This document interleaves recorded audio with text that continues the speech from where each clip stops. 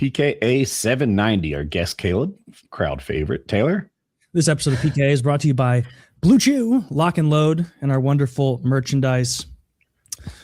Boys, I think I might die during the show. This is the sickest I've ever been in the 12 years I've been doing this, sitting here talking. Oh, you don't complain about it at all, though. So never. I've never once complained.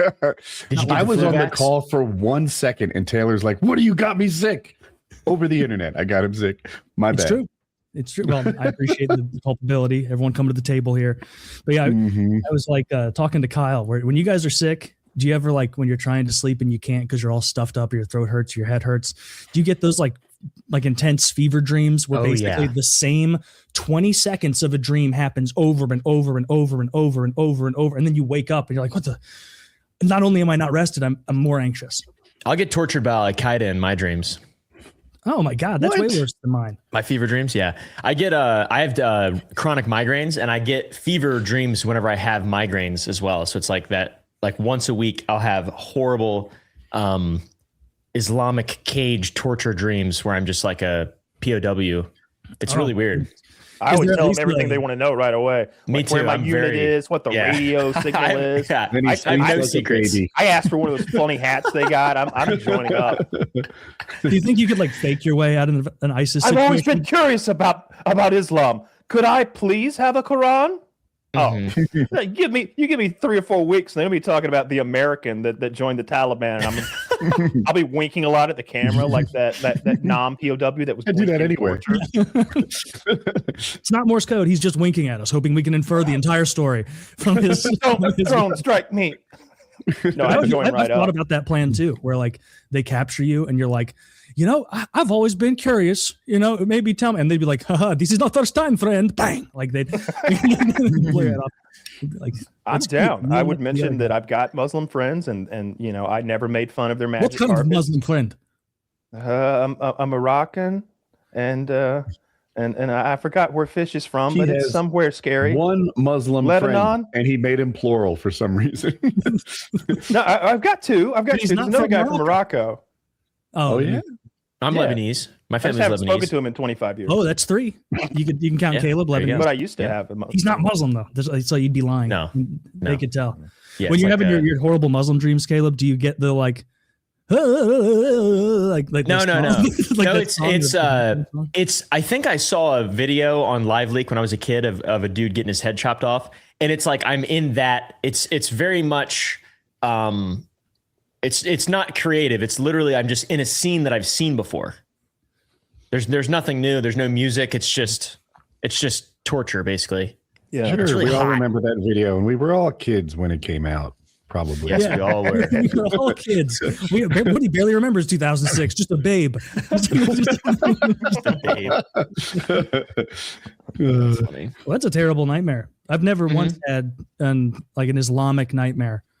It's always something retarded that I nightmare about. Like I forgot something, or I'll still occasionally get the school thing or the college thing where I realize I've been sitting in a class that wasn't on my schedule. For the entire semester. And then I'll wake up and like I'm like peeing and I'm like, how are we gonna get through this? And then it's like, oh, you're interesting. You're 34. You're at home. Yeah, it says something perhaps that normal life is just way too traumatizing. We have all had that, oh my gosh, I'm way behind in school nightmare. I had nightmares about not being able to pay my mortgage long after I paid off the mortgage. That shit was like rides. And it's like life is too hard. Those things are traumatizing just because they're every day and they're so pedestrian. We all laugh them off and chuckle them off. But no, that stress from school of like worrying about failing and the social stigma of potentially not graduating on time and what your parents are going to say and how like you're just imagining being in a class full of underclassmen doing this all over again next year and how everybody else is going to be at college and getting laid and driving new and everybody's parents are buying them new cars for graduation. You're going to be sitting here with these children again. Like that seeps into your soul in a scary kind of way that never goes away. So yeah, I have that dream where I'm realizing that, oh my God, I've been taking a class that isn't on my syllabus this whole time. I might even have a passing grade, but who cares? This isn't a class that I am taking. And there's another class that I now have discovered today, and it's midterms or some shit. It's like I have What one era? shot at like passing this thing. And What era high for school. you? High school. It's okay. high school. Yeah, I didn't go to college. It's make or break. And I'm looking at a book this fucking thick of like European history, being like, all right, let's hit the broad strokes because the midterm starts in 8 minutes. I got to know all these maps. Yeah, I'm literally studying for a midterm so many in a class countries. I've never attended that happens in 8 minutes, and that's my nightmare. And You don't- sometimes I'll spend what feels like half an hour of dream time just trying to find the class. I'm wandering the halls of my high school, lost, looking at a paper I don't understand. The back rooms. Do you? Yeah. So you don't have the school dreams, Caleb? Ever? No, I was homeschooled. Oh, that's probably more comfort. Do you have bad homeschool where it's like, oh, Dad's gonna be so pissed I didn't do this assignment? No, I was a go-getter. I finished my school before like noon every single day and didn't have any. It was very easy. I graduated when I was 15 years old and just like didn't. It was never an issue. I wish I had done that because I did 6th and 7th grade homeschooled, but then we felt like I needed more socialization for some reason. Yeah, my parents didn't care. I'd have been fine. We should have just wrapped up high school at home. Why not? Like I didn't learn anything in high school that I couldn't pick up on History Channel. Or fuck the high school, just do sports. Just do sports to socialize. That's more fun. I did 8th and 9th and 11th and 12th together. So yeah, I remember all the kids who would come from like simultaneously. You were doing 2 years of study at the Okay.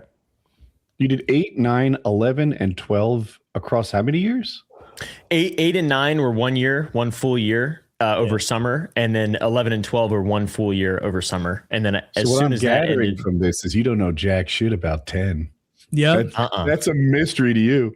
What was 10th grade? I don't even Economics. I don't remember. I don't remember any of it. Economics. That was World War II. That was algebra 1. That was the chemistry year. That was that was geometry. I don't remember doing chemistry. Chemistry was I remember doing. I was so good at chemistry. They asked me to do it again. That's a good. Dude, it was rough. Taylor's talking about that like hypothetical nightmare of being left behind. I'd be in chemistry class, zingers going back and forth with me and the other kids, and every so often they'd be like, "Shut up, dude! You're in 12th grade." I think that zinger should be off limits.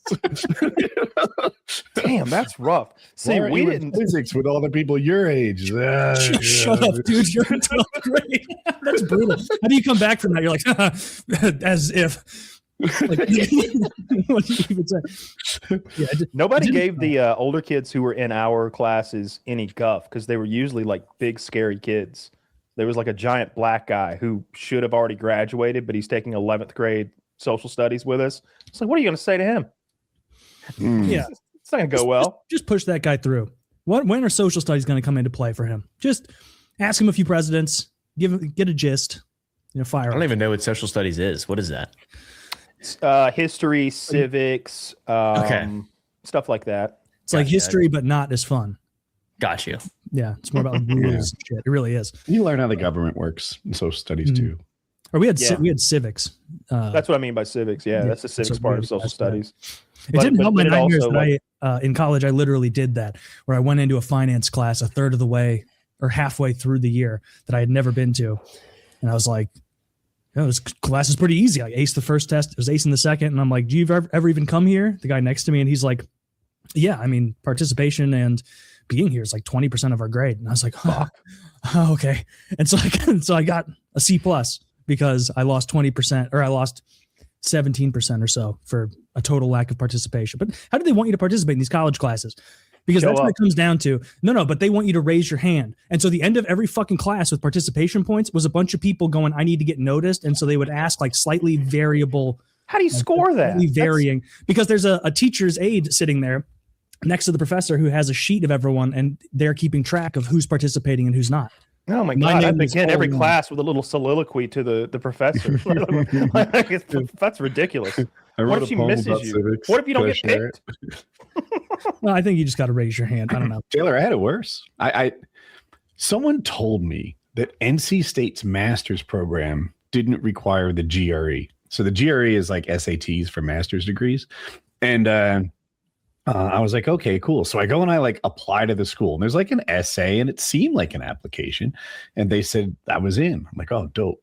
So I took 2 courses at a time for something like 3 semesters. So I had passed 6 master's courses out of 10, by the way. It's not a lot of classes. And they reached out to me and they're like, you know, you're not in the program, right? And I was like, no, I'm unaware. And they're like, didn't you see the N on your report card? Now, this report card has like extra letters and numbers, all the fuck over the place. I really only cared about the class name and the letter grade I got for it. Yeah. But there was a stray N. And they're like, that means you're non-matriculated. You've been taking all these courses for fun, 6 master's degree courses for fun. Oh. And I was like, no way. And they're like, now look, you can matriculate. And normally you're allowed to bring 3 classes in. But since we're changing the rule to 4, we'll just apply that to you right now. And I took the deal. But they made me retake 2 of the courses that I had already taken. That sucks, but also it like, I'd still take that deal too. You know what I mean? Yeah. Like could just be like, so you're going to need to go apply to the school that you've taken and passed 6 classes with. So get on that. We might accept you, seeing that you seem to be pretty good at this. I'd get indignant. I'd be like, what? I'm a straight N student. That doesn't mean neato. You're telling me now? Now, every time NC State calls me to ask for it, they're like, hey, you seem like to be a pretty successful alumni of NC State. You got any money? I make them sit through that story. That's awesome. You know, I do. I actually came into quite the little windfall, and I wasn't doing that bad before. And let me tell you a little story first, though. In the story and that's why I'm buying a summer house. See ya. Like, fuck, that would be infuriating. You literally lived the nightmare we're describing in no small part. That's rough. Mm-hmm. Yeah. Fuck. But, school did suck. I'm so glad to never have to do that again. Like, and you were kind of like, and you're on your own, you know, you're not like, you don't have like mommy and daddy to fall back on and be like, oh, it's okay, we'll make this right. You're just out there on your own. No, oh, that would have been so hard. We're trying by the time I finish, like my wife's pregnant, but Colin is a baby we brought to my graduation ceremony. Couldn't walk, right? Like sons of bitches. It's not an easy time to do this. Was any part of you like redoing the classes? Like, I remember getting this one wrong, not this time. Like, yeah, absolutely. Like all the projects I got like B pluses in changed to A pluses. It was easier to retake. So I think what I did is I took 3 at a time, and one of them wasn't a huge load. Yeah, it's God. That's infuriating. I'm mad about that. I'm mad that happened to you. That's so infuriating. It was like, well, what are you going to do? You going to quit now? You know, like everybody knows you're going for this degree. I'm not letting anything stop me from success. No, I wouldn't quit. I couldn't quit. I'd be so much more determined after that. I would be angry at everyone and so determined. That's such fucking bullshit. You know, when you hear like a celebrity, like Shaq is a good one, where it'll be like he's worth $1 jillion, and he'll be like, I'm going back to Rutgers to get a business administration degree. And it's like, why? Like what is this little thing? Because why don't you just text the owner of Nike? No, because he would be in these business meetings with companies like Nike, and his 3 or 4 lawyers would be sitting there, and they'd be talking to Nike, and he's on the edge, left out of the conversation because he doesn't have the legalese or the know-how or the business sense to interject himself into the conversation in a way that's not almost humiliating, and he didn't like that. If I were him, I'd just sit there like a king and surround myself with like. We're talking about his money. Do you know about his degree? He got a master's, Shaq. It was business, right? Or am I misremembering? I think it was business. So it would be probably I'm so stupid. What is the business degree at a master's level called? MBA. MBA. That's what I'm going with. Thank you. Anyway, so he calls University of Phoenix and he says, listen, I'm not really good at this online thing. I want you to come to me.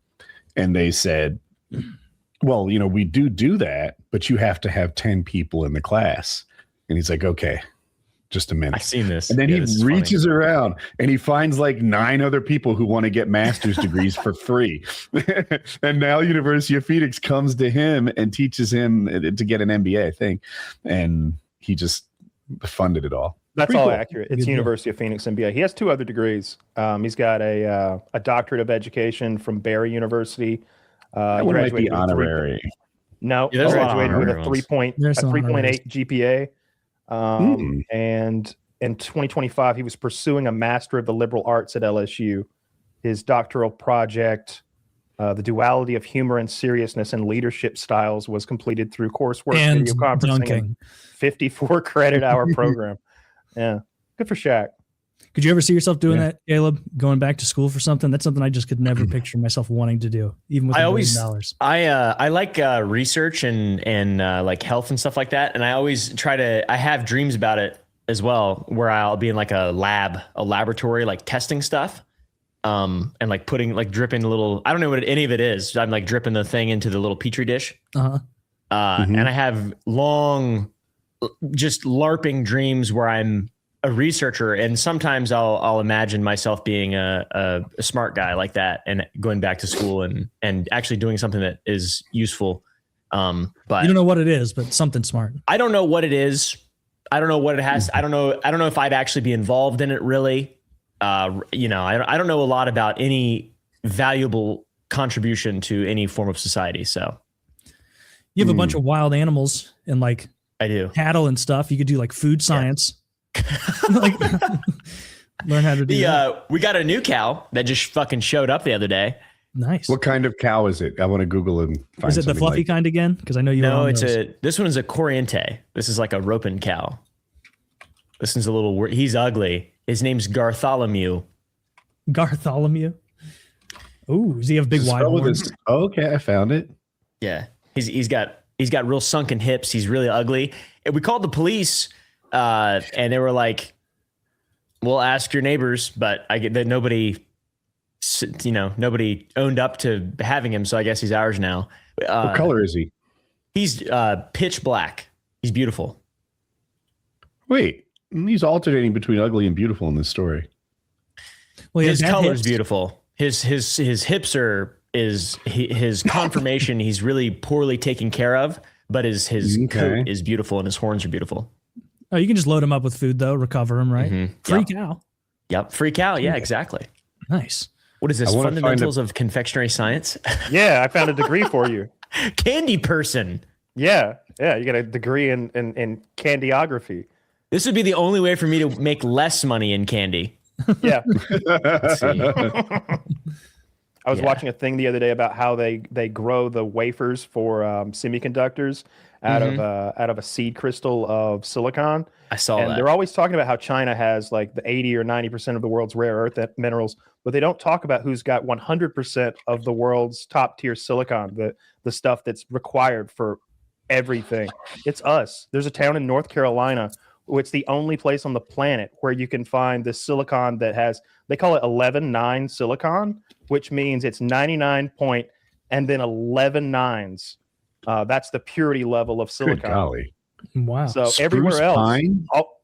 spruce pine. Everywhere else in the world, there's 2 or 3 other deposits. There's one in Europe, and there's one maybe in Ireland. There's one, and then there's one somewhere else in Europe. But all of those, it's not 11 nines, it's 9 nines, and those extra 2 nines of purity are apparently very important when it comes to making those seed crystals. They grow those columns of silicon in these quartz.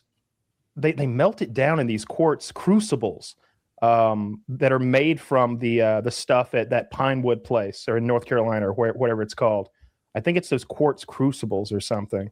I watched a long video about it. It was fascinating because I'm always worried about the Chinese having all the rare earth and minerals. It just doesn't seem like a good idea. That's why I want Greenland. Let them have that. Seems like there's always a quick follow-up news story where it's like the U.S. is short on cadmium, and then 2 weeks later it's like new cadmium mine, largest on Earth, found in Salt Lake City, and it's like, we win again. We're just on such a roll. Did you see the biolab they found in Las Vegas? What are they doing there? Which one? They're rating. No, I didn't. They're rating the Chinese-owned biolab they found in Las Vegas, where they were testing resistant forms of malaria, HIV, and COVID Classic. viruses.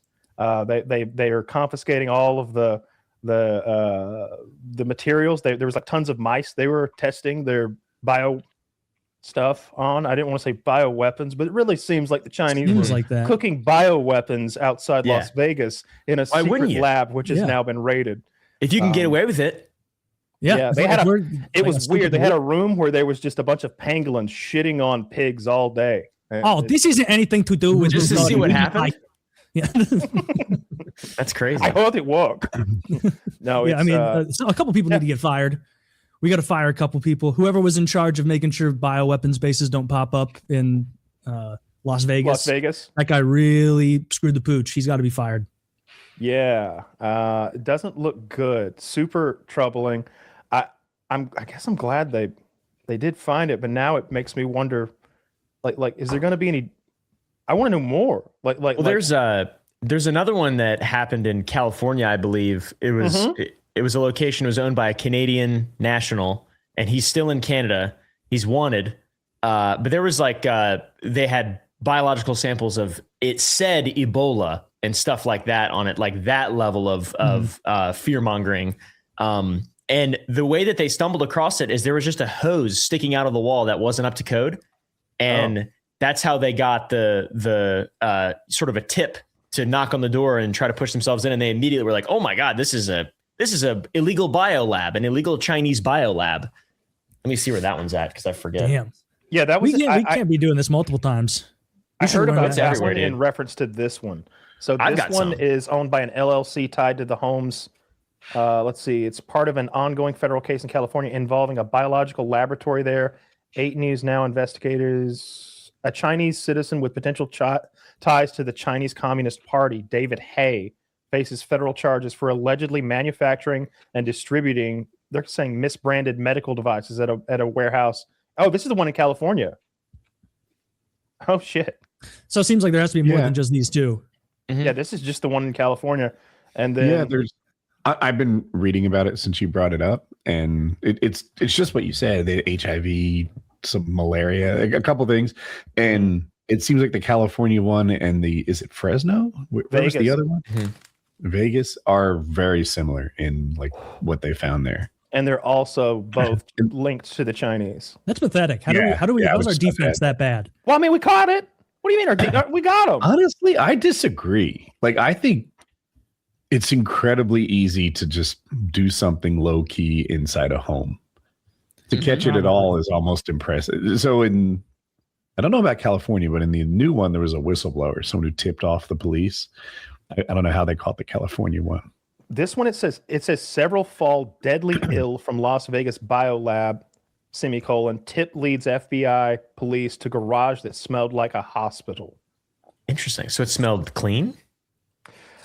Did it smell sad? I mean, that's what I imagine hospitals smelling like bleach. They're just overly clean. Yeah. Chemicals and sadness. That illegal Reedley biolab. We got to shut them down. There's no way they're being friendly here. If we have if you have a lab in China, like outside of Beijing, there's no way we're like looking for cures for air sickness and things. Like we're going balls to the wall, hard in the paint, looking up stuff that like we don't want to discover in Ohio. Yeah, it looks like they hired a cleaning crew, and the member of the cleaning crew tipped off the police. Ooh, a little whistleblower action. Wow, they were too cheap. Yeah, whistleblower implies they were on the inside. I pictured them more like maids, but I could be wrong. That's fucking scary. I like to picture the Chinese guys coming to the door with like a cowboy hat, being like, "Howdy." Like, we know. It seems easy to pull off. It's just not that hard to do something inside your own house on the down low. Yeah, of course. Definitely. Yeah. As long as you're not they look for things like drawing too much electricity.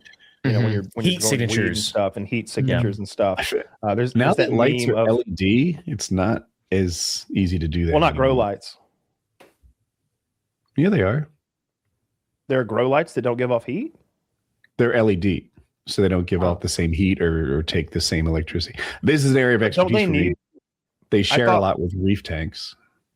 I thought that it had to be UV light for the plants, and UV light would cause Huh. UV light, LEDs do UV light. UV light is also critical for corals.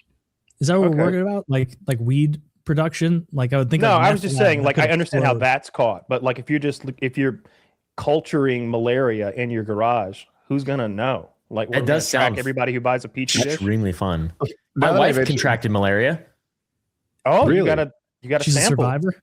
I got a malaria wife. Yep, she went to Africa, got malaria. Damn. Yep. She didn't get her malaria shot. I thought they like loaded you up with something before you went. I can't. I don't know. I'd have to ask her. She just told me that, and she's got. She went on, I think, a mission or something. I don't know. I didn't ask enough questions about it. Now that all I could think of was Far Cry 2. I was like, this is like Far Cry 2. What you just explained to me. Like, do you have waking nightmares and blood diamonds? Is malaria still killing tons of people in Africa, or do we have like enough shots over there that it's kind of shut that down? Or I would guess there'd be a lot of rural Africans getting bit by mosquitoes that don't have access to it, probably. And there's so many Africans now, the actual number is probably going up. It killed 600,000 people last year. 95% of all the world's malaria cases and deaths are in Africa. Apparently, there were 282 million malaria cases last year, and 600,000 died. Whoa. That's a lot. That's a lot. But I also thought it was deadlier than that. I guess maybe if you get it in time. We got treatments and stuff for it now. Mm-hmm. Well, I'm glad we don't have that here. Malaria? No malaria. Or at least, if someone sneaks in with malaria, we go, get the hell out of here. Yeah, I think it needs like a hot tropical climate for some reason. Do we have West Nile virus? What is that? That's cropped up here before because I remember... It was like a decade ago. Yeah, I remember there were a few of those like weird viruses, but it seemed like if like one or two cases popped up, everybody threw up a net and got them. There's something, there's something that happened to horses a few years ago. Oh. That horses were getting from mosquitoes, and people were at least in the horse community, the horsey community. Yeah, I've been following this kidnapping. So if you don't know, the Today Show host, her mother was kidnapped. This 84-year-old granny. I think it's Tucson, Arizona, and she's been gone for 5 days, and apparently she needs her medication to not be in constant pain and not die. And there's blood at the scene. The cameras have been like fiddled with. Something's gone on with the cameras, and they've sent a ransom note. They want like millions of dollars in Bitcoin sent to a Bitcoin account. And the family, like something out of a movie, the family went and posted a video last night where they're like, Mom, we want you to come home. To the people who took her, we're ready to talk. You need to contact us so that we can do this or whatever. It's like, holy shit, they're going to pay the ransom. It's like something out of a movie. It's pretty sad. It's an old grandma, they clearly beat her up and kidnapped her, and she's almost certainly dead. Yeah. Is there any proof of life? That's what they want. Yeah. Shit. And this is a bad time for them to have to pay a bunch of Bitcoin because it's tanking. It's going to take a lot more. It's going to take a lot more Bitcoins to buy them off. If they sent me proof of life, the first thing I do would just forward to Taylor. Like, is this AI? I can't tell. Well, how many fingers did she have when she was captured? Did the kidnappers add one? Did they sew one finger on? Have you ever seen that Mel Gibson movie Ransom, where Mel Gibson is like a billionaire and his son is kidnapped and ransomed? I think I have seen that. Yeah. I love that movie. Because it gets down toward the end and Mel Gibson goes on live television and he's got the $2 million on the table. He's like, to those who took my son, I've got the $2 million right here. This is as close as you'll ever get to it because I'll never pay a ransom for my son. Instead, I'm offering this money as a bounty on you, dead or alive. Do you know anyone who wouldn't turn you in for $2 million? You just turned into a walking lottery ticket. So crawl, run. It won't matter. It's like, oh, that's so awesome. I told Chiz today, if I get kidnapped, do that. That's what I want from y'all. Like don't pay. How about this? $600 $100 to anyone. No, I was like, how am I going to go big on this? $3 million. It's a post-it that says, I owe you $3 million. This is on the bounty. Jesus. Find justice for me. I just don't see why you won't take a check. Unsecured loan. Yeah. No, that's awful. I would hate to get kidnapped. Especially as an old lady. You don't even get the idea of sitting there tied up being like, what can I do? What can I do here? Is there any option? Breaking out slowly? Like, you're old lady, you're just like, you're done. You're just at there. Is that even the worst case? Worst case scenario is getting like kidnapped as like a hot 24-year-old lady. That would probably be terrible too, because you're both going to rough. get molested and you're going to die at 24, which is worse than dying at, I hope they're 75. Just into rape and not rape and torture. Keep on the sunny side, always on the sunny side. Those are your thoughts during moments like that. Oh, he's got a little dick. Being a kidnapper would be very best, right? You feel so much power. Probably what were you going to say? You're going another direction. It would be stressful because I'd be worried about some rich guy doing what you do. I'd be nervous, dude. Yeah. I'd be nervous of shenanigans as the kidnapper. And I'd be worried that like I would come down into the cell in the middle of the night and be like, what are you up to? And like they'd be like, oh wow, he's spooked. Like, but what I would need to do is get one of those the town style masks. Okay. Maybe not a nun, but something else spooky, and then come down and like maybe just talk to them through an old non-digital tape recorder where I have to anticipate what they're going to say. Because then they won't hear my voice this badly. Because the whole Max Headroom style is to give them back, so I get money. I don't want to kill them. I want the money. And you don't want them to hear your voice because you think what? I don't know. I'm better safe than sorry, man. You do your Indian. You do impressions. Come on, they could be like, it appears that Chief Wiggum has kidnapped your daughter. Hey, you're gonna want to sit there tied to the radiator. It's like, like Barney Gumble. He sounded like Barney Gumble. I think this is a prank. Then he came back as an Indian. You will do the necessary and contact your richest member of your family. Yeah, she gets back to the FBI and she's like, there was 3 of them. It was Apu from The Simpsons, also Barney Gumble, and I'm pretty sure Mo Sizlak, but it was a little shaky sometimes. Yeah. I know this is going to sound unbelievable, but I think King of the Hill was there too. I guess you're right. Yeah, I didn't think about that. I would just do I would probably want to. Yeah, you'd be the best kidnapper I know. Here's the $2 million. And I'm like, are you sure? You know, I kind of am having fun down here together. You know, you and me. The movie Ransom that you were talking about, Kyle, that reminded me immediately of this movie On the Line with Mel Gibson. Have you seen that? I haven't. Everybody loves Mel. Y'all gotta watch On the Line. It is the craziest. Oh, yes. Okay. Have you seen it? I haven't, but I saw the trailer, and the trailer showed so much that I felt like I'd seen it. Oh, dude, it's fucking insane. I'm not going to spoil it. You've seen it, Taylor? Yeah, this was cool. Okay, yeah, it's got a 20% on Rotten Tomatoes, which is that's because they don't like Mel. Because 21%. Don't sell it short. It's inverse for Mel Gibson. If it's below 50, it means it's good. If Mel Gibson's in it. Okay. The worse the rating is, the worse the critic rating is, the better the movie is when Mel Gibson's in it. I like most Mel Gibson movies. I liked was it Payback when he's when he comes back from and is just obviously getting payback against his business partner who ripped him off and his wife that ripped him off, and he's just beating the shit out of everybody, killing everybody, and it's over like $50,000 or $60,000, and he's ruining.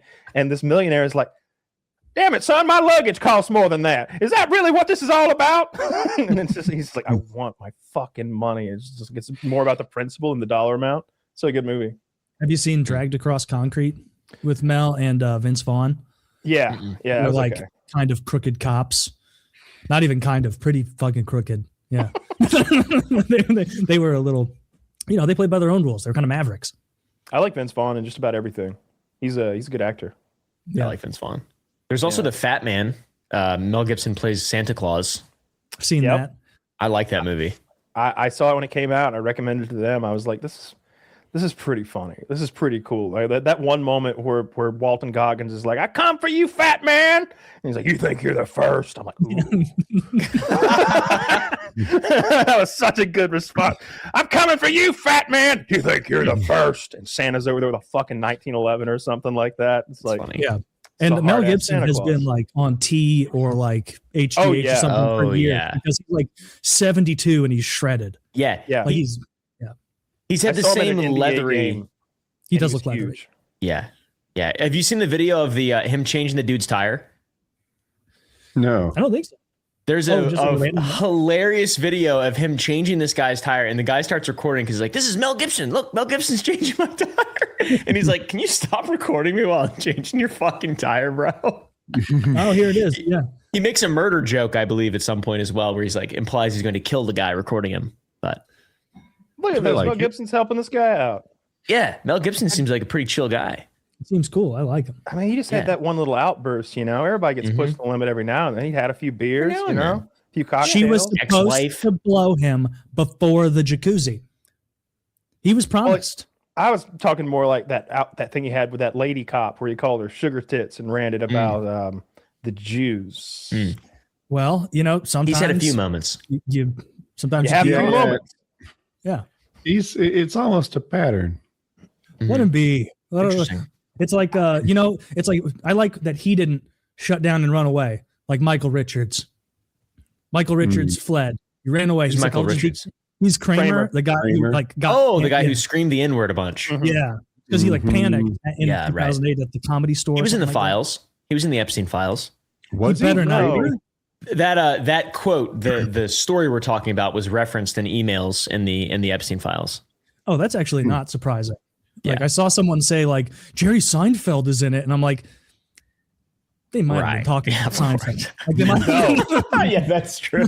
No, they weren't. The message was like, Jerry and his wife are swinging by next week. Oh, great. Not surprising either. Let's have them down for lemonade. And that's when I was like, is lemonade a code word? Is Jerry pissing on Puerto Rican girls or something weird? Is that what lemonade is to these sick fucks? George would never go. That's what I call lemonade. Costanza. George would like want to go and then have like a ticket mishap. And then Kramer really would scared. A lot of young girls over there, George. George Costanza, didn't he have a meme with there was like a fire alarm in a building or something, and he was like pushing women and children out of the way to escape? I mean, that's actually fake news. He was clearing a path to an exit for them through the children and the right. Yeah. No, that's what I heard as well. Yeah, he's outside receiving oxygen while everyone else is being drugged to safety. Yeah, he's a classic piece of shit. George Costanza is one of my favorite characters. Yeah. Oh yeah, I liked when I learned that he was the, I guess, placement for Larry David, right? Yeah, I think you told me that, right? Oh yeah, he is. It's Larry David. There was a time when Jason Alexander, the actor that plays George, goes to Larry David, the man who writes George's character, and most of Seinfeld, and it's based on. He's like, these stories, it's ridiculous. Nothing like this has ever happened to anyone. This would never happen to someone. He's like, it happened to me last week. It's like these petty little grievances and arguments that drive him up the wall and make him like dig into them further and just turn him into a social outcast. That's just apparently how Larry David lives his life. And like Jerry Seinfeld must have like sacrificed a lamb or something to get on that show and make it about him. Like every single scene between Jerry and George or Elaine or Kramer, George, Elaine, and Kramer are all-star, incredible actors, hilarious in every scene. They hit their points. They're hysterical. Kramer's hard to keep up with on his own because of his physical comedy. And then Jerry's just there with his he's like mouth is hanging open. Like he's like almost laughing half the time. He's playing the bee. He kind of is. And I didn't dislike that movie that much. You know, I saw it a long time ago, but I think it was my bias towards Jerry. No, Jerry wasn't an actor. Seinfeld was carried in that show. Yeah, absolutely, 100%. Like George, when you see like a George and Jerry conversation, he's not an actor. Yeah. I thought George in particular was really good, and Elaine was good, and Kramer I thought was dog shit. But Jerry was more of the straight man oftentimes, which is funny given that he's the comedian. I didn't process it, but I think you're onto something. Kramer, I maybe I just don't appreciate physical comedy that much. Like Kramer, got into tanning and had leathery skin. I was scary looking, angry. It was so boring. I was he got into butter tanning and he fell asleep. So the buttery scent was burnt into his flesh, and Newman was fiending for him because parsley and like breadcrumbs had fallen all over his parched buttery skin, and he's like, "Hold this." I didn't like it. I love it. It's one of my comfort shows. I could always watch Seinfeld. He 9 times out of 10, on that woman. I'm angry at physical comedy. 9 times out of 10, I see some guy pretending to trip and roll down the stairs and then across the living room and just overact. Physical comedy is overacting in a way that is so transparently lame that I'm not into it most of the time. I mean, different strokes, for physical comedy like that. I just feel like Kramer is like the GOAT at it. Like the classic example of him smoking the fake cigarette, twirling it, putting the wrong side in his mouth, and then burning himself, like drinking the whole beer while he's like just taking the rip off the cig. It's funny. I like it. What do you think about prop comedy, Woody? You know what? Oddly, I often like it a little more. Like I think it's more clever than people give it credit for. How about the big spoon? Instagram big spoon. Like they tell a joke and then they emerge with a carrot from a steam bot or a trunk or something, and the punchline. Okay, look, maybe I'm wrong about what's funny. I don't know, but I get a kick out of it. I also like. I think real comedians don't respect prop comedy. Ventriloquism can be a miss a lot. I feel like they say things that aren't 1/10 as funny as actual comedians and get laughs because of funny faces and shit. I'm not totally into it, but shucks. If I had to pick one off the top of my head, Mulvaney right now. I probably have his name wrong. Who's the guy who was like a coke addict? Yeah. John Mulaney, maybe? John Mulaney. Yeah, John Mulaney. Mulaney. That's what I'm going for. Yeah. His first special was very. He might be my favorite right now. His second special I thought was pretty good too. I think he was complaining that he wasn't the most famous person at his own intervention, which was kind of funny. I didn't hear him do that. I saw him live like probably 4 or 5 years ago, and he did those bits, and it was funny. He wouldn't be one of my top. How about you, Caleb? Like, who's your number one? That's tough. I don't even know. It's like, who's the guy? Honestly, John Mulaney is pretty cool. I like the British guy with the dark hair, the snarky British guy. I'm so bad with names. Oh yeah. What a fool. Bow tie. He does a lot of crowd work. Oh, yeah. Yes. I like him. I like the Australian guy. Fuck, I don't know their names, but I can hear his voice in my head just like ringing away. You know what gets me about Carr? He has this superiority complex. Like he's smarter than everyone else in the room all the time. He's British. Mm-hmm. I'm not there for it. I was like, get over yourself. You know what I'm a sucker for that other people might not like? Musical comedy.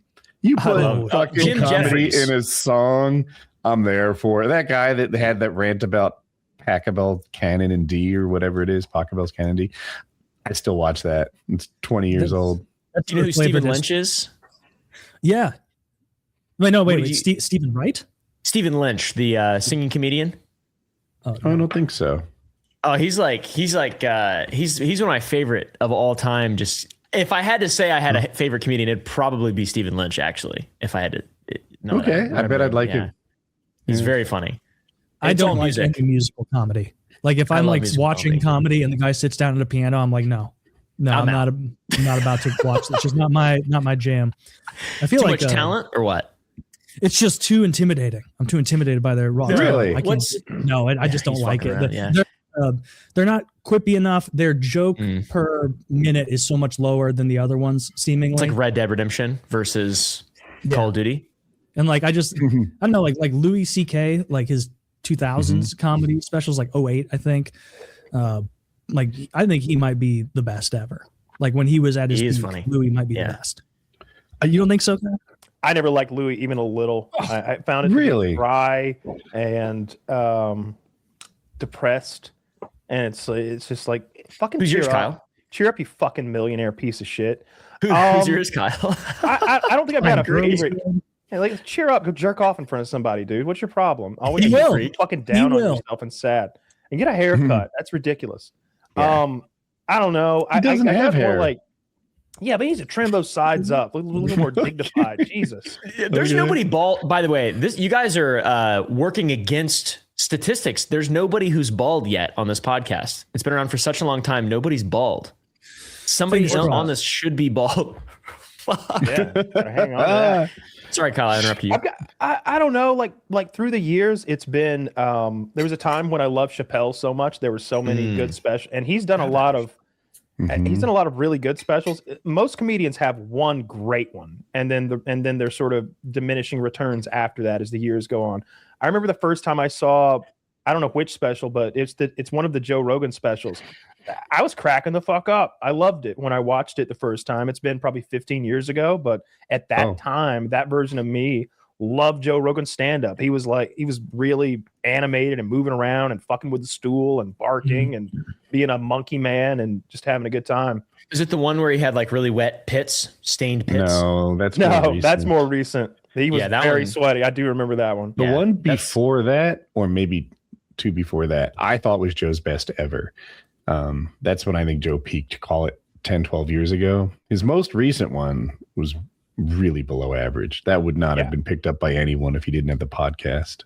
Bill Burr had one that was really good. That whole joke about the helicopter situation, like that kills me. You know, the pilot his passenger jumped out. He's like acting out. Yeah. He's acting out what the pilot was. Look over here, you'll see the hillside. It's quiet. I say, hey, no, keep your seatbelt on. Put it back on. What are you? No! As the guy like jumps out and suicides, and he's got to like go back to base and explain this somehow. That had me cracking up. I love that one. The first time I heard it. But it's hard to say that I have a favorite comedian because, like I said, except for a few of the greats, nobody came back with those really good specials over and over. I think Carlin had several really good specials, and I think Eddie Murphy had at least two that were just killer. Right. The one where he's got the red Michael's so fucking good. When he's got that leather red jumpsuit Eddie Murphy on, raw. That's fucking amazing. My mom and dad used to put that on VHS just like all the time. Damon Wayans.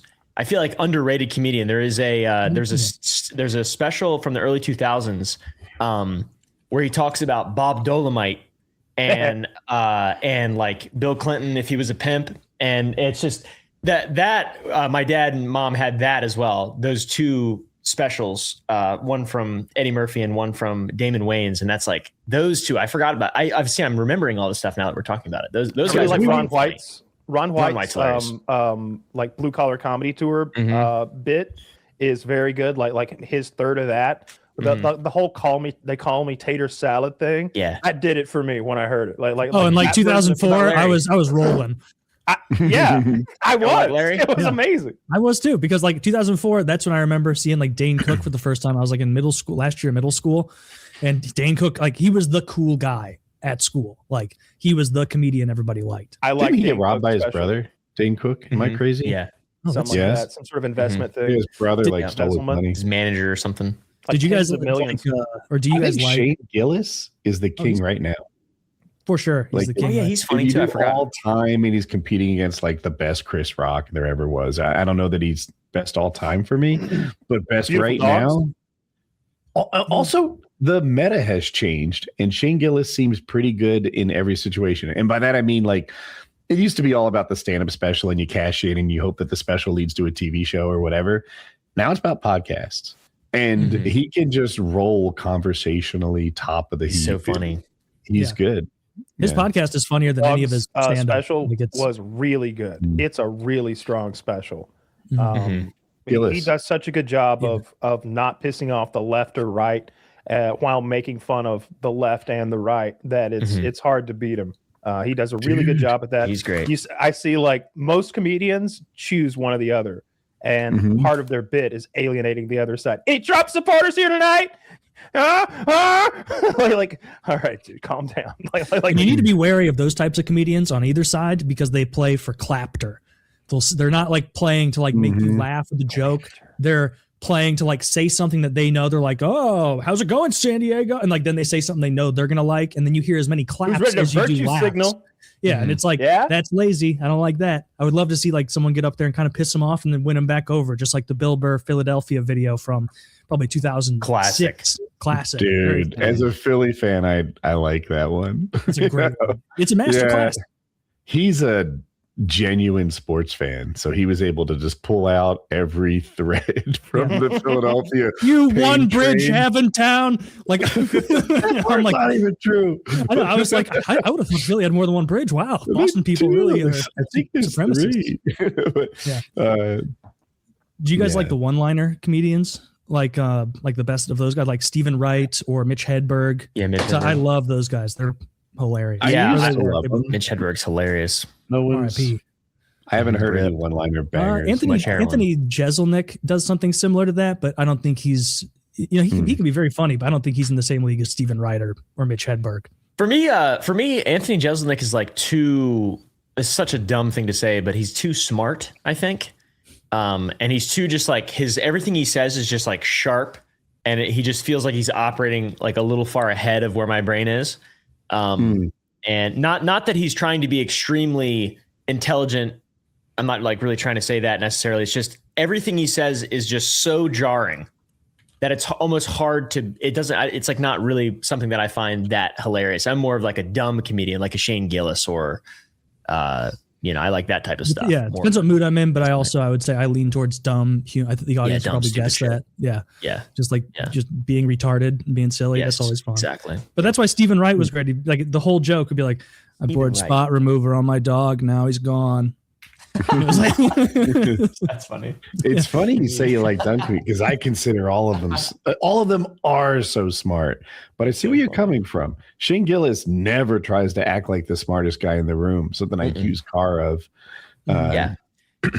He's like, you guys know this with me. He'll tell like a historical story and make it funny, and it's like something we all know and everybody is in on it. He's very much a inclusive. He's very inclusive with the audience, and that's what we need. A little more inclusivity with our dumb retarded humor. Dude, I went on a bit of a rabbit hole, accidentally. My YouTube algorithm, I created a new YouTube account and I watched one PKA video from a long time ago, and it's been feeding me these videos. Like I'll just have it be playing. Perfect. And I've been going down. I've reignited my lore for PKA. I didn't say those things. That's AI. I have a question. How long do you guys plan on doing the show? Do you know? Till the wheels fall off. Just keep going. Fucking wheels fall off. It's fun. Like it's fun to do this. Like just joke around and have a good time. So Taylor, tell the truth. How often is it fun? Because I think it's fun 9 times out of 10. I might even say 19 out of 20. I'll tell you, there's some shows where I'm like, you'll get to the other side. I've done thousands of these at this point, right? Or maybe 1,500.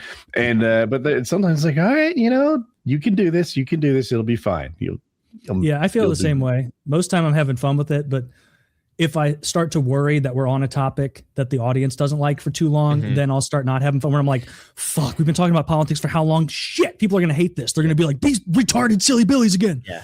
Like, I was thinking that last week. We're going to leave a negative review on Apple Podcasts. You don't want that. There are some positive review. There's some negative ones. I saw them. We need a view. Most of them are about you, Taylor. Oh, son of a bitch. Wait. Well, whatever keeps them watching. Did you joke that? I would. Yeah, that's real. How could they not hate me the most? That's PKA tradition. Apple's more like 2008 Democrat. All right. Okay. They don't like Taylor's new. They don't like this. They don't like this new thing he's got going on. This don't like it? Slop. Slop. Well, they can buckle up. They hated if they saw those tattoos he's gotten lately. He's got lightning bolts all over his back. He's got one of those big Jerusalem crosses. It's a little threatening. He's Jerusalem cross. Defense secretary.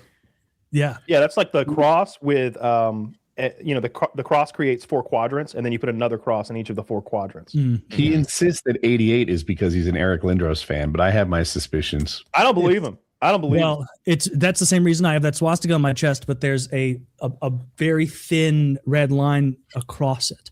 Yeah. That shows I don't like this. I say, this isn't for me, fellas. No thanks. Loud and proud about that. Yeah, I went all the way back though. When's WoodysLab happening? October, of course.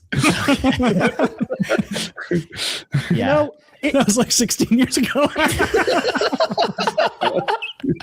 You really should do the WoodysLab. Like you could, if you just did one a month. Let's make it happen, dude. You know, like I've got ideas. You could. There's all sorts. Let's make it happen. You do have ideas. I had these ideas and I mentioned it to Kyle and he's like, or hear me out. And he'd be like, what if you put a potato in a potato gun, shot it across the yard through a potato grater, had that drop into a deep fryer? And I'm like, that's genius. I wonder if it works. And then you film it in high speed. Yeah. No, when it turns out what it does is create fire. A lot of fire. Turns out it just kills a squirrel. I got to meet the whole Raleigh fire department, you know, so that made a good end to the video. Yeah. That'd be great.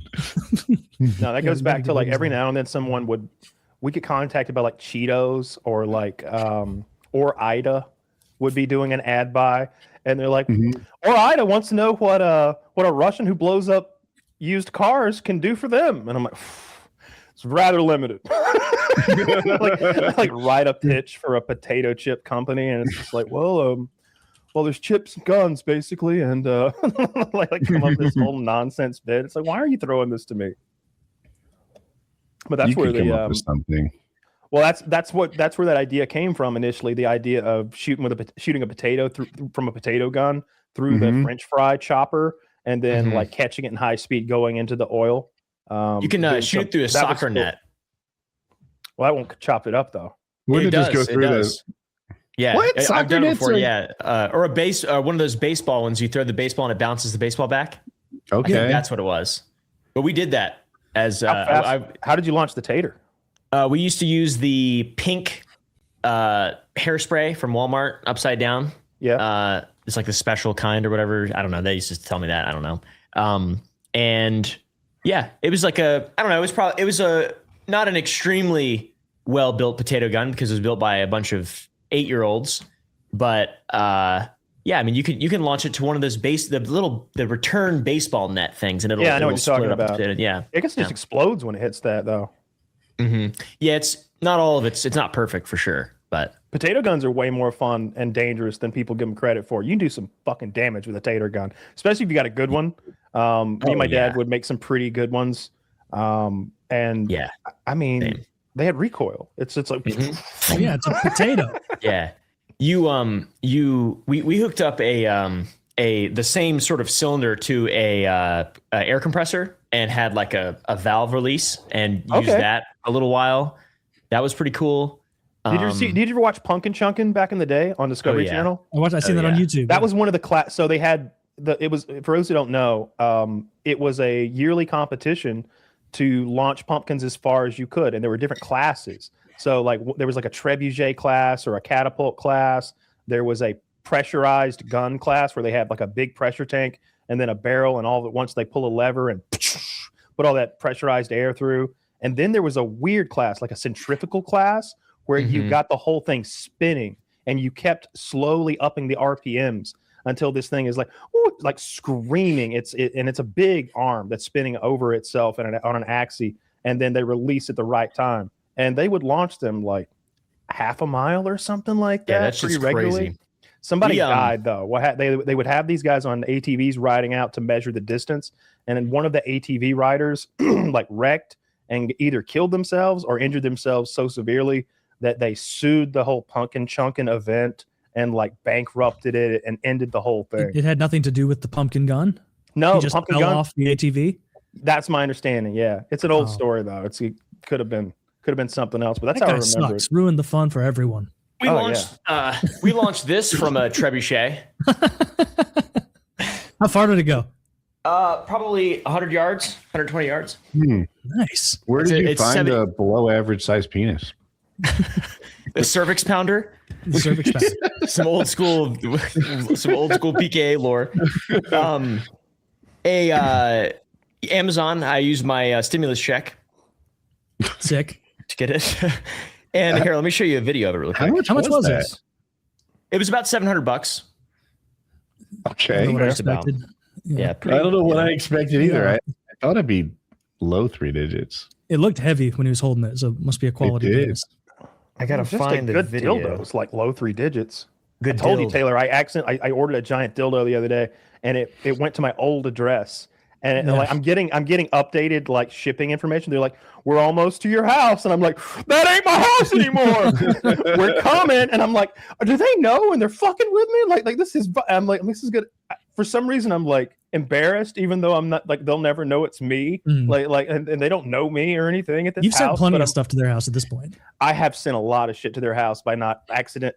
Sometimes the app reverts if I get a new phone or something, and it's fucked. But yeah, luckily they either nobody lives there yet, or Doc Johnson delivery is so good that they were like, "You're not Kyle? Well, then you can't have the Magnum Girth 3000 then." And they like contacted me, and they got it to where it was supposed to go. Is that what it was really called? No, I just made that up. I want to know what it was. That is a good brand name. They make the Sister Fister. Doc Johnson makes a Sister Fister. Mr. Fister. It's like a big silicone hand, like made into but it's like this. They do this number at the end. Oh yeah, His sister, just because it rhymed. I think so. Yeah. It might be the bitch fist. I think it's the bitch fist. Bitch. Oh, a little like think a it's the beginner's Johnson. fist. There's a No, sex like shop. one for bitches. Oh, for bitches. Yeah. I think this is a gay. I think that's a gay toy or gay themed. I'm trying to find this fucking trebuchet video. Where is that? Scheisse. How much does it weigh? Because it looks like it weighs 100 pounds. The dickie is about 75 pounds, just over. Oh, here we go. Mr. Dickey. That's a lot. It is. Yeah, it's pretty heavy. Oh, shit. And the trebuchet, it was the real fucking deal, man. We spent, I don't know if you'll be able to see that. Yeah, Can you make that- it full screens that on is it? That's a big guy. trebuchet. That's a guy right there. How much did the trebuchet cost in lumber? It was about $10,000 total Yeah. in parts. Jeez. And we That's spent no about a joke. week on it. This is for a I YouTube looked at video? building one once, and It was just- for a YouTube video. I looked at building one once, and it was going to be like $10,000, and I'm like, "That's a lot of ammunition. We're not building a trebuchet because I know it's going to sit down here and rot eventually. Like we're not Dude. going to come down here and enjoy our trebuchet every day." You don't. And believe me, you use it once. And then I sold the land that it was on. And the guy was like, "I'll give you about $800 for that trebuchet." I was like, "Fucking deal, dude. I'm not ever going to use it." If I made a $10,000 trebuchet that shot a $700 dildo and uploaded it to YouTube, I would lose $10,630. Here's the video. If you guys, I don't know if you can see this, or I can send it to you or something to put it in. But let's see. Shit. There we go. This is one of the launches. Can't really. Can you see hold it closer to the camera? Oh, there- it just now we can focused see a it. little. What if you get real close? What happens? Oh, look at it Yeah. go! Oh, So oh you my can kinda God! see it? End over end. Yeah, and Oh, it left it hard. It left like a. We had to tune it. It took us days to tune it because we had to. You have to like adjust the beam that the actual lever's on. It left a fucking mark in the ground, like a crater. It was so cool. I'll send this video to whoever so you can actually put it on screen. Yeah, send it That'd be good. to Zach. Have you ever seen a bowling ball mortar? I have Yes. not. So bowling ball They stick mortars. so far in the ground, they just have to like give up sometimes. We're like, we'll just get another bowling ball. If 'cause the this is ground's 9 really feet down. soft, so basically it's in acetylene tank, chopped in half and turned upside down, and you fill the base of it up with lead so it's nice and heavy and shock absorbing, and you put it on a cart, and then you have like a firing chamber where you pour like 1 ounce to 2 ounces of black powder, and it will launch a bowling ball 1/4 mile on like That's a couple insane. pennies worth of black powder. Let me see if I can find. I'm pretty sure I've got a video. That seems cheaper than a cock trebuchet. The cock trebuchet was a huge waste of money. It was. Were you doing like math, or were you like? Yeah, there's a simulator online where you can have like all the angles and the weight and counterweight and everything. It's all we use that little app for it. So does it not work that great for non-dick projectiles? Oh no, it worked. Made- It worked even better. So that it was on 100 acres, and it was on an 8-acre field, and it was off the road. So there was, I don't know, probably 250 yards until the wood line, and the dick made it about halfway, a little under halfway. One of the times we shot it, there's like 20 videos of us shooting it or launching it rather. And then we created a sling and launched bowling balls. Those went into the woods. But if we could have like really spent maybe a week on it, really tuning it, we could have done something pretty impressive, but it was just so much work and fucking dangerous. Yeah. And and not the cool, biggest ROI. Almost negative, really. Yeah. Did you ever? I think we broke even. Have you've seen those videos where like the bowling ball hits a tree in the forest and like the tree just explodes? Yes. Did you get any of those? No. Hucking them? Rats. No, it wasn't quite that powerful. Skip forward to when I shoot the thing. When's FPSRussia coming back? When are you posting again? Well, I'm gonna have to do something about that felony. As soon as the pardon comes in. Did you miss that board? That didn't go exactly to plan. Our bowling ball missed the target by about 4 or 5 feet, at least, above it. 300 meters that way, cut it clean in half. The GoPro was thrown free from the bowling ball. We think from centrifugal force alone, it was completely destroyed, and so was the footage. So we missed out on that cool ride, but I think this is going to be better. That's so scary. Oh, it's super safe, for reals. Like, not even joking. For reals? like I'm not even being like... Well, that was absolutely ridiculous. As you can see, that bowling ball punched through all 3 fences, plus a 4th that's way down there. You can see in the high-speed footage, the bowling balls go in the perfect speed for our cameras. The didn't even slow down. The bowling balls going right through. There's a lot of power there because it's like a 12-pound bowling ball. Lot of mass moving very fast. And is there a part where I shoot like a pig or something? Well, that was impressive. I think I've got something even better. Did you make Jeremy build these? Okay, so this one doesn't need an explanation, but... I made Jeremy pour the molten lead into it because it looked like it was going to give me cancer immediately, though. Well, that went as planned. As you can see, the bowling ball went through door number 1, through the cab of the vehicle, and out door number 2. Once again, continuing. Was that car from a previous video? It looks blown the fuck up. No, that had nothing to do with the video. Let's try that. So that was pretty impressive. So now we put the bowling ball mortar inside the car. I really think we need another. It was a bitch to get that thing in there. It weighs 200 pounds. I bet. And I bet those doors don't open well. They don't. Listen. You can hear the holes. Yeah. So that was pretty successful. I think maybe I've got a career in auto body customization. Maybe we added a nice sunroof back here. It's a bit jagged, but we'll sand those edges down. I think we did a good job here. Let's do one more thing. I think we need to heat things up a notch. Okay, so one last thing. We mixed up some homemade. Like, I don't remember what we did, so like, that was. We gotta get fucking Donnie on the case with a pardon. Very fun. I'm 80% sure I set some of this field on fire. Yeah, over there on the left, that whole hillside. You burnt that up. Holy shit. Yeah, I somehow made a dragon's breath round. I don't know what this is. Really badly. They got knocked down from the blast. I think I may have the big stuffed fireball that was going for, gasoline jug inside of it. I literally don't know what that was. You're just throwing random shit in there? You can put whatever you want in there. You can fill it up with whole bags of golf balls. whatever you tell you.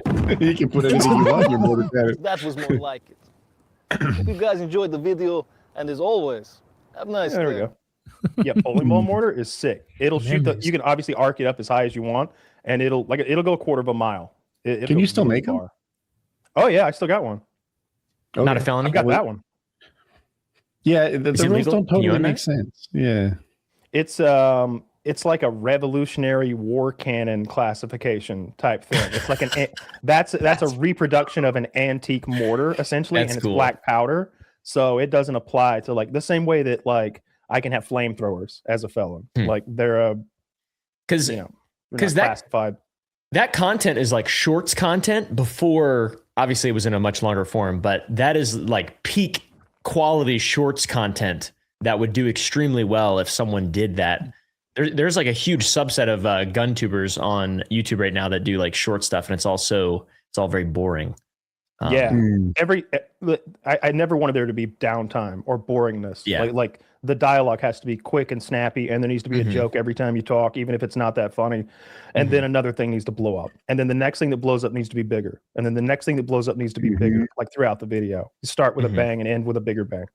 Who filmed it?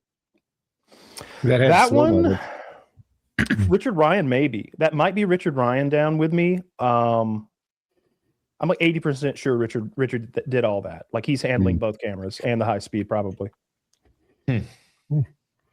Richard's the best. I remember after that, I was like, what do I owe you? And I'm thinking it was going to be like $10,000 or $12,000. Nothing, man. I'm just happy to help out. All right, man. The best. Richard's always the best. I asked earlier, I think you were away. How long do you think PKA will go on for, Kyle? Oh, forever. You know, it's continually like as much. It's always as much fun as the last time. I feel like they said, occasionally it can, like for us or for me, it's like, man, I'm annoyed by this topic. I want to do another thing. But like I always like just coming here and keeping up with the guys, and I like our like fan base. We've got a Discord full of patrons or whatever that are fans. It's fun interacting with them. And the show is just always, you know, more and more profitable and more fun. And I don't know. I can't see a reason to quit. I enjoy it too much. It's cool. It's been going on for a long time. I like that too. Yeah. I like that we've been going for so long. Joe Rogan started like 2 or 3 years. Maybe he started in like the early like 06 or 07 or 08 or something like that. But other than him, I don't think there's. I thought it was 2009. Let's see. I don't know. I thought our show was older than Rogan's, but maybe I'm crazy. Joe Rogan. 09. December 09. 09. Oh, shucks. Okay. That is early. Yeah, but this is like one of the longest running things that I've ever done. You know, it is the longest thing that I've ever been a part of in any kind of a way, professional or like socially or anything. I've never been part of a club or an organization, or I've never even kept the same car insurance company for this long. So it's like, you know, I'm in here. What is it? 13 years? Maybe longer than that. I bet we started in like 11, maybe. I bet we started. We might have started in 10, years? 10 or 11. So yeah, like 15 years. Wow. And like I was saying, I said it a show or two ago, I'm so proud that none of us turned out to be fucking creeps or pedophiles. Obviously I had my marijuana arrest, but that's about as like tawdry as it gets around here. You know what I mean? Like all these Minecraft YouTubers always turn out to be kitty diddlers or hitting up 16-year-old girls in their DMs and shit. And it's like, that's not us. Like I had a whole Minecraft arc with no children diddled. Kind of a big deal in the industry. That's like a speed run or something. There should be an award given to guys like you. Not a single child was diddled that I know of.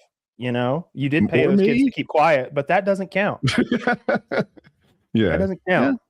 Yeah. NDAs are binding. They still are. No, I really am like appreciative of that like because we see that all the time, and like not just whatever our community even is anymore, but just on YouTube and online and with podcasters, streamers and stuff like that. It's like, Jesus Christ, are all these people pedophiles? Is everybody a kid fucker? It's become very in vogue to rape children in the 21st century somehow, or at least we're hearing about it a lot more now. Every time I hear a new thing in the Epstein files, I'm just like, why isn't anything happening right now? Why aren't there that's how I feel, dude. If this were a movie, it would be the part where like the armed men come in and start dragging people away while everyone slow collapse, but nothing's happening. I heard that Microsoft's stock dipped. Oh no! Why? Oh no! Crazy. Oh no! Is he now the 13th richest man in the world? The 80s? Yeah. I in my head, I'm like, Trump should be cooked. JD Vance should be president right now. Like, how is he still in power? Like, with all the corruption, the bribes, the raping of women, the raping of children, what are we doing here? How is this guy still the leader of the free world? Like, and it's not like my world gets a whole lot better when JD Vance is president. It's not like suddenly he'll implement Woody's policies, but he should be president. Yeah. I think that like we still have a smoking gun that would make me 100% sure, but he's mentioned in those Epstein files 38,000 times. And the second most mentioned person is mentioned roughly 2,500 times. And then it drops to like 1,500 and 1,000 and the hundreds below that. He's the main topic of interest or person of interest in those files. And then when I think her name's Caitlin Clark or something like that from CNN, she's got a very angular face. She's pretty. Collins. Caitlin Clark is the basketball player. Thank you. Obviously, Caitlin Collins. When she's like, "Sir, what about these Epstein files? Are we still talking about that? I heard that what did come out actually vindicated me. Yeah, it absolved me." And he always says that. I heard that it made me look great. And you're a very ugly person. I never seen you smile. 10 years. I've been seeing you here. Never seen you smile. And frankly, you're a sick person. It's pretty crazy. Embarrassed by you. And he like dresses her down. And I'm watching it at home. And I'm like, why doesn't she fucking say, "Sir, we all think you're a pedophile. That's why I'm asking." She said, well, I'm asking about the Epstein files, which I thought was a pretty good reply. Like, you can't hear her very well. He's talking over her, and he's the president. He's got the big mic. She's like, "I'm talking about the Epstein files. Like, I'm supposed to bring in humor. Like, what do you want?" You know, but she should have said, "It may be funny to you, sir, because you seem to have gotten away with pedophilia and rape and potentially murder, according to what's in the files. I don't know who your information is, who's telling you that you've been vindicated in these files, but it's quite the opposite, sir. Much of America believes that you are a ghoul." Sort of a Count Dracula type character. Is Trump's name is in the Epstein files 38,000 times, they say, which is more than Harry Potter's name is in all 7 books combined. I saw that. You saw that? I was just about to bring that up. Yeah. That's the kind of data point I want to be brought to the president. So are you aware that your name is mentioned more times in the Epstein files than Harry Potter's is, and he'd all spin it. 7 of the novels? He'd spin it positively. He'd be like, series. "They can't keep me out of their mouth," or some shit. "They love me." He might spin it. the children do, yeah. You can't spin this. It's like me. And I hate that no one is holding his feet to the fire, because I feel like we used to do that. When Clinton got caught lying about that blowjob, they fucking questioned his ass. They fucking drug him over the coals. We want to know, what kind of cigar you stuck in her pussy, Mr. President? What brand was it? Did you moisten it first before you inserted it? Like, we had to know the nitty-gritty details of this man.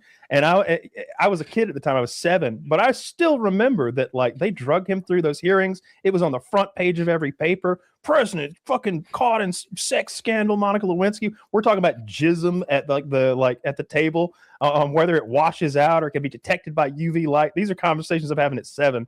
Very awkward. And we're just not getting that. It's just business as usual. Like anyone's demanding Kamala is president. It should be JD Vance. I think it should be JD Vance too.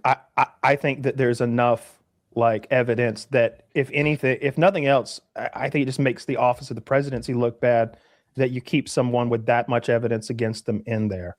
It's like, there's a lot of shit here, sir. There's a whole fucking wiki page of just rape allegations for and then the leader of the free world. And yesterday they at Caitlin Clark and who's my Tulsi Gabbard are at the are accusing Obama of essentially treason and saying they're investigating Obama for treason, and they're laying out the case against him. And they're like, "Are we talking about charging the president with treason?" And she's like, "That's a question for Kristi Noem." And it's like, fuck, what are they doing? Like, are they going to try to arrest Barack for her? Obama? Then probably no. Well, she's the I know. She just feels kind of. What is she? The chief law officer. What's her name? What do they call Attorney that? General? Attorney General. General. That person. Yeah. I like yours better. The chief law person. The chief lawyer. She speaks in parcel tongue. Yeah. Do you remember that law firm early on that buckled to Trump and like represented him for free? It turns out he's in the Epstein files. He just got outed and like retired from the board. He's no longer with that law firm. But now we know why he buckled, because they had dirt on him. Did you see there's a letter, there's this one email from a woman to Jeffrey Epstein, and she's like, "My 15-year-old daughter's having 5 friends over this weekend. You should come by." And like there's ghoulish shit in there. What a terrible left and mother. right. There was another one where they released all the photos from his mansion in New York. His mansion in New York was 7 floors, 21,000 square feet in like Manhattan or something. Epstein's. Okay. It's ridiculously creepy and oddly decorated. Yeah. And they found a bunch more like birthday letters. One of them's from Woody Allen, also a pedophile. He's involved. And of course he's involved. Have you seen Joe Rogan talking about the Epstein files? Because it's fucking sick. He's a fucking sick shit dirtbag scum asshole.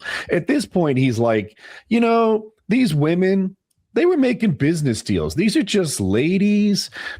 They knew what they were getting into. That's what Joe Rogan said? Joe Rogan is just nodding along as he and his guest advance this narrative. Was the guest an Epstein chef or something like that? I just saw it. I think they got like Epstein's private chef on there or something like that. I read that and I saw a little bit of the interview, but I didn't know who the man was he was interviewing. I didn't recognize him. They got to investigate all these. No, I don't think it's a chef. It's a totally bald dude. Yeah, that guy. Basically, they were soft peddling the whole thing. It was very much like when we had who's the Subway pedophile? Jared. Oh, Jared. Mm-hmm. Well, we had Jared Fogel's friend on, and he starts going like, "Yeah, those girls, they were out to make money and to take advantage of Jared, and those ladies of the night." And I'm like, "Ladies of the night," and I start Googling because I don't know what the victims look like in the Jared Fogel's case. They're these mousy little glasses wearing, brown haired 13 and 14-year-old girls who look like they just want someone to give them some attention. They are victims. And this guy's going on about ladies of the night who took payment. And that's crazy. What Joe Rogan is doing right now with the biggest platform perhaps the world has ever seen. And he's peddling. I haven't seen that. That's crazy. That's wild. Yeah. That's insane. I feel like I've seen him talking about it with Tim Dillon, like pretty handedly. Some of what they said, some of what they said is just plain factual. What the guy was sort of saying, and what he was trying to do was he was saying, I only saw him with young legal women, and also some of the people who are implicated in this are from countries and jurisdictions where the age of consent is far, far lower. 15 or 16, and he's making that case to Joe, and Joe's just like, right. Yeah. Where is it that 13-year-olds give toothy blowjobs then get beaten by Donald Trump and that's okay? Well, nowhere. Do you really want to know? Because I got a guy. Well, you don't have a guy anymore. I think they got it. Unless he's still living. Well, he hasn't been answering my emails lately, but I'm sure he stopped. See that his Epstein's account, his Fortnite account was active in 2023. Really? And he was apparently cracked as well. That's what I keep saying. Yeah, I don't know. Yeah, it's unbelievable though. It's unbelievable though that people that like there's nobody going to be arrested. I feel like, right? Everything's going to come crashing down. They will in Europe. The Europeans, right. They're already starting. Will get people. Norway's falling apart. Fucking Norway is literally falling apart right now. They're the son, or I'm going to butcher this. Some royalty son has like multiple counts of rape that they're dealing with. The princess of Norway was active with Epstein for a way longer time. Like Norway, I've had a couple of my audience members who are Norwegian who have reached out and have been like, dude, you have to do a video about this. Norway, we're like about to abolish the royalty in Norway because of everybody. Like they're all implicated. There's no point of representation whatsoever. It's not bread and circus, and there's no benefit to it. It's not a distraction anymore in any positive way. It's completely negative. I feel like you're right, Kyle, though. Europe is going to crack down, but people are definitely going to like get fired and removed from boards and stuff like that, and removed from like their class of people. But I think there's going to be some legal stuff that will go down, which if anything, like maybe we'll get some more light shined on this thing. Shown upon this thing via like a European court, hopefully. But I don't know. They're very ingenuitive. I'm not sure if this is just my politics infused in this, but Trump's mentions in the Epstein files are like the United States military budget, right? Trumping the next 10 combined. And we're like, well, I mean, I heard the Norwegian princess's cousin is having a really rough time right now. And I'm like, but he's an FBI informant, Woody. He's an FBI informant. I don't know about that one. Speaker of the House said, Mike Johnson. Epstein's best friend for like decades. At the very kindest, he absolutely knew all this and was cool with it. I can't imagine that he wouldn't know it. This would be like all these people not knew this. Knowing that Woody likes to play Arc Raiders, eat cashews, and watch Burnt Peanut with his wife. Like if I didn't know those things, then I don't know Woody. I hope we get actual investigations and actual arrests, but I hear what you're saying, Caleb, where a lot of these people I worry are going to get off because they're going to be so like, old. This is just emails. You don't have video or anything, so you can't. We don't know what they have. There's still we don't know yet. There's all the stuff that's redacted more. still. There's not even the redactions from what they've released. There are millions of more files that have yet to be released. Like more than 2.5 million. The majority hasn't been released of what they have. Like who knows what's in there? I've seen them cataloging like videos that they just describe what the video is. Or like threesome with Jeffrey Epstein, like two underage girls, like naming what the video content that they had in the files or had. It's so in evidence or whatever that it's like almost like it's like unbelievable for normal people to read stuff like this and be like, really? They don't just buy soccer teams. They like molest people on islands. And the Zorro Ranch. Have you heard about his Zorro Ranch? That was like an area in, I think, New Mexico, a ranch where he also, Epstein hosted these parties. He won the lottery twice. Really? He personally won the lottery twice. Once for $80 million. Once for $80 million. Someone do the math. That's not realistic. It must be in the multi-trillions. And something else like that people aren't talking about enough. We have to lock up everybody implicated in or like that you can prove, obviously. Zorro Ranch is beautiful. Holy fuck. We also need to like hold a lot of these people's feet to the fire who were compromised and be like, what decisions did you make for our country because of this? What wars were we involved in? What did we do? What were we funding? Well, if you, I'm making a video probably not next week because it'll take a little while. But there's obviously the concept of the Fed and like all, we all know that sort of bankers in the beginning of the 20th century sold America out or whatever people say, central banks, all the wars, everything fell apart over the last 100 years, blah, blah, blah, blah, blah. 97% of all of our currency was created from ledgers. It didn't exist. That's what fractional reserve banking is. And that's how people like Jeffrey Epstein have made all their money, and people like Les Wexner and like all these evil behind the scene. Well, I don't know. I shouldn't say evil, I guess, but these extremely powerful people, they pull strings in a way that doesn't make any sense. It's completely imaginary. But it's also the implication. It has an implication for every single citizen. I feel like the biggest change will come from everybody realizing that, even though it's like still a basis of a cliche, like everybody knows that the banks control everything. Yeah. Everybody knows that the fucking rich people are behind it or whatever the fuck, like there's all this thing. They just want to make you forget, blah, blah, blah, blah, blah. Everybody already knows that. Most people don't give a fuck. Hopefully that this will like put a face to it. Hopefully. And like realize it. And it becomes a day-to-day part of everybody's lives for like the next 2 years. If everybody doesn't shut the fuck up about it.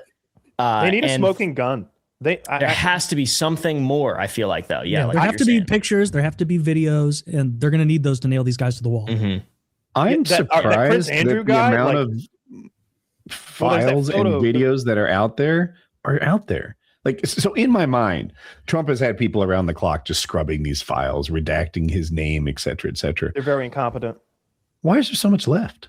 Why didn't someone press the big delete key? There must be something hard about deleting it that makes it worse than not deleting it. So here's what I imagine the problem is. You have to trust the people that you're having doing the redactions, because you have to say to this person, hey, delete all that stuff that makes me look like a pedophile. That the person doing the redactions has to be like a very trusted person, because like this presidency ain't going to last forever. So I feel like you're limited to your number of people that you can trust. And then because trusting them is the primary like selection factor, they also might not be that competent at doing this. And that's why we see these errors in their editing technique, because they released child porn. there's child porn like fully released in these files. Like underage nude victims are exposed, released by the government in these files. On the other hand, they did the opposite. So they're trying to block the name Donald and Don T. But Don T, if you leave the space out, is don't. So the word don't is fucking censored. The word don't, because don't is Don T abbreviated, and somebody made a mistake. And so you can tell what's being hidden. Donald Trump's name's being hidden. Yeah. It looks like don't has 12,000 results. No, in a specific file. Oh, okay. At one time they deleted don't, and he's like, what happened was they were going for Don T, and that was sort of collateral damage. Okay. Yeah, here's what There's happened. that one email that's like, it's a message to Jeffrey Epstein, and it's like, that torture video was great. Thanks a lot. And they censored that guy's name. Yeah, they censored that fucking guy's name. Why are we protecting the guy who's thanking Jeffrey Epstein for receiving torture videos? Why is he being protected from on high by the highest people in government? Because they're blackmailing us, and they have plenary authority. Fuck. They have plenary authority. We know who's asking for torture videos. Yeah. Did you hear him in one of his emails? Epstein was like, "As you know, I work for the Rothschild family." And it's like, I represent them. I represent the Rothschilds. Yeah. Yeah. Really? That was one of those families that, like, if you mentioned in 2016, people would be like, "Get a load of this kook." And now, I know, dude. Everything's real.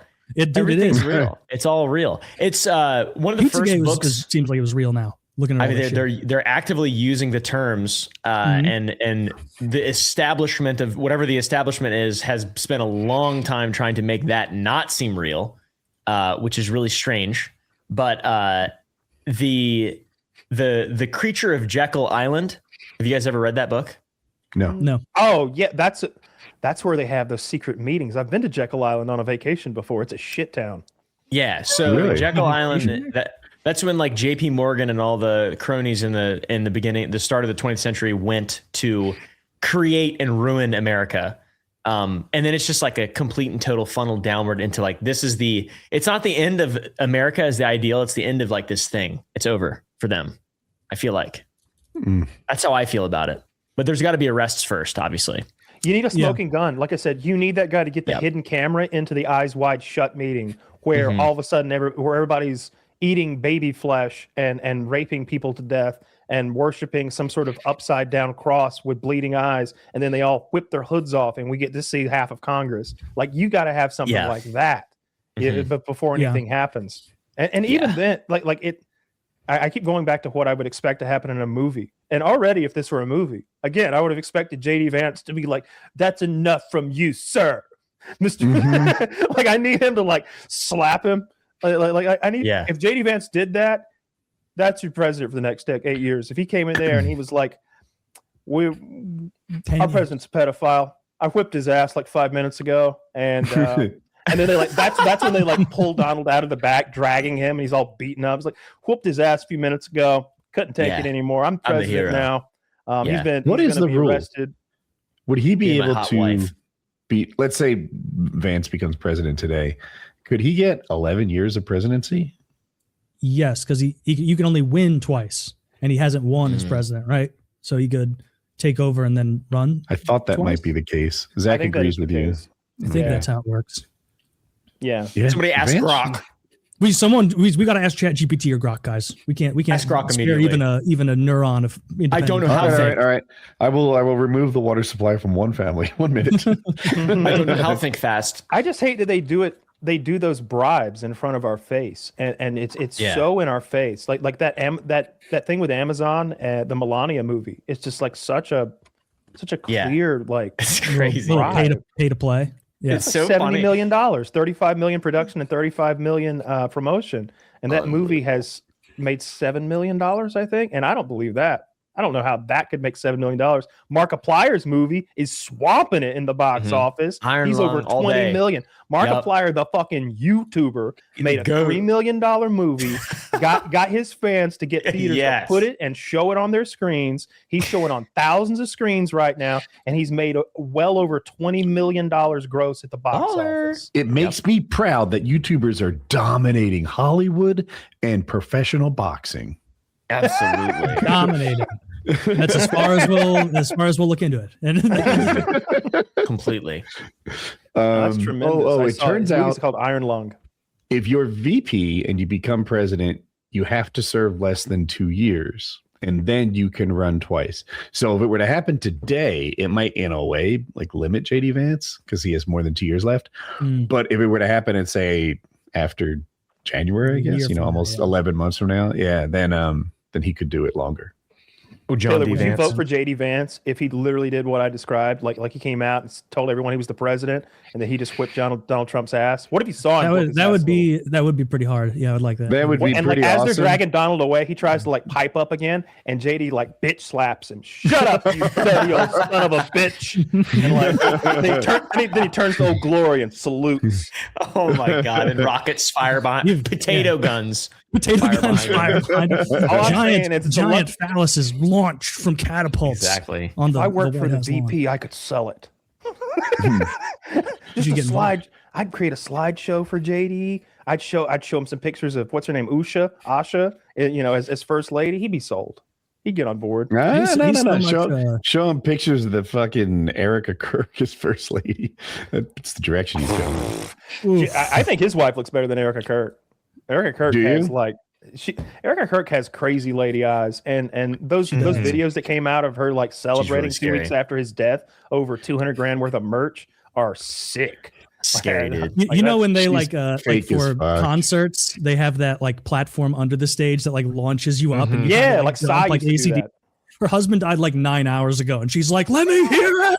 It's by the way, I forgive him because that's what Jesus would do.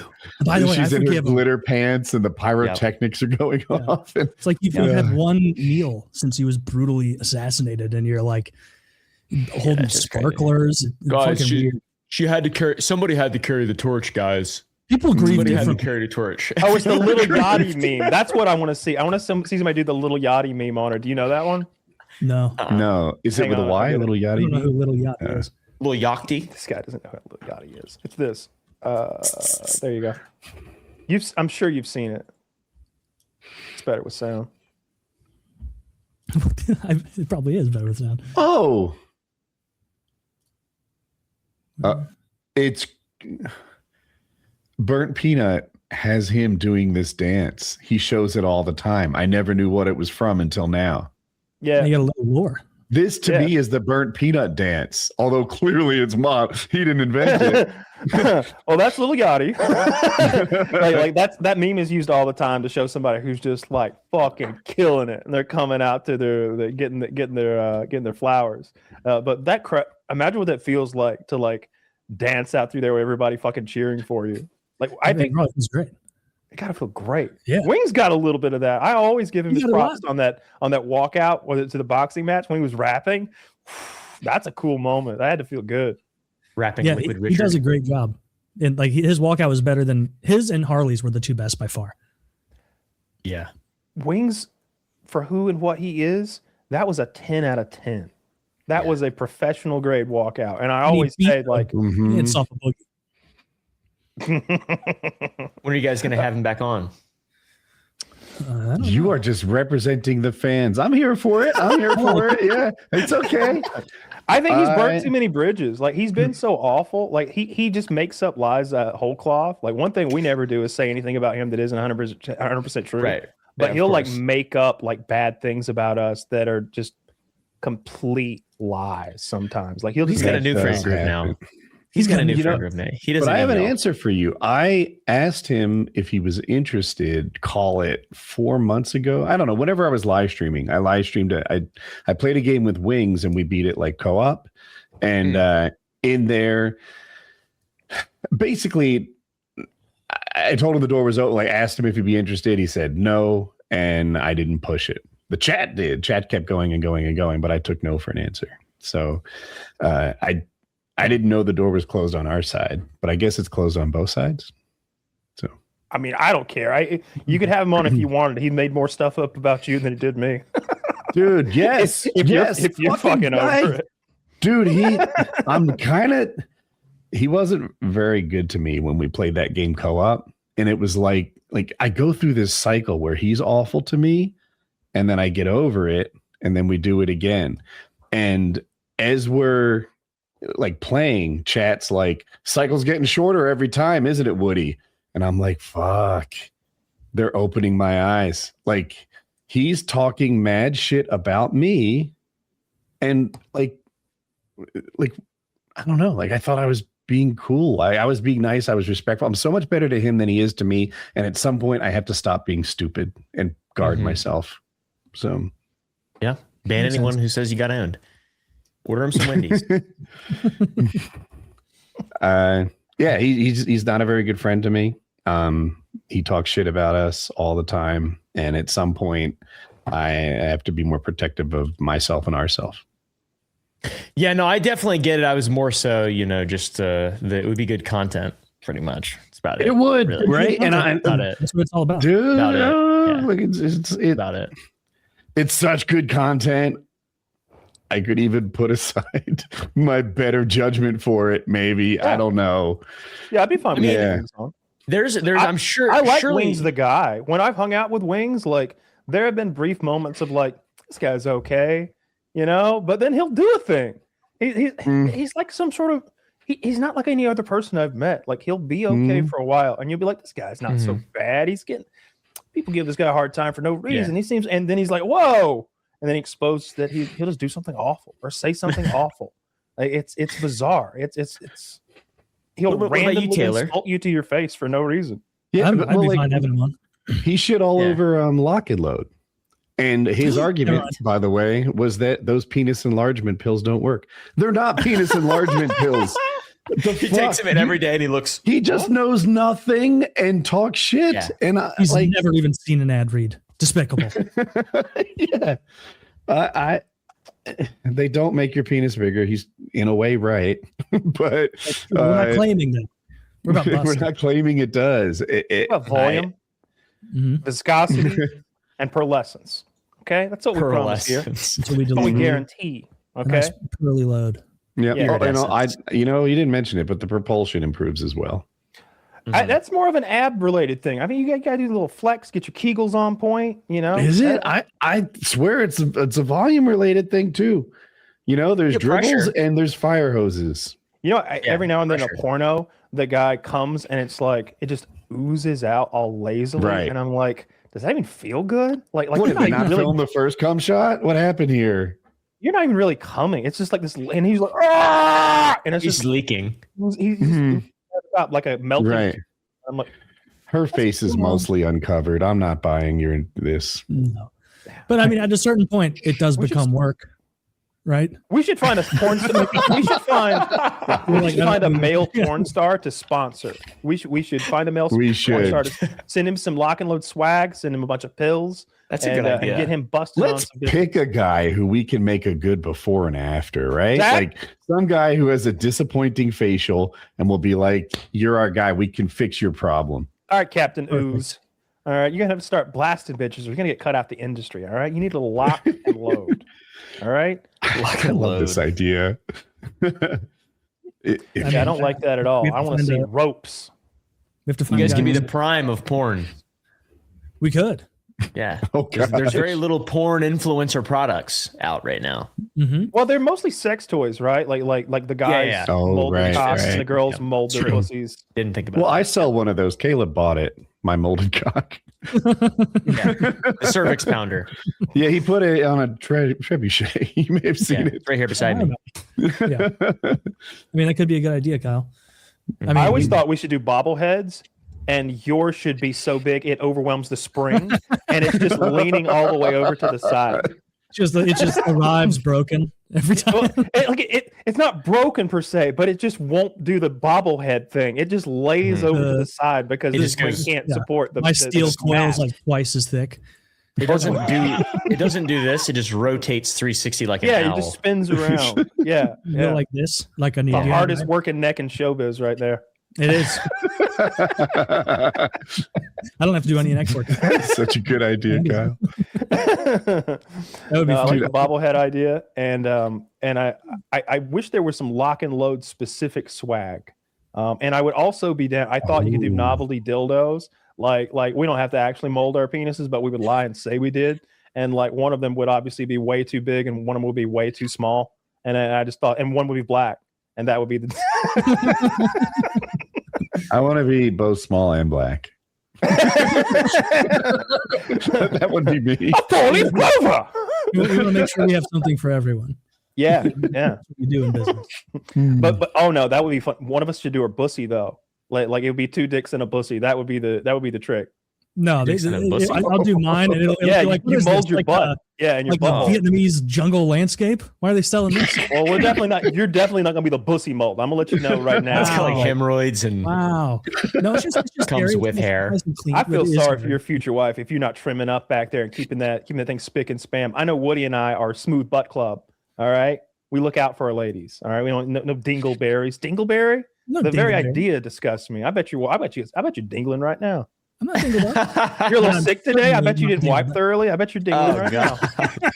I bet you did a lazy like one wipe. You didn't do that extra like exploratory wipe where you don't expect to find anything, but like, one times out of 10 you do. I bet you did. You did like brother, we'll skip that one. call me Magellan with the exploratory wipe because I'm all about it. Like we'll get the first digit of a finger up there to you like circumnavigate. Oh, you're Circumnavigate the anus. You're penetrating. But that would be funny. I've got a toothbrush. Oh for yeah. that. Oh, ooh, ew, that wouldn't be. You have to be extra soft. It's Taylor, electric. do you have a bidet? I had a bidet, and the house I'm about to move into has a bidet. Okay. We'll You buying have a new bidet. home? You moving? Yeah, we just closed yesterday. Nice. So Congrats, are man. you changing? Like, I know you really like your property. Are you moving off of it?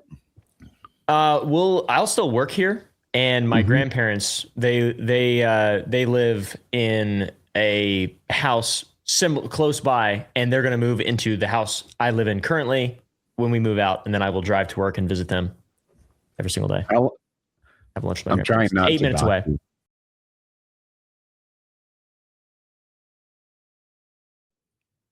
Okay, I'll just call first. Yeah.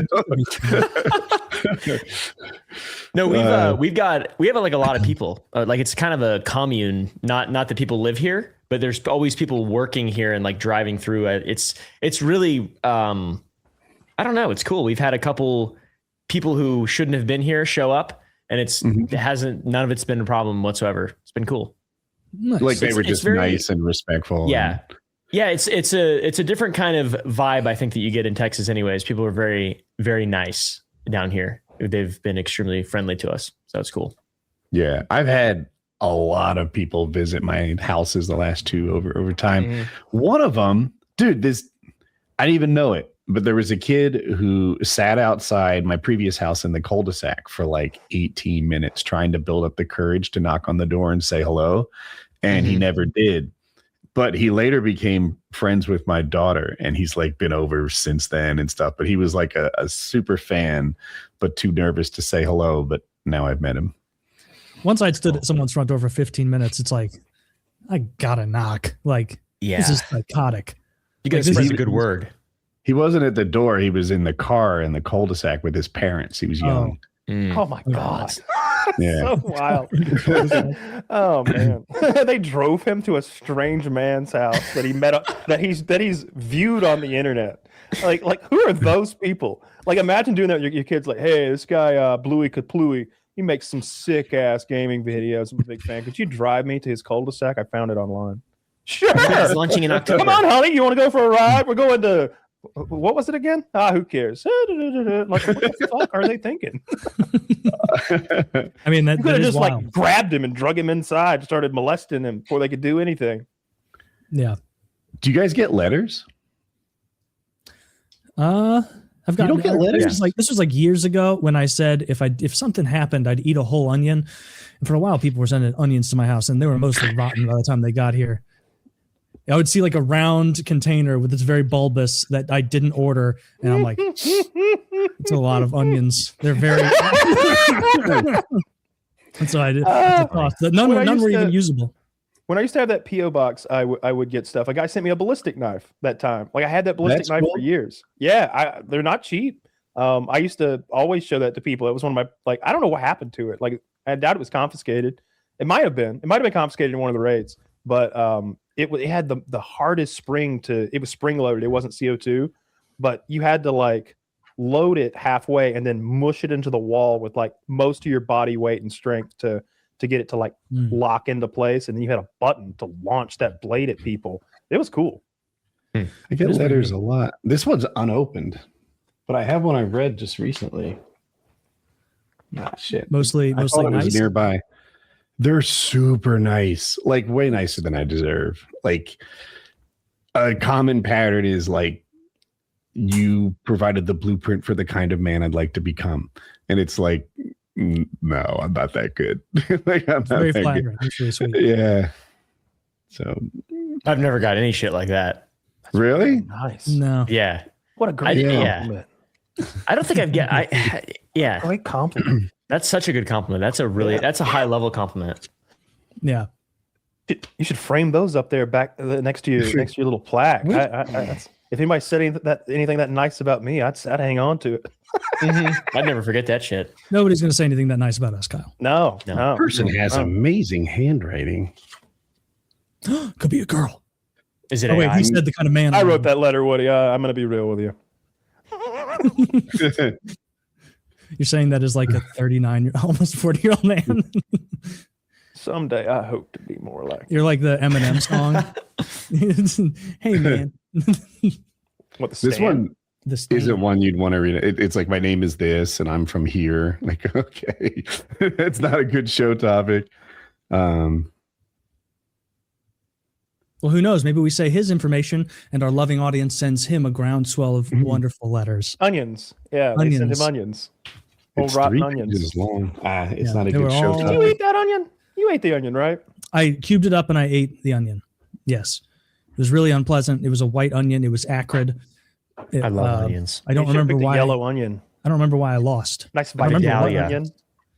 I like- think thought it maybe was you and I had a Vidalia. bet. nice I think Vidalia. maybe you and I had a bet, and I said, I think it was my idea for you to eat the onion. I think it was, yeah. Because then for like 7 weeks, I didn't eat the onion, and then they started showing up at the house pretty regularly, and I'm like, I gotta eat the fucking onion. We had I randomly made the stakes that one of us had to eat a whole raw onion or something like that on some silly bet we had about something. I don't remember what it was now.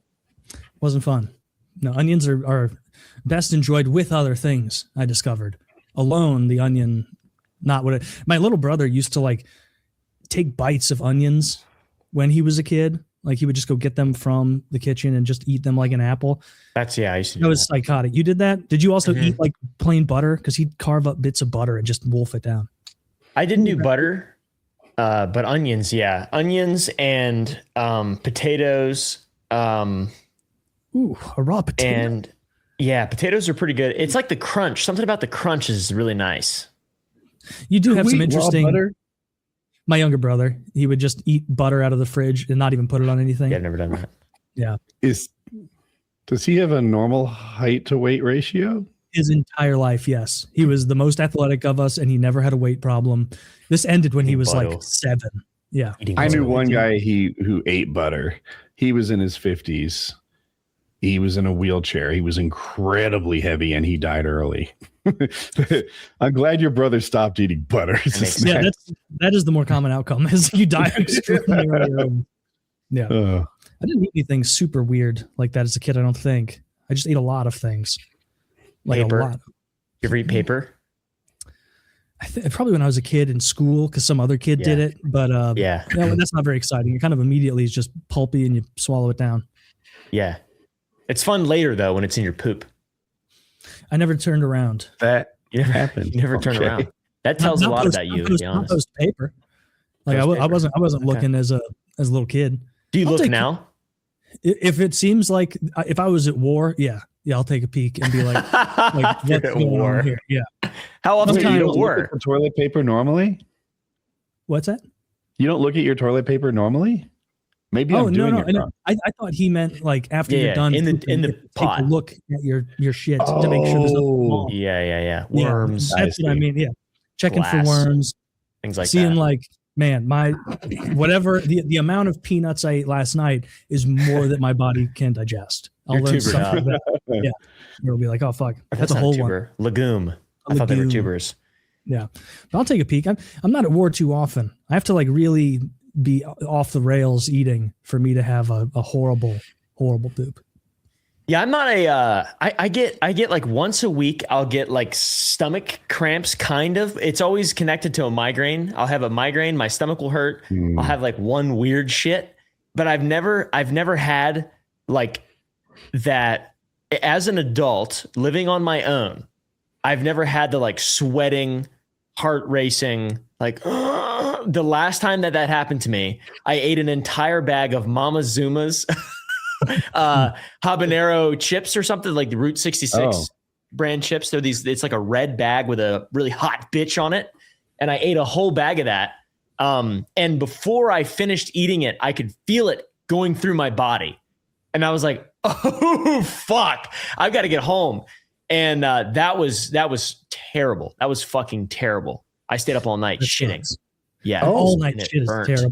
And it burnt. That never happens to me. I will have a loose stool, but it's like, Life cereal. I knew what I was doing when I signed up for this. Any pencil-like stools, Woody?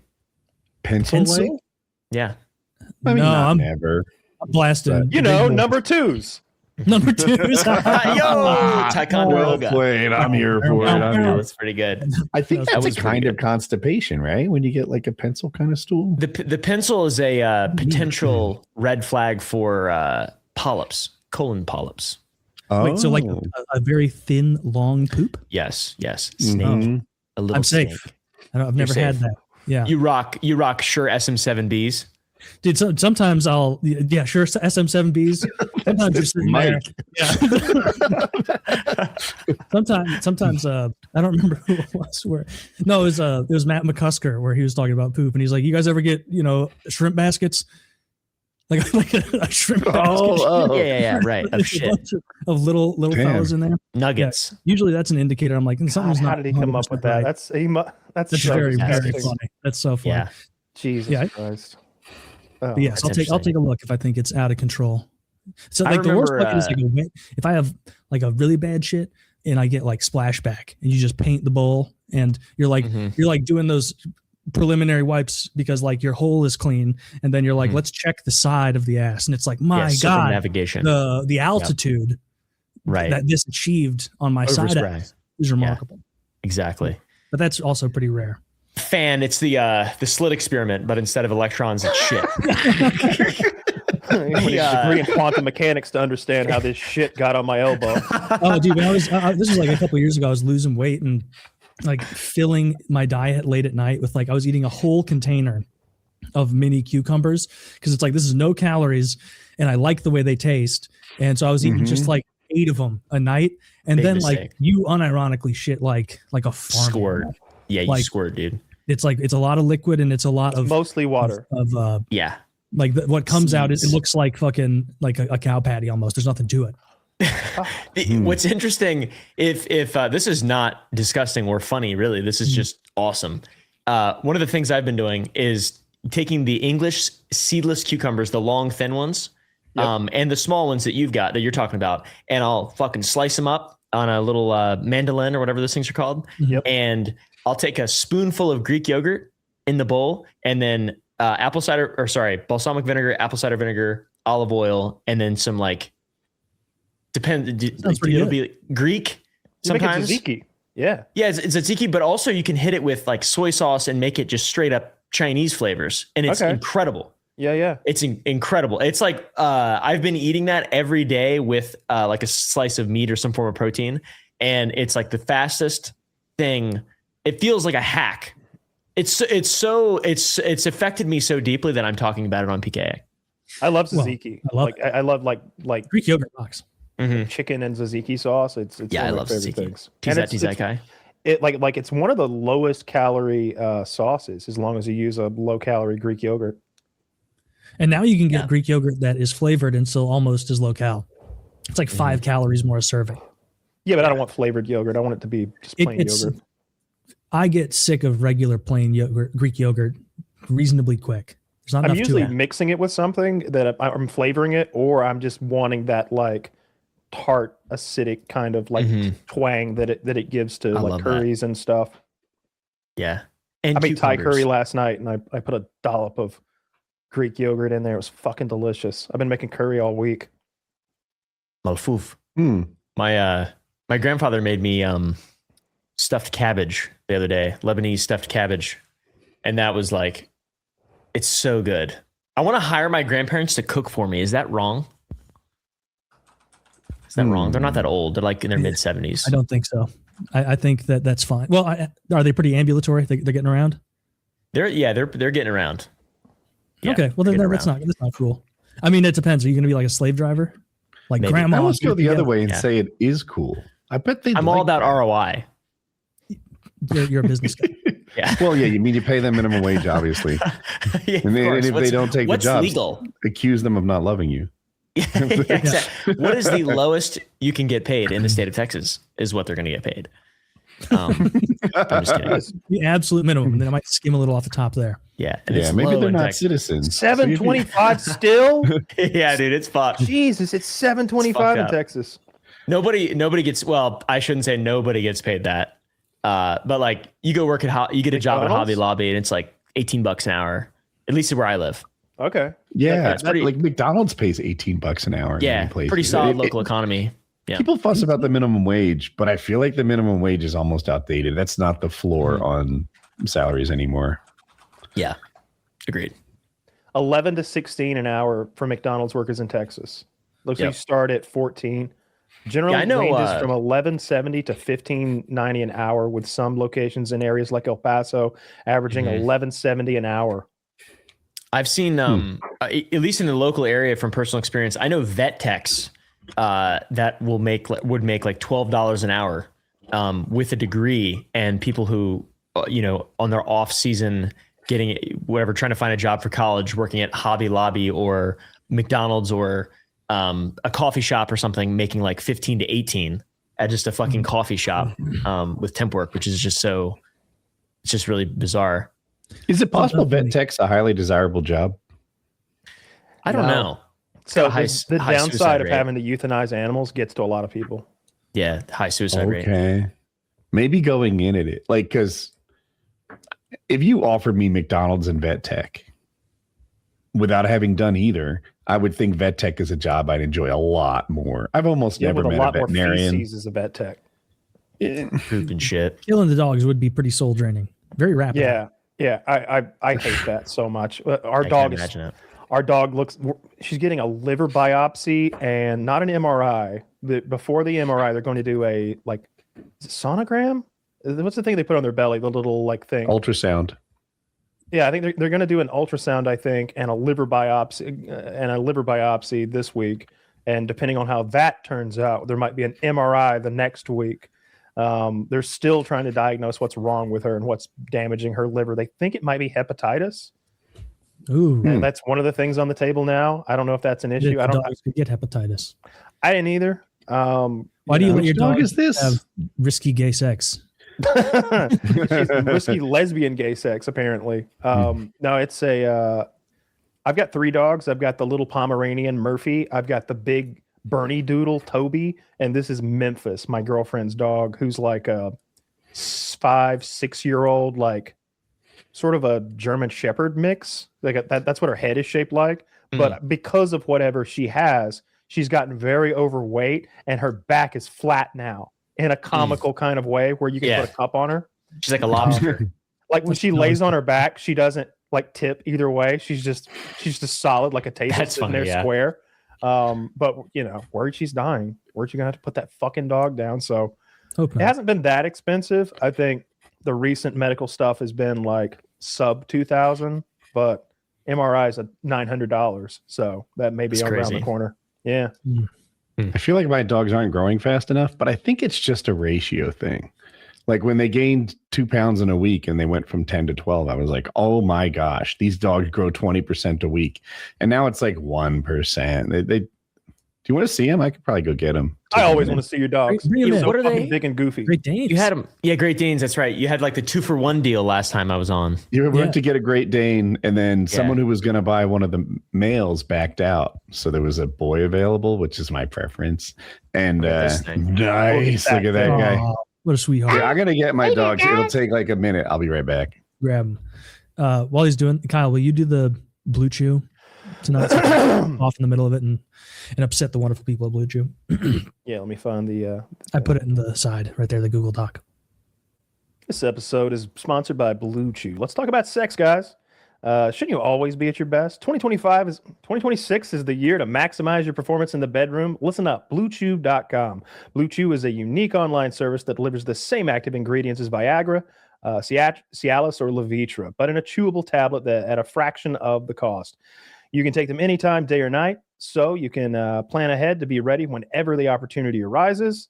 The process is simple. Sign up at BlueChew.com, consult with one of their licensed medical providers, and once you're approved, you'll receive your prescription within days. The best part, it's all done online, so no doctor visits, no awkward conversations, and no waiting in line at a pharmacy.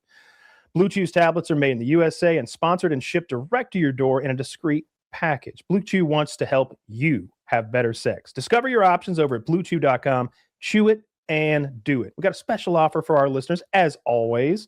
If you head over to BlueChew.com or BlueChew.com, you'll get some Blue Chew free when you use our promo code PKA at checkout. Just pay $5 shipping. That's BlueChew.com, promo code PKA to receive your first month free. Visit BlueChew.com for more details and important safety information. And we thank Blue Chew for sponsoring the podcast. We flagellate ourselves at their feet. Big ups, Blue Chew.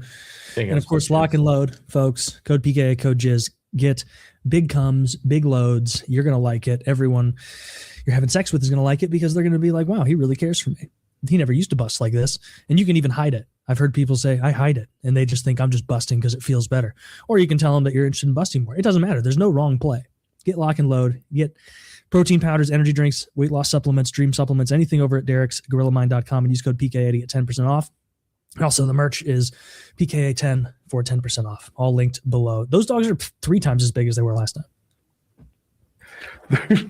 Hello. They were sleeping, so they kind of protested. They didn't want to walk up the stairs. That's so adorable. They're like, we don't operate after 8 p.m. But now, Woody, based on the licking being allowed, I have to infer the one behind you is the poop eater. No, this one's the poop eater.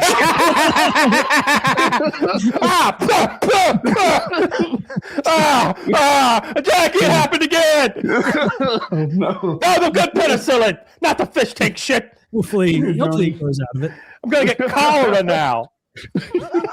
Now I have hepatitis. Come here. I caught cholera from my dog. Tony, come closer. You know, I had a good idea for solving the Epstein thing. Check this out. Yeah. We kind of we're gonna skip a little due process, but everyone who's implicated at all, we send them all to Little St. James for now. They're removed from any positions. Then we replace them, and then everyone implicated is in some sort of very brutal Mr. Beast-esque, but brutal game. I like that. Survival. And then whoever gets out of it gets life in prison instead of hanged on the White House lawn. How about that? That's pretty good. That's pretty solid. Hear me out. Can I invest? All of them put their hand on a child, and whoever takes their hand, keeps their hand on the longest wins. And gets a child. So like a really horrible hands on a hard body competition. No, I want to see, and also something important is there will be loot crates, boxes, bows, arrows, things like that around for them to find. Hunger Games. Yeah, it'll be Hunger Games-esque, and we force them to do it. And also when we take them there, maybe we give them an extra arrow or something. If we're like, all right, you have to fill this out and say who blackmailed you specifically and what you did because of it. And you earn a golden arrow for your fight. And they're like, sounds like a plan. I'll do it. It was Israel and Mossad, retard. Who doesn't know that? Who seriously? Erad Barak, Ehud. It was my friend Ehud. Yeah, Ehud.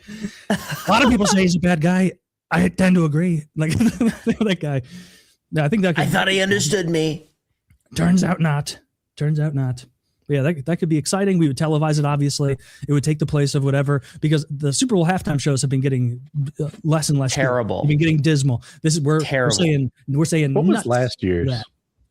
Who the fuck knows? I don't even know. If it were good, we'd know. And it wasn't good, so we don't. And so we replaced that with this.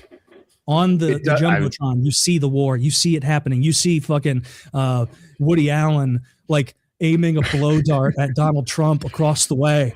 And then he'd have a sling. Come on. Stick with the thing. Oh, Yeah, you're right. Yeah. I guess you're right. I'm trying to think what would Make this biblical for us. Yeah, that would be good. You get a sling, you get arrows, no guns. We want it to be a little, they are being punished. I want to be brutal. I've And if it turns out said, they're innocent, we say are bad, but we had to know. I just feel like Woody talks about how it's cool to live in the time where the largest animal that's ever lived lives. I feel like some of the things we missed out on, one of the things that we don't live in the time of, is gladiatorial arenas to the death. Because I think with all of the entertainment we have, I'm sitting at a fucking $10,000 entertainment machine right now with fucking who's what's it's everywhere. Mm-hmm. But I can't watch somebody fight to the death. I can't just walk down to the corner arena like any Roman could in any province of the empire and watch two guys duke it out to the death, dressed up like basically superheroes of their time, right? They were themed. It would be like having one guy, dress up as one of Superman and one as Batman, and this guy's got throwing stars, and this guy's really strong or whatever. Like that, I would love for us to have some sort of a gladiatorial arena system where we wouldn't feel pity for them. I don't want to do criminals necessarily, unless it's like the worst of the worst. But isn't that who you'd want? Like you didn't want to pity them? Like you'd want like brutal rapists? Well, like, I don't want some guy who didn't pay his child support to be, fighting dressed up as a fisherman out there. Murderers, volunteers. The worst of the worst. And if they volunteer, that's a good call too. If they think they've got what it takes to cut the mustard. I think this idea has legs. I'll text Dana White. Let's get it. But also, like Kyle, I know you've read about this too. So many of the deaths in the Colosseum were just like prisoners that they were letting their all-stars like feast on. It was actually semi-rare that they'd have like, it's Thrax versus Maximus, and they'd be like, okay, well, both of these guys are big sellers, and so we know no matter what happens, the emperor is going to be like, all right, let him live. This guy puts asses in seats. Well, not just that, like it was that one guy would give up, and you would always accept that. Like there would be a tap out where exactly. You hold the two fingers up and ask for mercy, and it would always be given. Like it not being given. There was a reason in the Gladiator movie, everybody's like shocked that mercy isn't being approved or whatever, and those guys were professional athletes of their day. They had the best of everything. They were going to include it in the Gladiator movie, but they thought it was too ridiculous for audiences to believe that it was a real thing. And that was that a gladiator at the time had an olive oil sponsorship. Mm-hmm. He was sponsored by an olive oil company. His image was on the bottles of olive oil. Like, this is Maximus's fucking big time olive oil. And then, you know what I mean? Like that, the idea of that being a thing 1,000 years ago or whatever does seem bonkers, but it was real. I wish we could have that. I would watch people fight to the death as long as everybody was a willing participant, or like you said, the best part of the gladiatorial thing, you'd have like your professional athletes fighting each other, but you don't want Tom Brady to die this week. So he begs for mercy, like, oh, that's an L on his record, but he comes back and fights another day. But with prisoners that we don't like, you imagine feeding the worst of the worst pedophiles to John Jones with a battle axe. Yeah, that would be fun. John Jones with a battle axe against Harvey Weinstein. Oh my fucking God. I will buy that pay-per-view every Saturday night. I'll plunk down that $85, whatever you want. Harvey Weinstein? Yeah. Yeah. I would be worried that the axe would stick in him like a beast of Nurgle.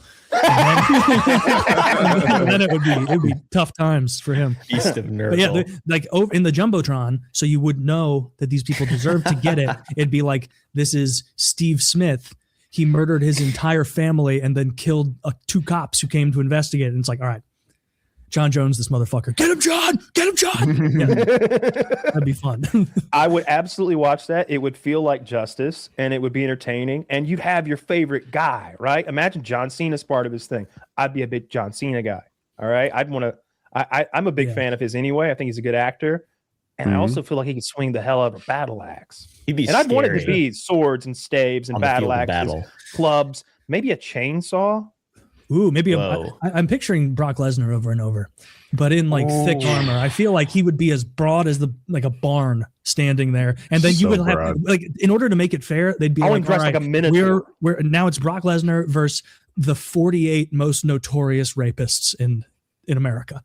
And then it's just like, do we arm the rapists? No, they get what's something horrible? I think the rapists should be armed. Well, but with what? Something that can't actually hurt Brock Lesnar because we're trying to kill them. I'm thinking like little league wooden baseball bats. Those Nerf dart guns. No. I want them to have a shot at this. Wait, you mean the little bats, like the promotional ones that you get at games? Bigger than that. Bigger than that. And those break right away, as I'm sure you know. Everybody breaks them when they get home. I know that. But I'm talking about like a little leaguer's wooden bat, like a little a little bat. Like Brock Lesnar's going to lose that though. 48 guys with a baseball bat versus him. You can't give him 48. 48 random guys will beat Brock Lesnar 100 times out of 100 anyway. Yeah, if they're coordinated. How many regular street guys do you think it would take to beat Brock Lesnar in an unarmed combat? I'm gonna say 4 or 5. This is I'm having a transcendental moment. This is like watching PKA. Literally, this is such a PKA thing. Yeah, it's endlessly fascinating. You have to arm and armor him. He needs to be coming. Zach, show me the from Gladiator, the one guy, the champion they brought back to face off against Maximus. He's got like this sick ass face plate. Oh yeah, that guy rules. I was sad he died. I thought he didn't a regular person beat 2 little people or 4 little people. Taylor, I feel like you saw this MMA fight. He beat 2 little people. I think wasn't it that strong man who fought 2 or 3 midgets. He fought 2. He fought too 2 extreme. They were brothers. No, I think that's what I remember. I don't recall the. No, I'm not claiming you're wrong. Only that was destined to go that way, right? Like somehow I think Brock Lesnar can beat more than 4 adults. I would say 5 is when he starts having trouble if they're regular sized guys because he's going to destroy the first 2 that come in. If we consider that's where my head the arena and the game at play, if like. Obviously, in this alternate reality, these 4 guys have seen the games before. They know what's going down. They might have seen a Brock Lesnar fight/execution before. If any of us have brains in the back, we're going, look, we have to attack him together or we die one by one. And you know what he does to the last guy. You know what he does. You're bringing up a good point because my head, you know where my mind is? The Jack Reacher movie, the one that starred Tom Cruise. And there's a fight scene where they come out of the bar and he's like, it's 5v1. And Tom Cruise's version of Reacher is like, it's 3v1. It's 3v1. I beat the first guy. I take on an enthusiastic wingman or 2, and then the others run away, which is exactly how it plays out. And that's where I am on the Brock Lesnar thing, right? The first guy to approach him just gets Hulk smashed, and now it's 3v1. Do 3 people beat Brock Lesnar? He could pick a guy up and pile drive him while simultaneously ignoring 2, and now it's 2v1. Yeah, I like our chances. I like the 4 of our chances at taking Brock Lesnar on. I think especially the Brock Lesnar of today. The 4 of us of today can beat Brock Lesnar to death. All we need is a little bit of forethought, a little bit of planning, and we've all got to come in covering up and coming in low and moving fast, and he's going to pick one of us to go after. Me. He might, if he throws a punch, he's an idiot. He might try to wrap one of us up and try to do some kind of a slam. We're all gonna grab him and start dragging him to the ground. And I just feel like he's not that strong. He's not 4-man strong. We weigh 1,000 pounds almost. Yeah, there are I'm 150 pounds. And then add you guys in. Isn't there something wrong with his midsection, like diverticulitis or something? Is that something we can target? I think we want to target his face. Man, no, this guy's gonna fuck us up, dude. This guy's a problem. Kyle, I mean, I'm 150 pounds. I'm gonna need you to be my eye weasel. And now what that means is while me, Woody, and Taylor are taking a lot for the team, like one of us has a leg, but we're eating knees to the face. One of us is beaten unconscious, and the other is holding onto an arm as well as we can, and this guy's on his back. You have to be getting in his eye sockets. Like a squirrel trying to get an acorn. You got to blind Brock Lesnar. And don't let him bite. Don't get any fingers in his mouth because he's gonna nip him right off. Off. Dude, he gets fingers in my mouth. Whew, done. Donezo. Flip those off. Dude. Yeah. You see, the problem with this strategy, Kyle, is I don't trust you not to push me into Brock Lesnar. This again, like this is the sort of scenario where we know what happens if we wanted to time this. If we work together, he's going to kill us all unless we all like I'll die for the team if it need be. I'll run in first. I'm happy with that. At least then I know he's finished me quickly. Because the greatest fear is you're the last man left. He's killed Woody, Taylor, and Caleb, and it's just me there now. And now he can take his time and play with his food. Oh, he's gonna be now like, I'm gonna pop your little head. Like, you'll wish he popped your little head. He's going to disassemble you like a Lego set and fuck your ass in front of 50,000 people. Whoa. I'm going to fuck you too. Love me, faggot. Oh my God. Bitch. Mike Tyson. White bitch. Yeah, it's Mike Tyson. Man, that version of Mike Tyson's Tyson is one of the scariest humans. Yeah, I would much rather face Brock Lesnar than that version of Mike Tyson because, as he stated, he will rape me. Mike Tyson is older than Lesnar, right? I'm talking about that version of Mike Tyson, the one at that press conference threatening to rape that reporter, that male reporter, mind you. Yeah, I would rather fight Brock Lesnar than. He wouldn't last a minute in my world. Fucking my world. So scary. Oh yeah, The formatting's ruined, but ChatGPT says 4 to 5 men, Brock is still favored. 6 to 8, fight becomes chaotic, Brock is in danger. 8 to 10 men, odds flip against Brock. 10 plus men, Brock certainly loses. Tell it that it's us. Tell it that it's us. Yeah. Don't do 4 random men. Tell it that it's us. 150 CNU. Yeah, say the entire PKA podcast and Oompaville, unarmed, decide to confront. What's your biomass, Taylor? My biomass? Yeah. What does that mean? Tyrannid swarm? What's your shape and your width and depth and all that stuff? Your volume. I'm probably how volumetric are you? 215, 220 right now. 215, I lift weights very often. I am stronger than the average guy. He bench presses well over 300 pounds. He's super strong. So I could contribute a bit, like That's at good. least just weighing him down because I'm the heaviest of the 4 of us. That means I probably should be the one rushing in, frankly. ChatGPT is insane. We all want to be on him, making contact at the same time. There can't be any putties in the background dancing and looking on. There can't be that guy in the background like watching Batman beat up his homies. If he has his back to you, you got to jump on his back and try to choke. If he has his front to you, you got to eat whatever's coming and make contact with him and tie up a limb. When you said putties, it made me think because we've been talking about Seinfeld, just like, I'm not going to fight Brock Lesnar. Like, not going to do it. No, I'm just not going to do it.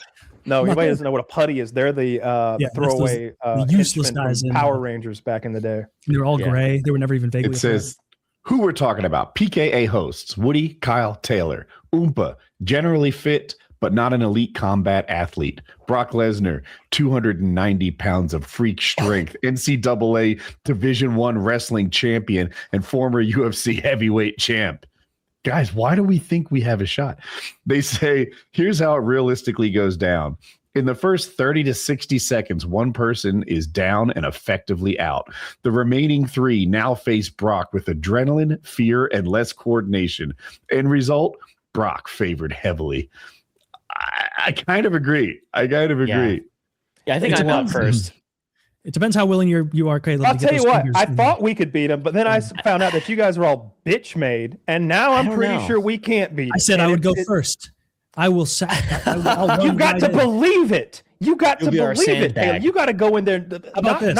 He throws a big hook at me, hurts his hand almost irreparably. Now he's at least a little injured. I'm a lunchbox. I'm a spring chicken still because I've got Homer Simpson's head, and so then you guys charge in. I just think we can take him. I don't think he can incapacitate us quickly enough to avoid the other 3 being on him. One of the problems with elite wrestlers is they kind of get to decide who touches them and gets a grip on them. Yeah, scary. At that. That's what. Sure, but there's 4 of us, so we're able to like if he does something to you, then now his arms are extended and we can grab those arms, and we just have to get wrist control, like 2-on-1 wrist control. I don't mean I mean once we couldn't control his wrist with my thighs.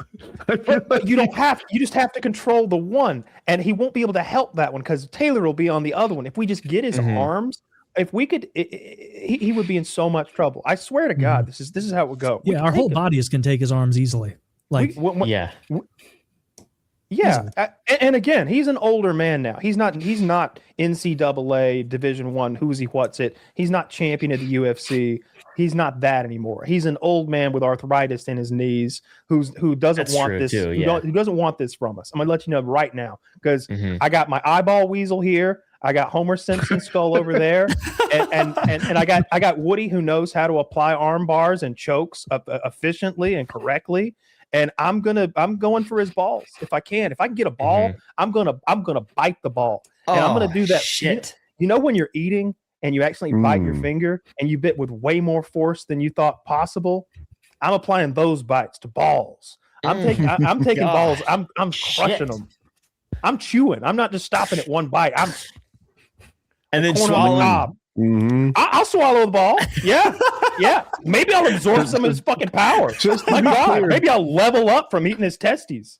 Now that we've completely removed all rules from fighting, he still has rules, though, right? We're in a gladiatorial arena. Yeah. There are no rules here. This is a live execution. Everyone thinks about this in one direction. Like, oh, I'll poke him in the eyes. Oh, so now eye pokes are good. Do you like being poked in the eyes? See, we have the advantage of having 40 fingers, though, and he's only got the 10. My thing is, he's I'm imagining that we get on the ground, the five of us, and rolling around, and there's way more opportunities for us to like get balls in our mouth or like dig eyeballs out than there are for him. Yeah. Because he can only focus on one thing at a time. And he's not going to be fighting dirty. He's going to be trying to smash, and he's going to be trying to choke and maybe break things. I just think we take him. Like 9 times out of 10, we take him. All right, the only way he defeats us is if he starts like one punch KOing us at range, and that's what he would do fast. To me. Yeah, he would hit me on my big long chin. I think to ensure victory, we should pick another podcast to join us. Who should it be? JRE. That's a one-man podcast. Yeah. I thought of him too. Not going to be too clutch. True. Yeah. We send Jamie in first. Who's Zach says Double Dusted. Who's on Double Dusted? I don't watch podcasts. Me neither. I know I'm struggling here. I'm the perfect eyeball weasel though, Kyle. I've got like the strong. I can do push-ups on my thumbs and my fingers and stuff. Oh, you get right in there. You scoop one out. I've got the strongest fingers Is that of Harley's any man. podcast? Double Dusted. That's Harley's podcast. Well, it's got his picture all over it when I Google it. Yeah, it is. I think. I've been on this podcast. Harley, don't be insulted. It's really about me not being smart. Yeah, I don't know that Harley is, He's a professional athlete. I saw him face down the mayor of Slamtown with no fear. Actually, Harley would be very helpful. Harley is so big, and he did all that boxing training. I would definitely, if we're just digging for podcasters, then I suppose I would definitely want Harley. I would take him over H3H3 or. Yeah, I don't think Ethan's good. Ethan would abandon us. He'd be running back, trying to like crawl into the crowd or something. He's not down for this. Ethan has his strengths. I don't think physical combat is one of them. No, I don't think it's necessarily our strengths. I just think with numbers, I definitely think 100 times out of 100, the 4 of us plus Harley defeat Brock Lesnar. I just think having that extra person so he can't pick us down to 2 people quickly by any means. And again, he's an old man. And there's one of them. I always take numbers. Whenever I've seen street fights where like there's one guy getting jumped by a bunch, even if he's skilled and fit and fast, they get the best of him eventually. They drag him down by numbers and weight, and they just hit him in the back of the head with shit. And now he's discombobulated. Just doesn't work out for the one guy getting beat up by a bunch.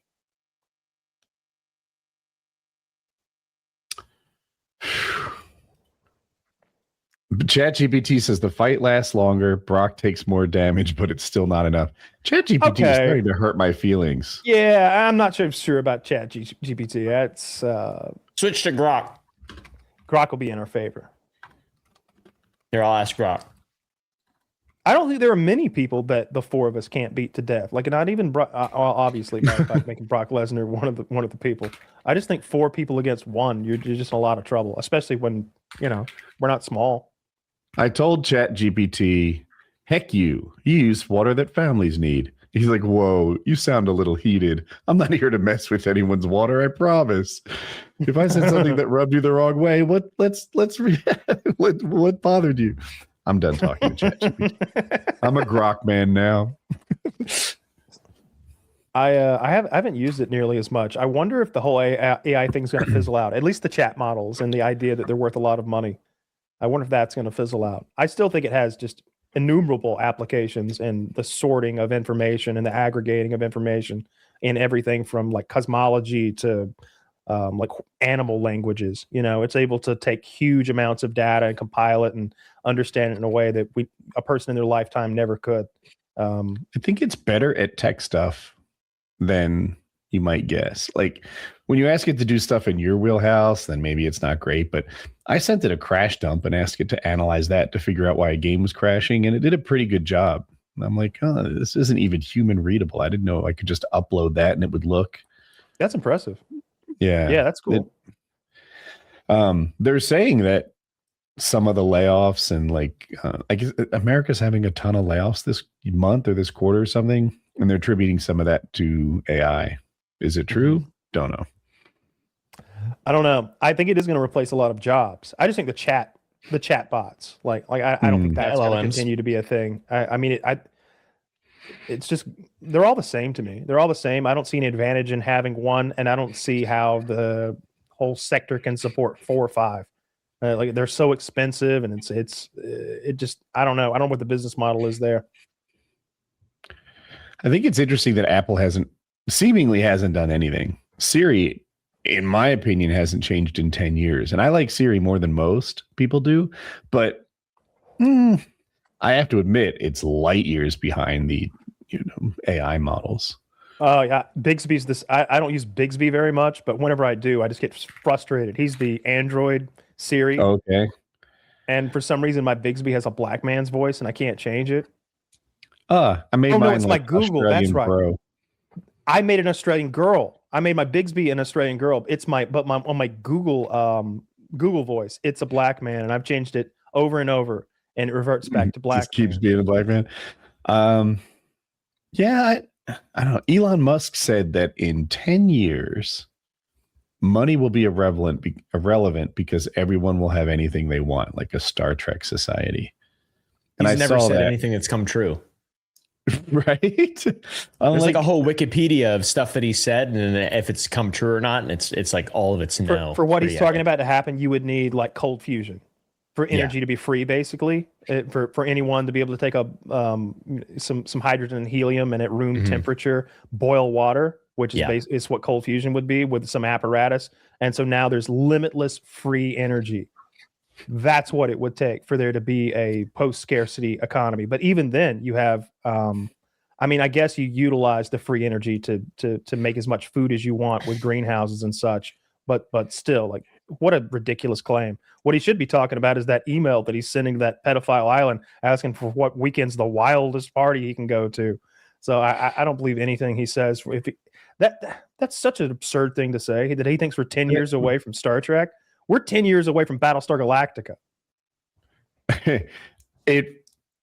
When someone says something like that, to me, it discredits the other claims they make. And it's wild to me that other people don't see it through the same lens. They just get excited about Tesla.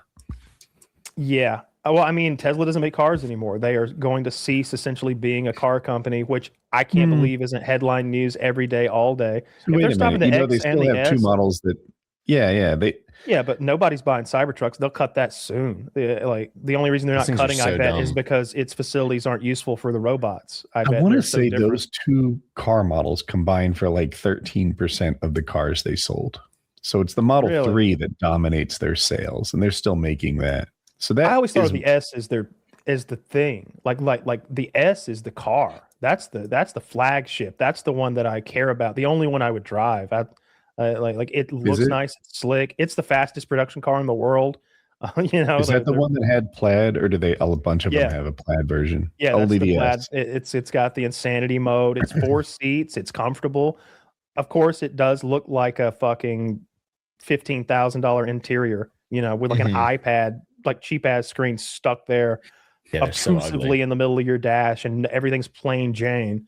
But it's a slick ass 4-door sedan that's the fastest production car in the world.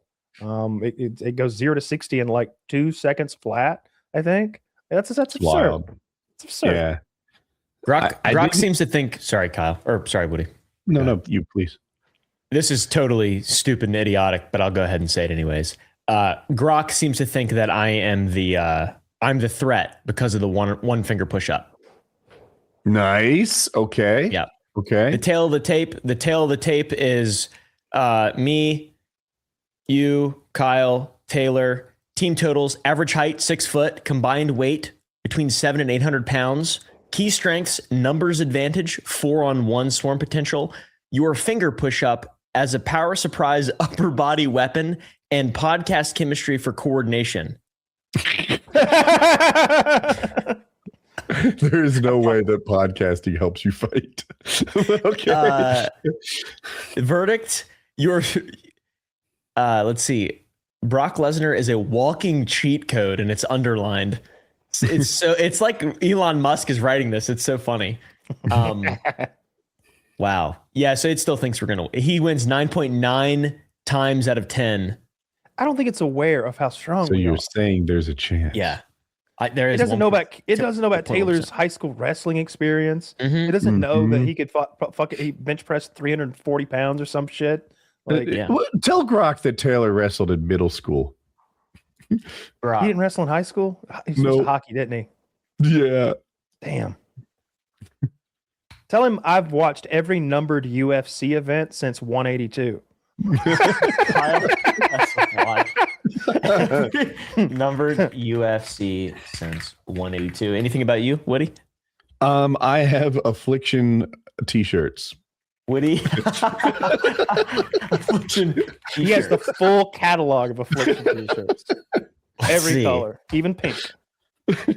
Oh shit, an upgraded tail tape. New Intel.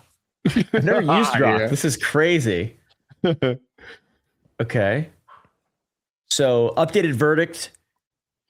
Taylor's 340 bench is a legit impressive. Most guys never sniff that, and middle school wrestling gives him a slight edge. True. He's literally a blue belt in Brazilian Jiu-Jitsu. Oh, okay. Well, okay, hold on. Let's add that too.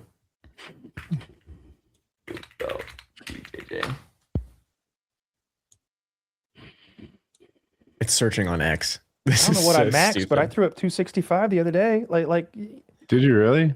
Damn. Yeah. The most I've ever done is on camera. It's 205 with Wendigoon. We had a channel with Brandon Buckingham, Tom Wendigoon. It was called Power Boys, and there was an episode where we all did bench press 1 rep maxes. They want to do 1 rep max every single week, and I was just like, "Come on, guys, it's dangerous." Yeah, I don't want to. Once your 1 rep max gets above 300 pounds, it seems very dangerous and scary. Yeah, and I don't have anybody to help me. I've never come anywhere close. I've never weighed more than 150 pounds in my whole life. I've always been really small guy. That's why you're my eyeball weasel. I've always.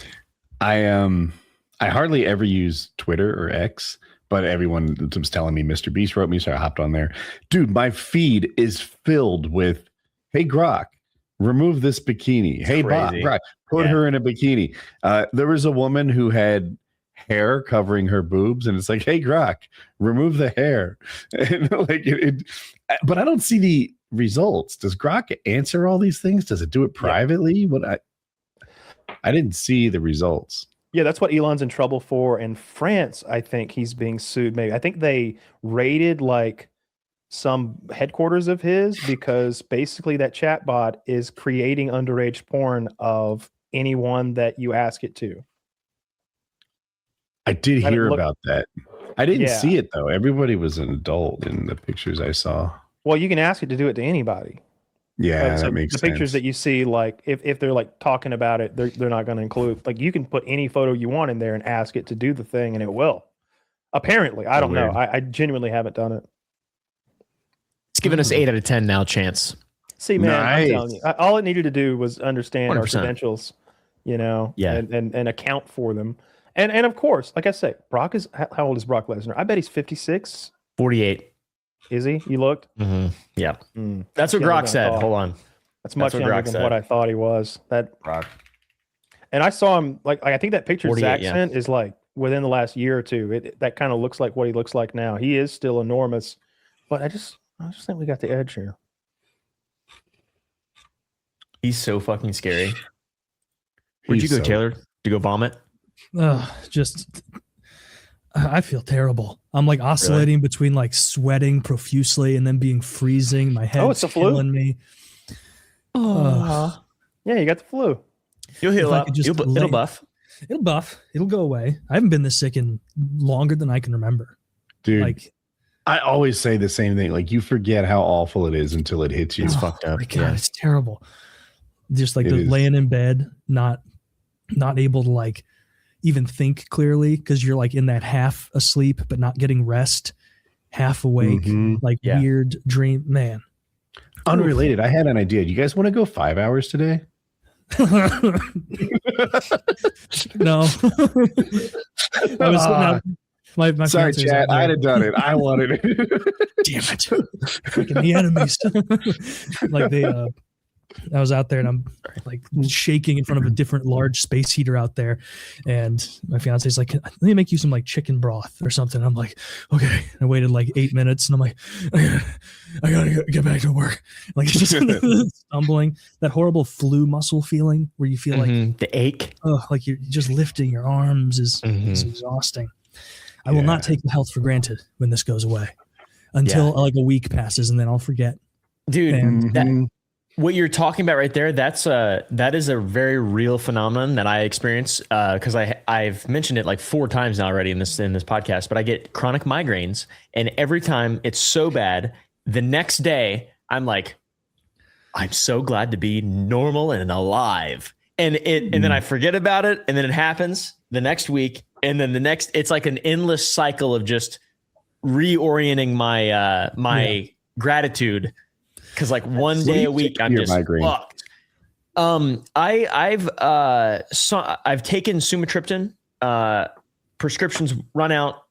It doesn't make me feel very good. Makes me feel very bizarre. I would rather sleep or I can't really do stuff whenever I'm on medications that have worked. So generally what I'll try to do is take as more vitamins and things that affect my blood, like and neurotransmitters like NAC or taurine or magnesium. I just try to fuck with my body a little bit. I'll take a super hot shower, drink a Dr. Pepper, drink a cup of coffee, 2 Tylenol, and see what happens. Sometimes it will not be as bad, but most of the time it just doesn't. It's just 24 hours and it's gone.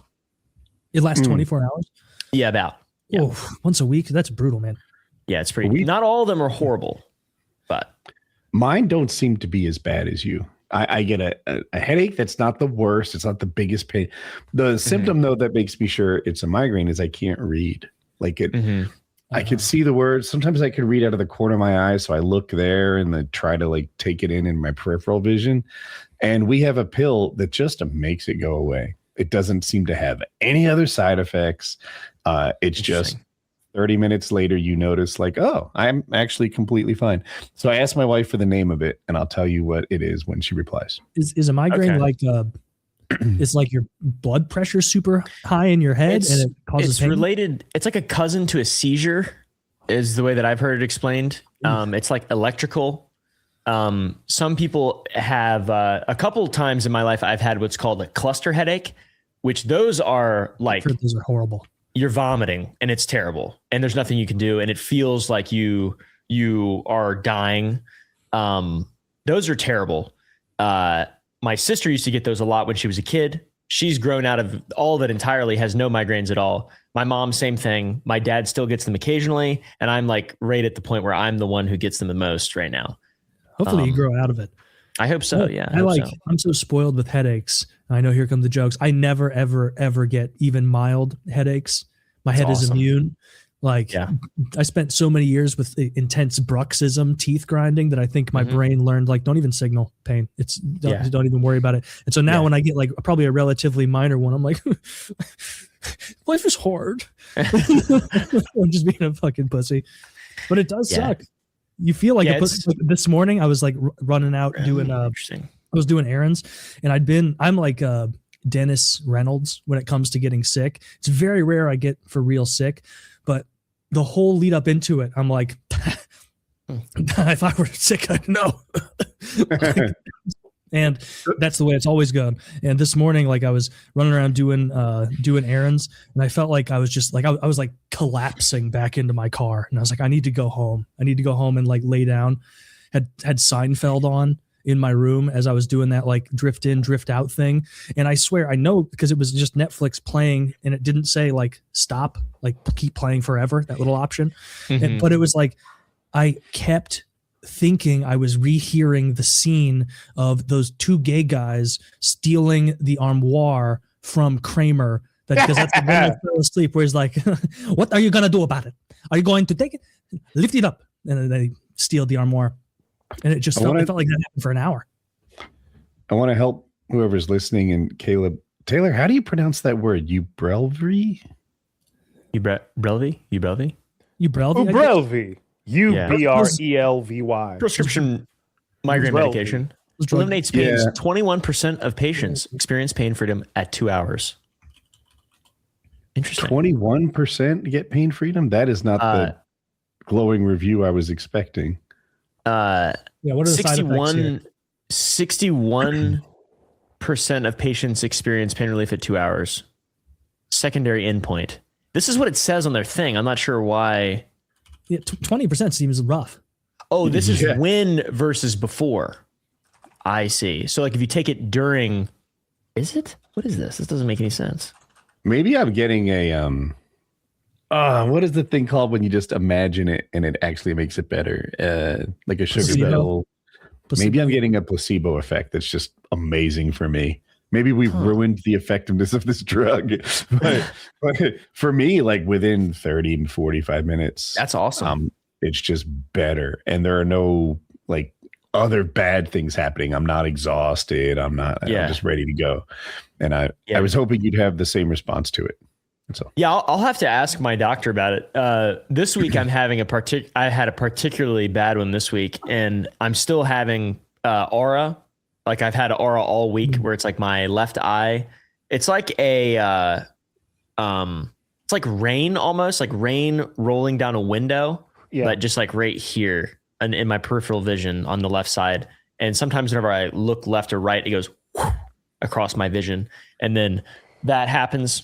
And then usually I get a headache after, but I already had my migraine and it's still happening. So I'm not sure what's going on. Do any of you guys have floaters in your eyes? Oh yeah. Terrible. Especially whenever I have a migraine. Oh no, I just have that stupid eyelash that grows on the inside of my eyelid. That I have to, every time it regrows, I have to blink it like off because it's invisible because it's growing on the inside and it's all wet and rubbed smooth. It's like it's polished like the way they polish a coconut until it shines. The eyelash does that and it becomes translucent, wet, and literally invisible. So to potentially pluck it, which is what everyone suggests, I would have to turn my eyelid inside out and then shakily take a sharp tweezer and get it right to my eyelid and start trying to find the thing. But you can't find it. Every now and then you get a glimmer of it. It's like the predator when it's wearing the active camouflage. You're like, oh, it's in them trees. Like you can't get the fucker. So I have to blink it till it goes away. All week I've been doing it. It came out 2 days ago. Oh no. It takes 4 days of blinking. And this is a new thing post cancer surgery, right? Yes. They sewed my eyelid back together. It's a little bit off, and you should get a refund. They need to put the eyelashes on the outside. I mean, most of them are. Okay, partial refund. Right. I mean, the whole thing wasn't that expensive. It was. I've had dog bills that cost more than that cancer surgery. That was pretty cheap. Everybody complains about not having insurance. It wasn't that bad. It was a real little surgery too. Like you were bing bang boom in and out. The recovery looked like it was terrible. Don't minimize his cancer battle. You guys are survivors. How dare you diminish my fight against cancer? I donated. How much must I suffer in thought to a cancer surgery because of you? Why would you donate to me? I'm the one with the cancer. Don't donate to some kid. No, I thought about it. If I understand it right, he donated thoughts. So whatever. Next time, I'm the human fund. Firing off prayers. Yeah. Parallel pairs. Yeah, I'm thinking about getting into archery because I want to go on like an elk. It started with compound. So I'll tell you where I started with my like idea that this would be a fun thing to do. Okay. I want a bunch of elk meat. I want a freezer full of elk meat, but it's like if I'm going to do that, I'd kind of like to kill it myself, and do the whole thing. So I'm like, well, then I would need to get back into archery again, and then I would need to do one of those guided hunts in like Colorado or something. I know a guy. I bet We'll do it for real cheap. In Colorado or Texas? In New Mexico. I was about to say that it's like $10,000 a person for guided hunts. Called Zorro Ranch. I would happily take some sort of a real cheap deal. I need to get back into archery. I haven't shot since I was 18 or something like that. But it's satisfying. I love archery so much. I started deer hunting when I started archery deer hunting when I was 12. I think I killed the first deer when I was 12, and I hunted out like throughout my childhood, like every season. And me and my dad would shoot 3D archery tournaments a lot. So like I know my way around a bow and I know the sport. I just haven't done it in a while. You should do recurve this time. Make it a little tougher. That's what we're doing. Not with an elk. Yeah, don't do that. Don't do that with an elk. You might upset it. Yeah. I mean, yeah, you might. I don't know that an elk has ever like turned on a hunter and killed him, but it could if it wanted. Yeah. You should come to Texas and hunt a nilgai instead of an elk. What's nilgai? Basically, I'm not familiar. Indian elk. This big-bodied. I think it's native to Asia, and there's a ton of them in South Texas. Okay. Are they good eating? Dude, they're fucking amazing. What's compare it to like to beef or pork or it's elk or venison? So the way that I would describe it, it's like an elk, and I'm not sure if you guys have had goat, but the goat that I've had has been fucking immaculate. And it's like elk goat. Okay. I've had elk at like Brazilian steakhouses and Indian restaurants and stuff, and I always liked it, Yeah, it's amazing. I love nilgai. Incredible. Delicious. I like the idea of filling a freezer up with like 800 pounds of elk meat and having like 3 years worth of elk steaks and elk strips and stuff like that.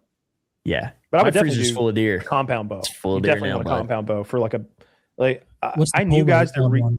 Huh? Like what's the I guess not pull weight because it's compound. The but like draw what's the force it's shooting the arrow with? So the draw weight's adjustable. I think most modern bows are somewhere between 60 and 80, 85 pounds or something like that. I'm sure there's bows that go above and below that.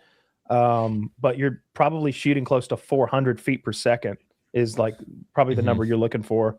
And my first bow was a 60-pound draw PSE, and it shot 285 feet per second, back in the day.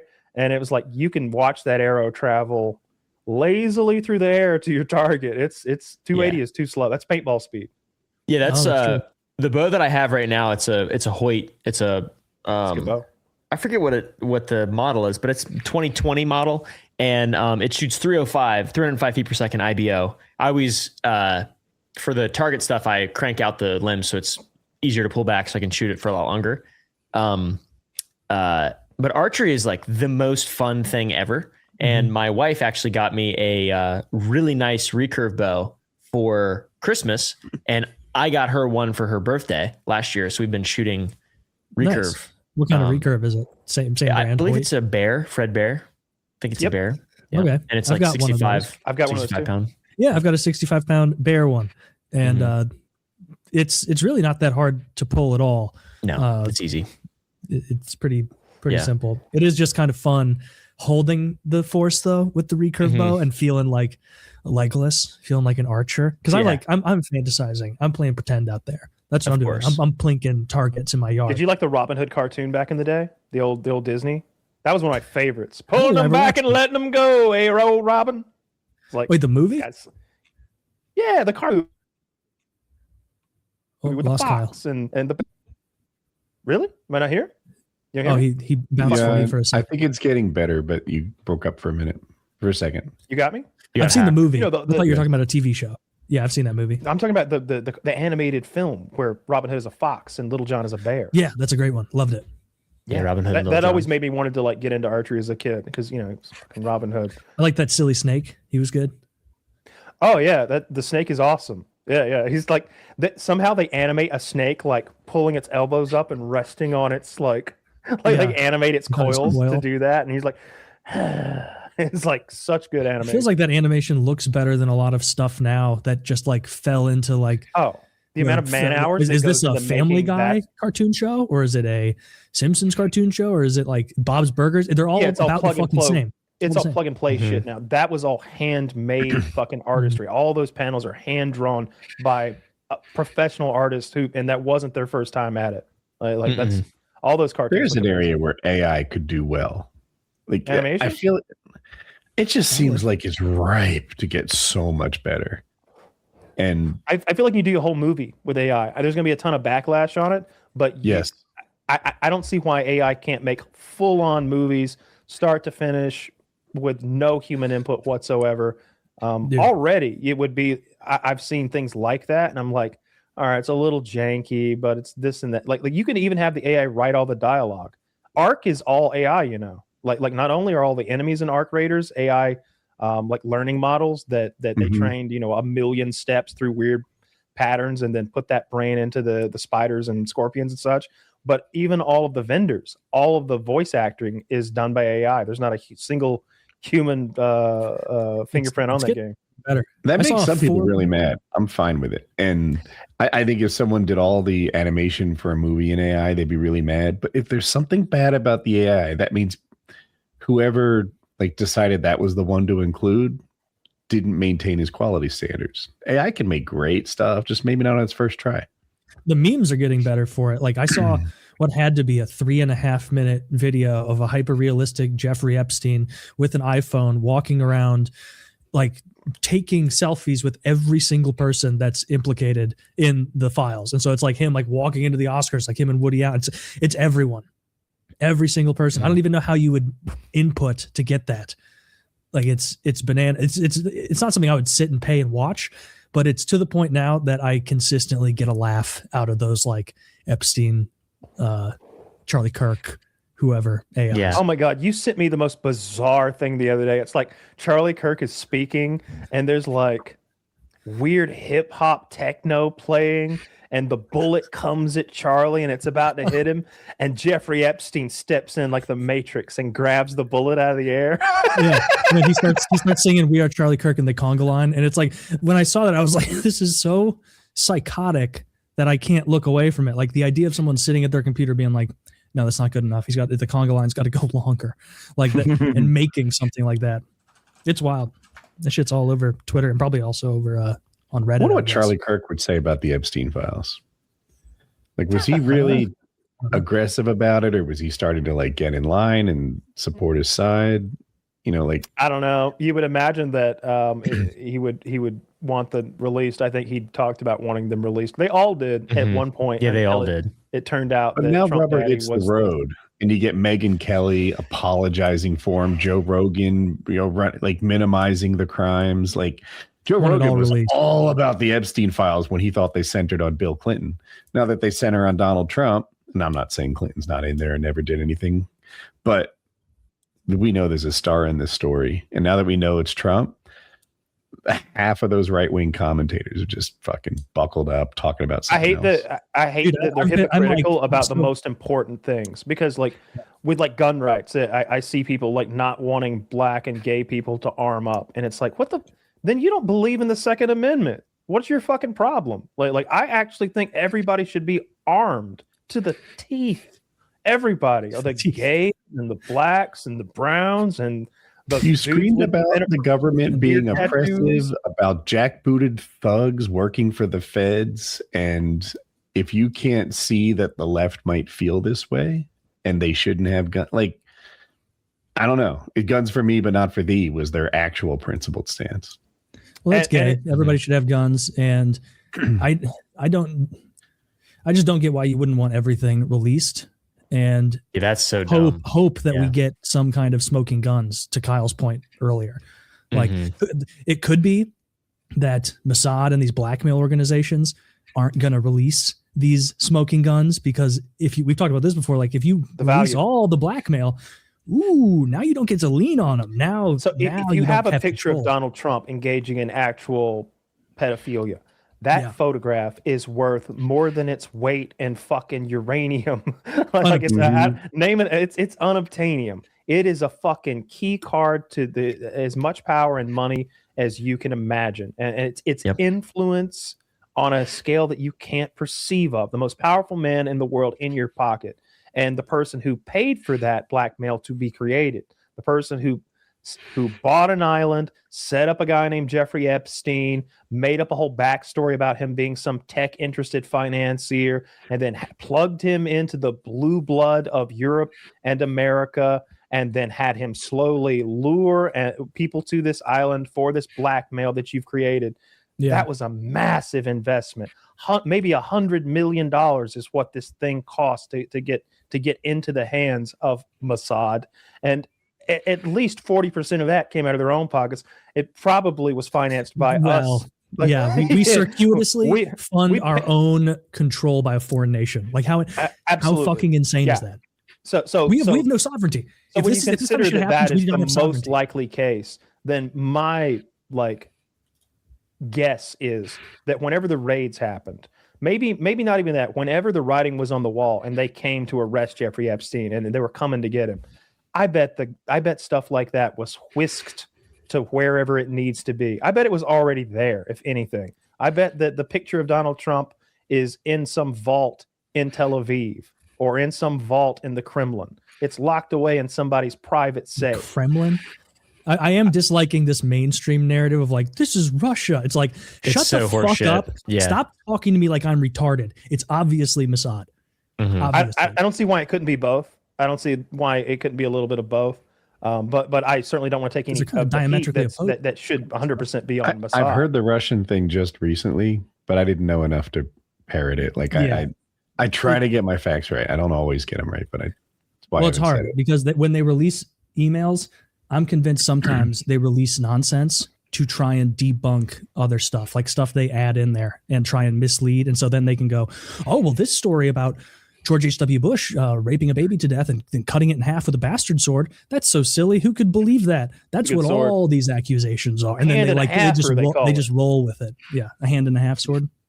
Yeah. I want all these people exposed. I want our country to be in charge of itself again. I don't want us beholden to foreign countries. And that means exposing all of this.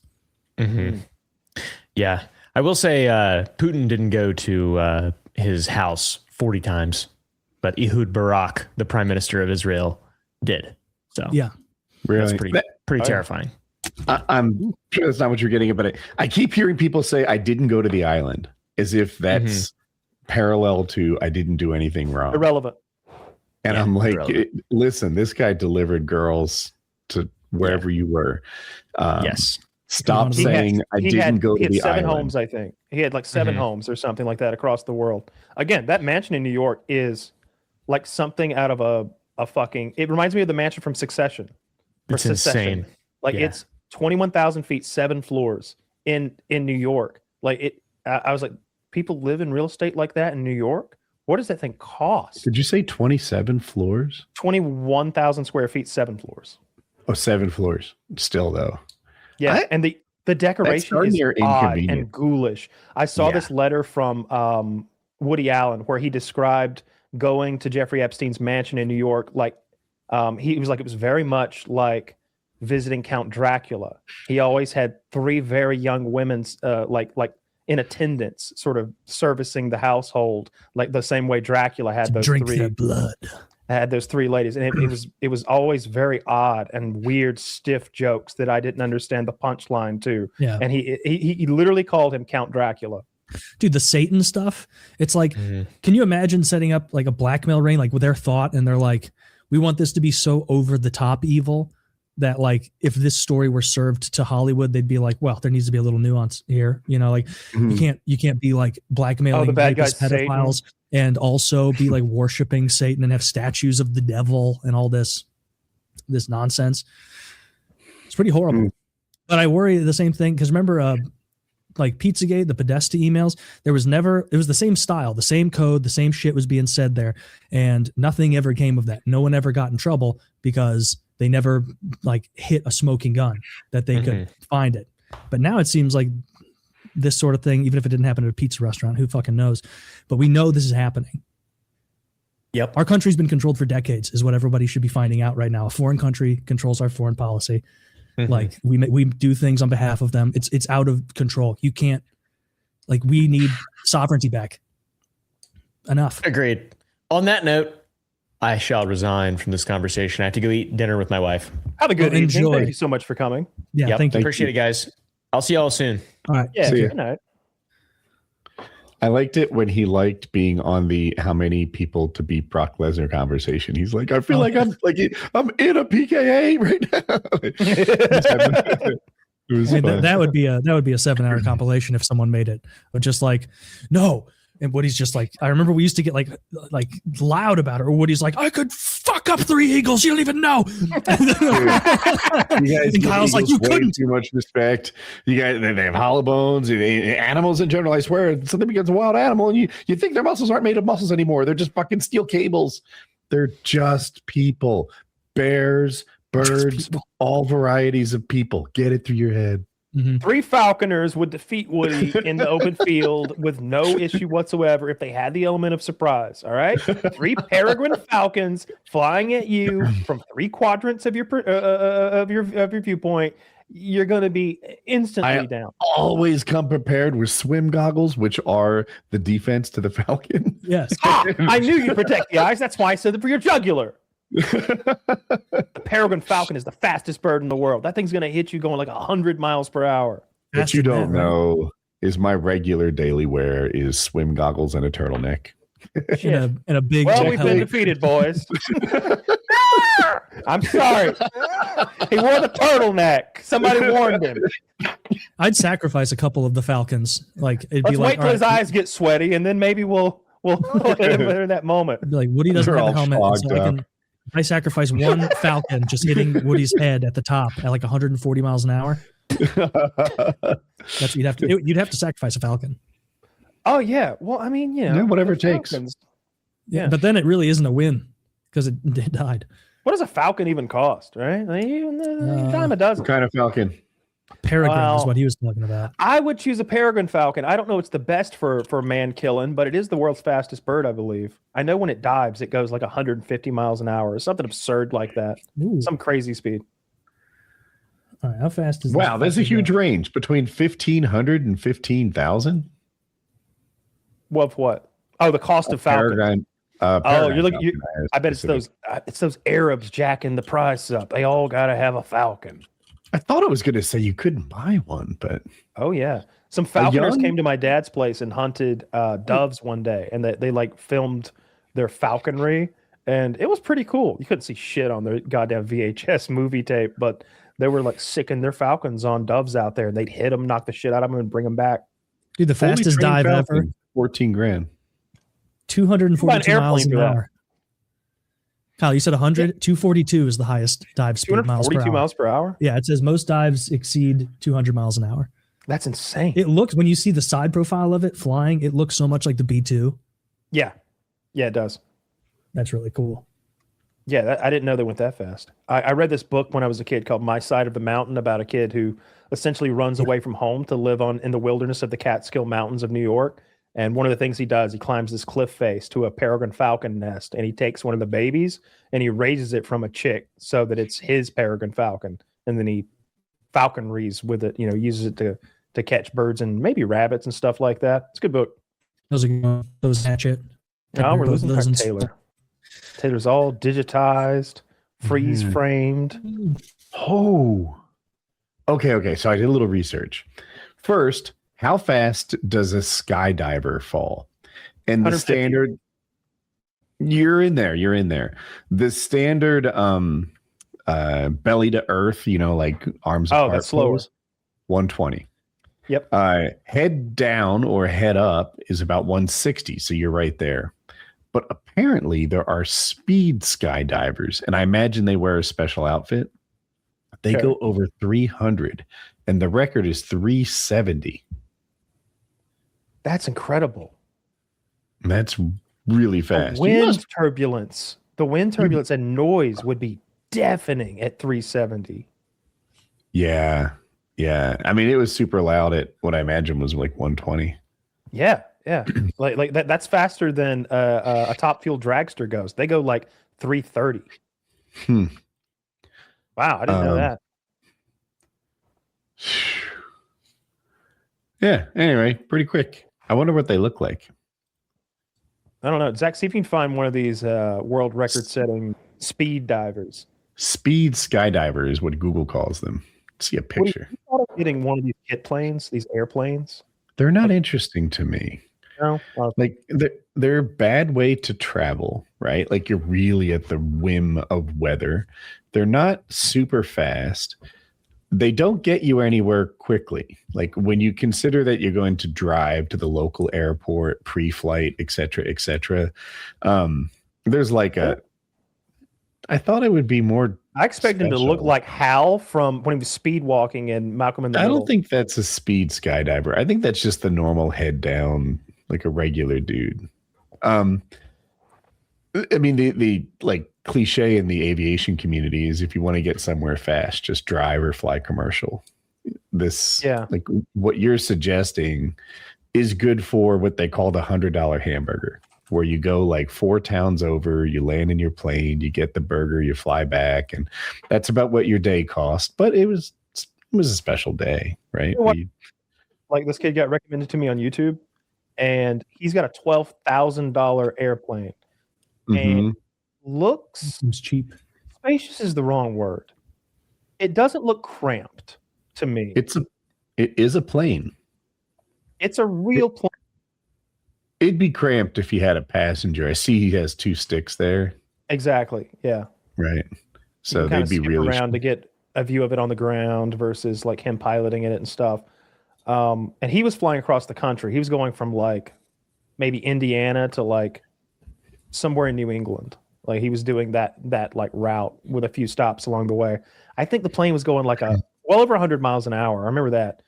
Over 100, less than 150, something like that. And it was doing like 4 gallons an hour is what he was burning, which seemed like I bet if you wanted to get to Raleigh, the version of you that has this plane versus the version of you that uses your car, I'm not sure who wins.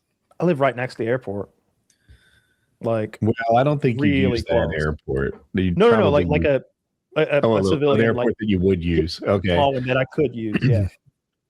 So let's say you're 10 minutes from the airport or less, and then you have to pre-flight it and get going. If you're in a hurry, you're off the ground in 40 minutes. Okay. And then you do the flying. Oh, well, you have to gas it up, I assume. And I don't think you can make it in one shot. Probably so you'd have not. to stop and fuel it up. And yeah, for sure. I'd have to stop, in South Carolina or something at Anderson, probably. There's an airport something there. like that. That's the one that I'd like played around and flown that Cessna at. I don't know. I was shocked when I saw it was $12,000. It's like that's what my motorcycle costs. You know what I mean? Like I'm gonna sell that motorcycle when the weather gets better this year anyway. You know, like kind of what's it something about that amount of money is like it's simultaneously a lot of money, but not totally out of impulse purchase, right? Like I won't miss this 12. I won't miss it, but you know what I'd like? A fucking airplane. You know what I mean? And it's like, what's it cost to get your pilot's license? That's several thousand. I think I was told 5 when I don't know if you need school. a full blown. You might be able to get. Is it called a sport pilot's license, something like that?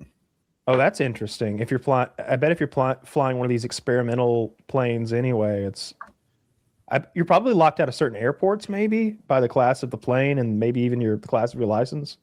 I don't think so. Whatever. Sport pilot license is right, and I think it's more about the weight of the aircraft than the whether it's experimental or not. And a recreational pilot's license is the one that you would otherwise get. I think it's a little easier to get, and I don't think it restricts you at all. It just restricts what kind of planes you can fly. But they created this sport pilot license class, if I recall, to make aviation more popular. Oh, it's also $5,000, $5,000 to $10,000. Yeah, and so the other, like the license costs almost as much as the goddamn plane. It's crazy. you need a place to store the plane. It's probably not a hangar because the hangar is expensive, and oftentimes there are wait lists for hangars. His looks like you could. I've seen helicopters put on trailers and just towed behind someone's pickup truck. Mm-hmm. I don't know if his wings fold up on that plane, but if the wings fold up, roll it right onto a trailer and just tow it to keep it at my dad's house. I don't know. Right. But now we've created at the beginning and at the start and end of every flight, there's an hour-long task to do, which is like hook up a trailer. The pre-flight gets more tricky and important, and it's just so inconvenient and so expensive. I will say this. I think flying a plane is the biggest financial mistake that anybody makes. So you have to be okay with that. When I lived in Locust Grove, there was a neighborhood that was built around seemingly the idea of making this convenient. Like the neighborhood was like, instead of a neighborhood built around a golf course, it was a neighborhood built around really neat, right? Airfield. And there was big hangars there that you could see. And clearly, like, it was a bunch of like dentists and like real estate guys who had a little bit of money, and they had $100,000 plane, and they sort of had their life rotating around that airfield. Like I said, instead of a golf course or lake, there's lake house communities that are like that a lot of the times, where it's sort of a lake based community, but it was an airplane based community. It was right next to where I used to live. I would drive past it a lot and think that was pretty neat. I think that's super cool. You know, like listen, an airport doesn't have to be as expensive as they make it out to be. Like, you know, let's just do this. And some communities do it. What other hobbies? Obviously golf, rarely, but sometimes aviation. Are there any other communities based around hobbies? I don't know of any ice rink houses. Yeah, it's not like you can go live at the racetrack. Who would want to? It'd be so goddamn loud. Racetracks are so loud. Planes are so quiet. I have been at airports, like just little general aviation airports, and a Cessna will sneak up on me. I'm like, what the fuck?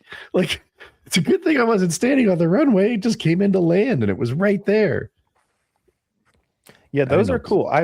I've flown in single engine and double engine, and then I've flown in some like medium class airplanes. That flight that we took from Burlington, Vermont to, I don't even remember where we ended up. I know we went from Boston to Burlington, Vermont. That was a weird, like, in between, like it definitely wasn't a big enough plane that you're like, we're good. This isn't the kind of plane that goes down. It was still that class of plane that goes down. And that was the scariest that was the scariest. I wasn't flight on that plane, but for that same trip, because I met you at the place. Yeah.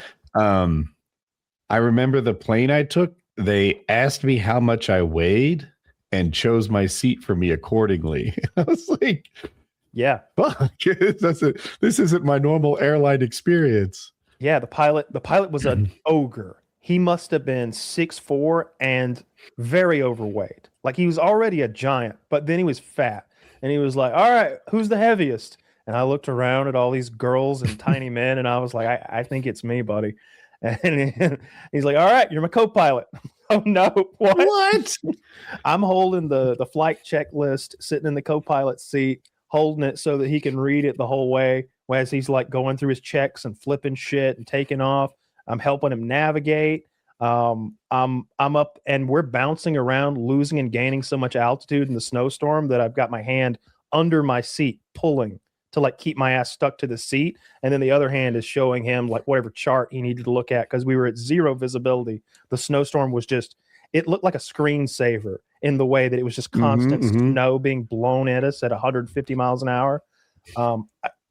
That's when Kitty's cousin was in the back, and he needed 2 vomit bags, one to piss in and one to vomit in. Jeez. I had like the opposite experience, and it was glorious. We were whitewater rafting down the Grand Canyon, and you arrive by helicopter, and he's like, all right, who's the lightest? And here I am at like 14-year-old with a testosterone level of 0. And so I sat. How about you, little miss? So I sat up front, and the helicopter had like a glass bottom by my feet, and he is in the Grand Canyon, just like racing it, doing these curves and stuff. And it was neat because he's turning left well before we need to turn left. So it's almost like he's drifting the Grand Canyon in a helicopter. Yeah. So, and I'm front seat surrounded by glass. It was a dope vacation. I liked it. All the helicopter rides I've been on were fucking everything you'd want them to be. Like plane rides, when I was a kid, before I'd ever been in a plane, and even a young adult, because I didn't fly until I was like 20 or something. I thought it was going to be this cool thing in the plane, but then you get up there and you're just sitting in an office chair with this tiny little portal, and it's just loud. But being in a helicopter as a passenger, especially when you've got a pilot who's out to have fun, it's thrilling. It's much closer to like pod racing from Star Wars. When you're flying low, we would get low enough that you could jump out, but flying fast and sideways with my door on the leading edge, like I'm the front of the I see. Yeah, he's turned us he's flying sideways, 40 miles an hour, and I'm leaned all the way out the door with a harness. Just if the harness breaks, I fall out. That's how hard I'm leaning out, and I'm just fucking gunning down pigs as we fly. Because they're under us, running from us, and I've got a fucking ACR with a extendo mag, and it just everything before me is dying, and I was like, "This is the coolest fucking thing ever." But even just cruising in a helicopter is so much fun. It's the most fun I've had flying anything. Experiences that dope are too rare. Like I bet most people listening have never had a really dope helicopter ride, and I wish they did. It's expensive. They're expensive to operate. Even back then, it was like $600 an hour to get an R44, just for like camera work, like just as a camera platform. Forget doing anything wacky. But then those helicopter hog hunts, I think those were like $5,000 to $10,000 a man per day or something like that. And we got everything for free, so it was just trying to appreciate the moment, when you're getting to do everything for free. But every helicopter pilot I've met is just such a cool guy. He's what you think he's going to be. Usually like they're usually like 45 years old, a little gray in their beard, and they still just love to have fun in this thing. It's what they're passionate about it. And I remember asking them, like, hey, and oftentimes when we were dealing with these people, like when we dealt with this guy one time where we were renting a tank from him. He owns the tank. He's rented the tank to World of Tanks, the video game, and World of Tanks has put me in it. And he's standing over there, arms crossed, watching me and his baby, this perfectly restored World War II tank. And I'm the devil on the shoulder, and they're telling the driver, God damn, this is just like it would have been back in the day, We're all wearing fucking, he's a reenactor himself. I was like, we're about to run over a Jeep, and I'm like, man, let's hit it like it's a fucking Nazi car and we're bringing freedom to Berlin. And he's like, rip the fender right off this fucking museum piece. And so I was always the devil on the shoulder for these people. And the helicopter pilot, I was like, hey, it'd be pretty cool. It'd be kind of like that new Tom Cruise movie if we tied a rope to the landing gear of your helicopter and then tied the other end to me, and then you just kind of flew around town. He's like, that would be cool. And I was like, yes. You're my guy. I really expected a no here. You know what he said? Better tie a good knot. Yeah, love that. He was going to let you tie it? I did tie it. Oh, wow. Yeah. I mean, you going to let somebody else tie that knot? Well, I would prefer a harness over a knot. Yeah, I would like someone who's good at knots. Yeah. Something's got to connect the rope to the harness, though. Like I'm in the harness, but somebody's got to tie this rope to the heli, and then somebody's got to tie it to my harness. What knot did you use? We went on the internet and found correct knots, and then we very carefully tied them there. You didn't wing it? That's just a double knot. Just a double. Cinched it up good. It was good enough for shoes. I wanted to be able to tie knot, it. granny knot. They look the same. Yeah. Don't want to get dropped onto a fucking freeway outside Houston. I don't know much about knots at all. I can't tie a tie without a video on the internet. I'm in the same position now. It's been so long since I regularly did it that I was thinking about it like earlier today. And I was like, I genuinely don't remember. I like the double Windsor. I like a symmetrical tie knot. So I've got to find, I can't do that lazy one side over thing. It annoys me. I'm the same way. I can do the knot that you don't like, but I don't like it much either. Yeah. Yeah. It's always cockeyed. The double Windsor's a fancy man's knot. But the worst It's like is you a like tie symmetrical- it really well in a double Windsor, and then it's like, oh fuck, it's like barely down to my navel. Now I have to restart again. And there's no way when I get it the correct length, my knot is going to be as beautiful as it is right now. Can I just pull it down? I can remember sitting in front of my TV with the tutorial for the double Windsor on the night before court.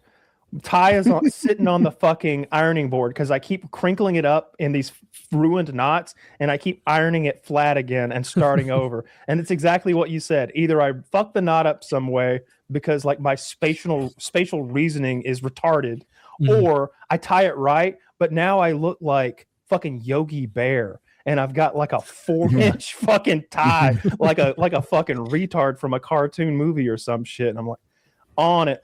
It might have taken me an hour and a half. I get cranky every time I have to tie a tie in my adult life. And I'm like, this is so antiquated, so anachronistic.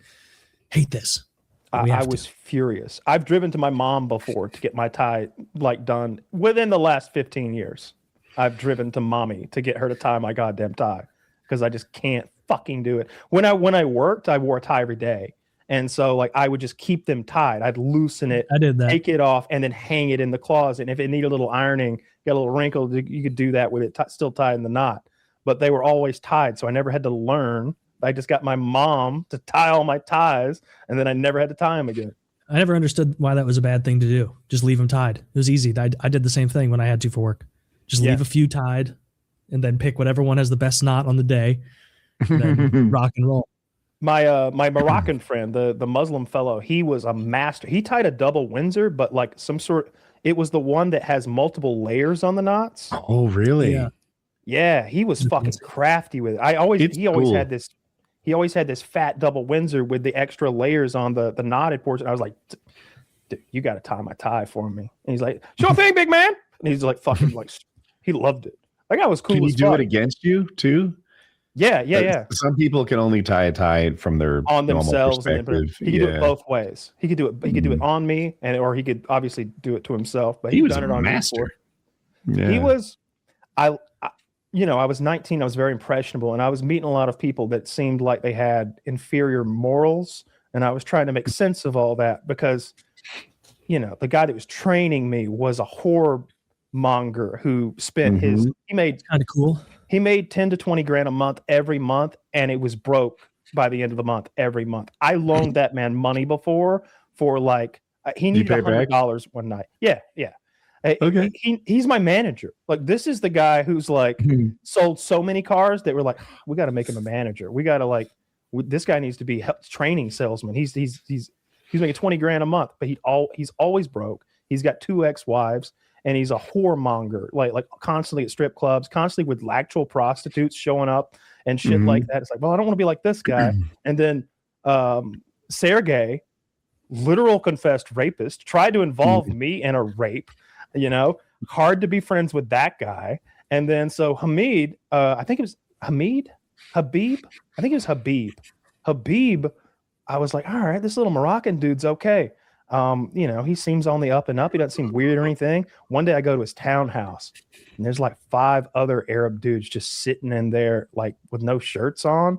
And they're watching the like Muslim prayer thing at Mecca or whatever. Yeah. And they look at me like a Martian just walked in the room. You join in? They didn't ask me to, but I just remembered, 9/11 was fresh in our memories. It was 2005, Oh, they should have been somewhere more private. Well, they were in their home. But more private. I mean, they could have been anywhere in their house. They're inconveniencing you. Yeah, I remember in thinking, a closet. I think these guys might be up to no good. When they were doing the thing where they bow and put their forehead on the ground, you should have stood in front of them and just like, yes, as if they were worshiping you. Yeah, they might have taken that poorly and beaten me to death, as is their way. It'd be a dope story.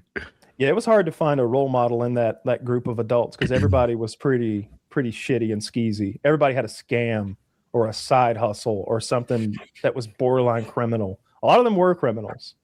Yeah, car salesmen are a motley crew. That is the reputation. Well, I think I've said it before, but the general manager had federal drug charges on him He was who doesn't? he was running like a drug empire, and he had hired like his former drug crew as salesmen and managers, and like that was a known secret. Like they would tell me, like, yeah, I used to run a little drug lab for CJ. It's like, oh, really? Yeah. Now you sell Elantras. Yeah. Yes, he does. Yeah, lots of normal people have federal drug charges. That's not that big a deal. It's not a big deal. Not a big deal. It happens. Happens. And once you get the pardon, it's coming. Oh, it's coming. Is it? No. Yeah, I think so. I hope so. That would be awesome. Yeah. Okay. I wonder if the Schedule 1 thing is happening. I looked it up like a week ago. Marijuana has not been reclassified. So like Biden did a thing that resulted in nothing. Now Trump's done a thing. I think it's too early to say it resulted in nothing. It was only like a month or two ago, but I wonder how that will land. I mean, they've fibbed to us before plenty of times on that. So I don't know. Yeah. Hopefully that would be great. And hopefully that would mean that people like Kyle get expunged or whatever the fuck. But I trust his opinion on it more than me. And he seems to believe it is entirely hopeless. Like there's no chance in hell ever in a million years. It always seems to be that whenever they talk about pardoning people, it's for like people who got caught using it. Whereas while he didn't actually sell it and he wasn't accused of selling it, he was accused of distributing it, which I guess was to like people he like friends and family and girls. And distributing it, that no one wants to forgive them. Nope. They should forgive old Kyle. What did he even do other than order an illicit substance through the federal post office? Nothing. I mean, I didn't think anyone checked the mail. Oh, they're checking. They're gonna, I know. So I find the onions. I find all the onions in the mail. No, I check. So Taylor, as soon as this show ends, what are you going to do? What does your right after show vibe look like? I am going to immediately drink some chicken broth and try not to vomit. Like the last hour, I'm now feeling like. Have you've been getting you're vomiting? No, I haven't been vomiting, and I'm trying my best not to because like I'm drinking all these electrolyte hydration drinks, and so I'm gonna lay in my bed, and then oscillate between sweating through my sheets and comforter and being freezing. I think probably until I can't bear it anymore tomorrow morning and get up like that. I'm so. When Kyle stood up just now, I was in my head. I was like, "You can get through this. You're not going to throw up." And then him getting up and making it clear that like I can't now does that thing where it's like my belly is like, "Well, what if you really needed to, huh? What if you did?" And it's like, "Well, I guess I'd have to go," "Bleh," and then just turn back here. It's okay. I would sing. I only know one song, and it's about a reindeer for Christmas. But I would sing, and I would carry the show on my own. I appreciate that. Next time I'm vomitous. Man, I'm on a good streak. I haven't thrown up in a good while. I don't remember the last time. I hope I don't ruin it. Yeah, I'll keep my wife's chili away from you. Dude, my fiance is like heating up chicken broth, and that smell is making it in here and making me want to yak now. Really? Like that. Yeah. I'm like, and it was the beginning of the show. I just felt shitty in every other way. And then it was like, sorry. And then I said, a big old faggot. My wife cooks. She's got man cold, everybody. Dude, if this is the worst cold I've ever had. Just about every meal that I eat. But something about her making soup because I don't feel well warms my heart and soul and makes me feel so loved that it's just like, it's the nicest thing anyone's ever done. Yeah, too. I hope I can keep it down. It's net negative. Woody, did you are you caught up on Fallout? There's 8 episodes. That's the end of the season. No, I think I'm 1 episode shy. I didn't realize there was another. Okay, they closed it out and left plenty of room for season 3. Did you enjoy the last episode? And did it answer questions that you had? Like, was it a proper finale? Yeah, I suppose so. There was nothing like mind blowing that happened, but I liked how it went. There were some redemption arcs. There were some cool fights. There was some monster battling, and I'm mostly focused on the Ghouls character. I like Walton Goggins' character. Me too. The most. So I felt like his story has the most to do in season 3. He got to the bottom of some stuff, and then they do such a good job of integrating, of utilizing and drawing upon the video game, that I'm just like, every step I'm like, oh, that's what it looks like. That's exactly what it looks like when they get their the top of the Lucky 38 casino, and you see like where Mr. House's like computer screen is with his face on. It's like, that's what it looks like. They built it. They made the thing exactly like this game that I've played hundreds and hundreds of hours of, and like I know this room. I've been here before, and there it is with Walton Goggins in it now. That sells me big time, even if I'm like, it's not as charming and not quite as poppy and funny as maybe season 1 was, and I'm wishing there was a little more of that, but yeah, I give it definitely a B+. For season 1, I was very invested in the girl's story. I forget her name, and then the black guy who she partnered with, because they kind of became a team for part of it. I really like that, and I liked Walter Goggins' story, but he was the second tier from. I'm sorry, Walton Goggins, but.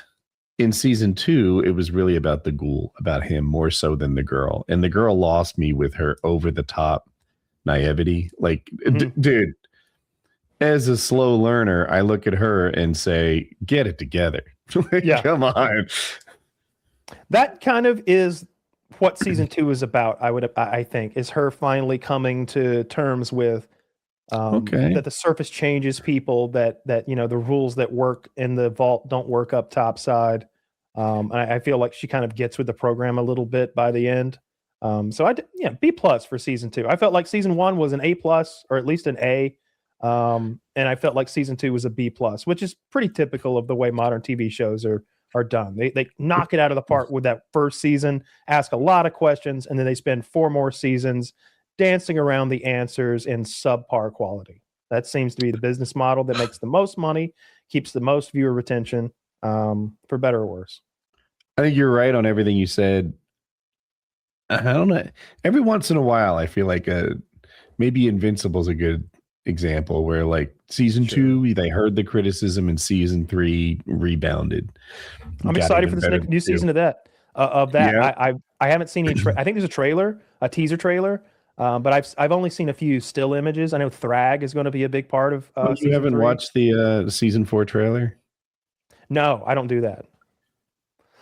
Well, then I won't tell you much about it. But I've read the books. I know what's coming, but I'm sure that Thrag is coming, and I'm sure that Jeffrey Dean Morgan's character that's been locked up in that adamantium fucking shell. I'm sure he's getting out. Whatever his name is, Apocalypse or some shit. I don't remember.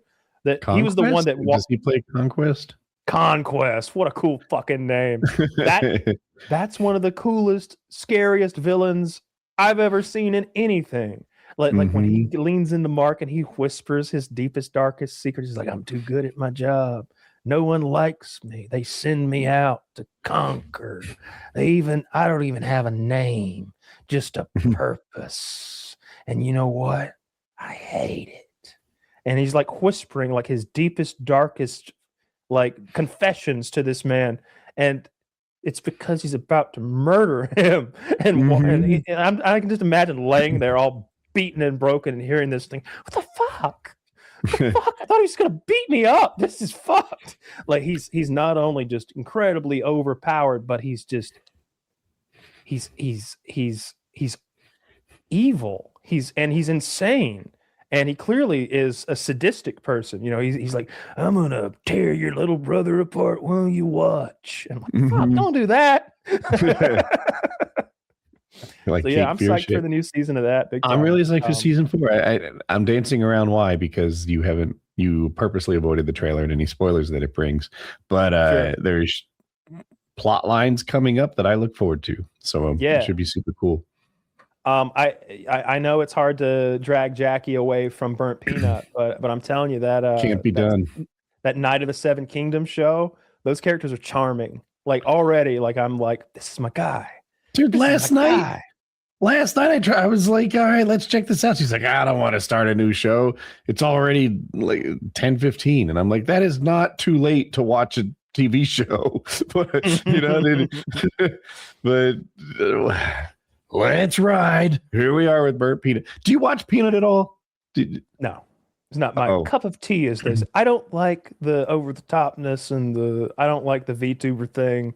And I'm kind of done with that game too. So like the content doesn't interest me. Like if it were a game I was super into, I could probably get drawn into it. Although I usually like lean towards the guys who are like the tactic guys, because that's like where I can improve. I'm not gonna get better at clicking on things after decades of clicking on things, but I might learn a tactic or a technique or a strategy.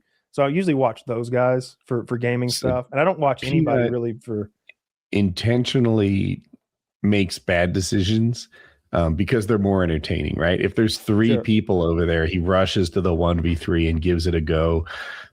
1 in 5 times he actually lands on top. The other 2, he hopes that his teammates can salvage the situation that he left them.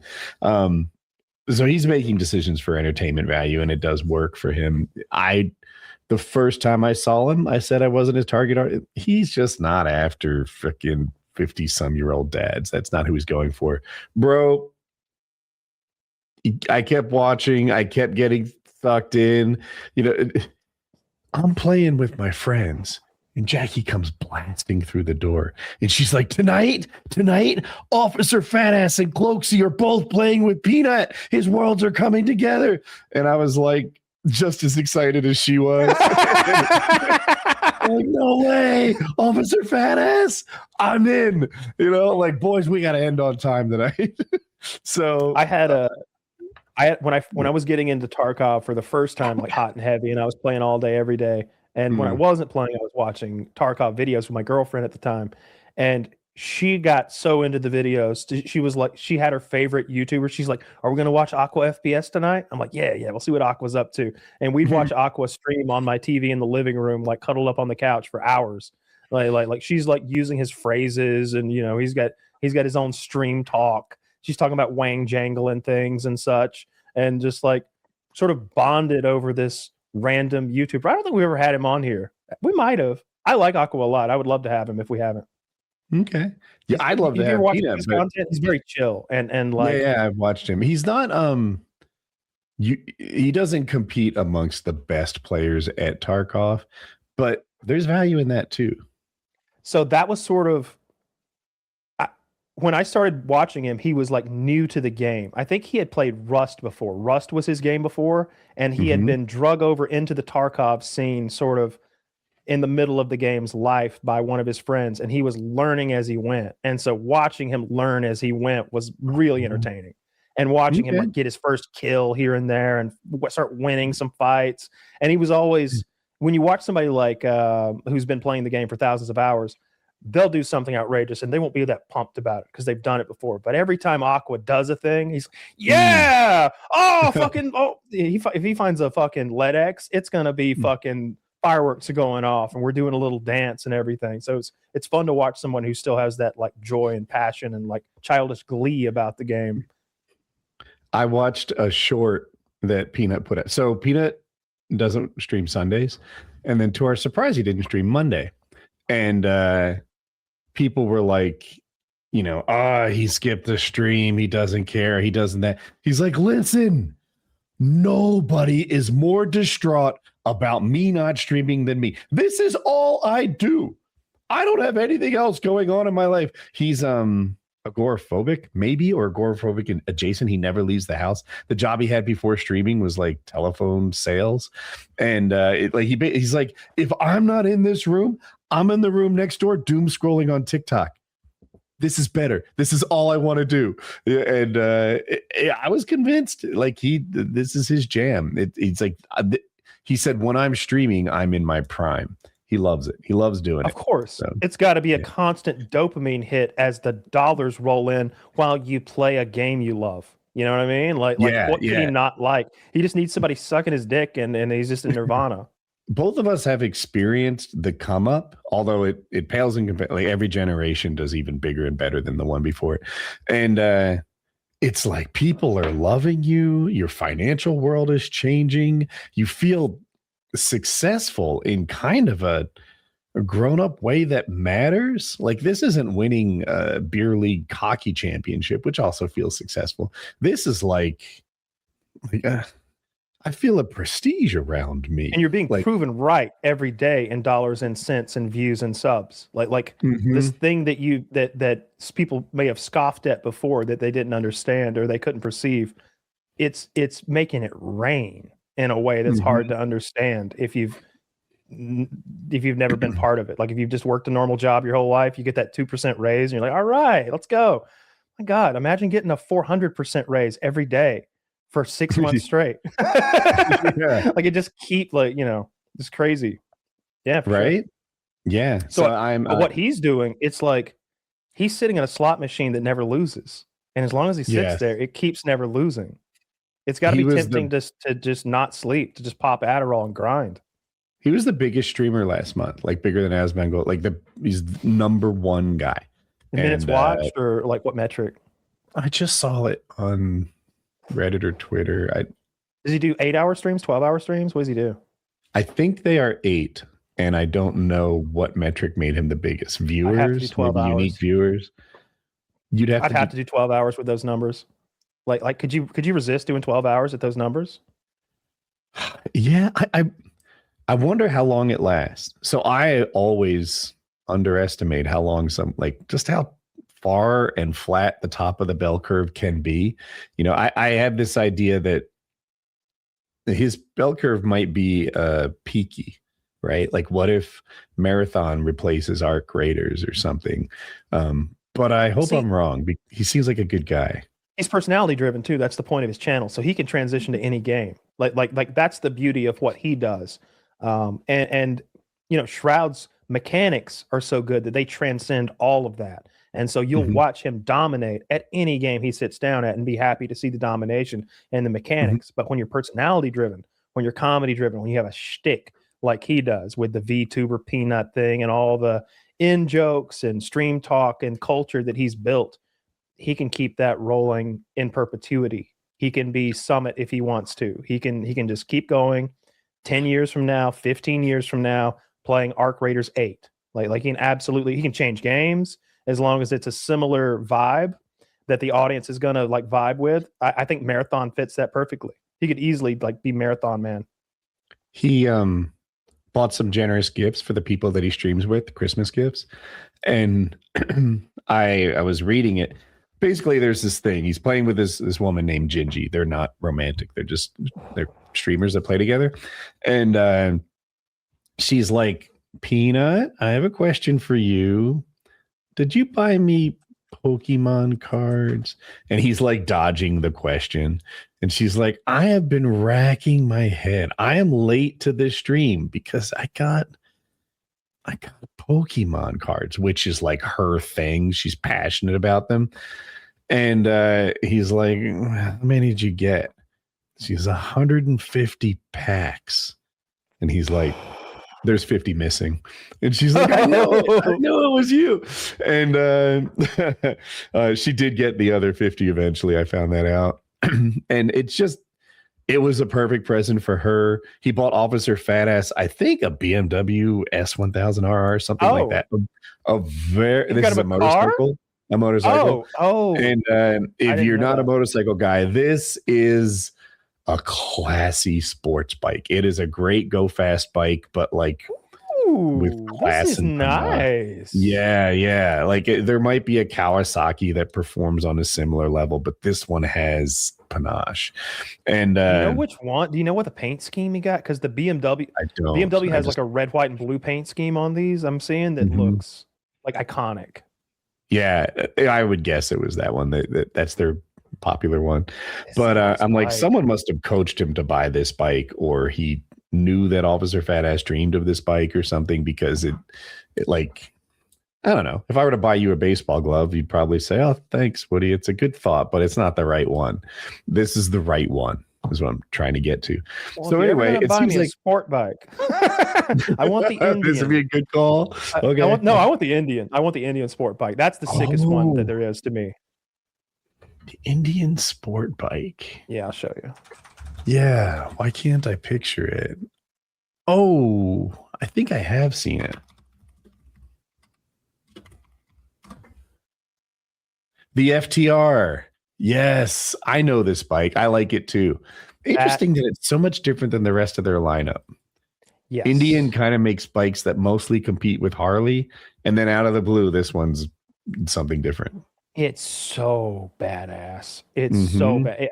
The reason I didn't get it is because obviously it's $14,000. I think is where it is. That was more than I wanted to spend, but also it was way too much power. Like it was for the first bike. For a new bike, I wanted to start off with something sort of medium power, and this is a rocket ship. But I love the styling. I like just the Indian logo is sick to me. I like the color scheme. I like all the Indian bikes. Indian but doesn't make an ugly bike to me. They're all like they're my favorite brand of bike. I like that they're the American brand. I appreciate that a lot. And I like every single one of the bikes Indian makes. They're all when I see one in the street, I always like fucking nice bike, man. It's a fucking nice bike. I almost bought that one. That's nice.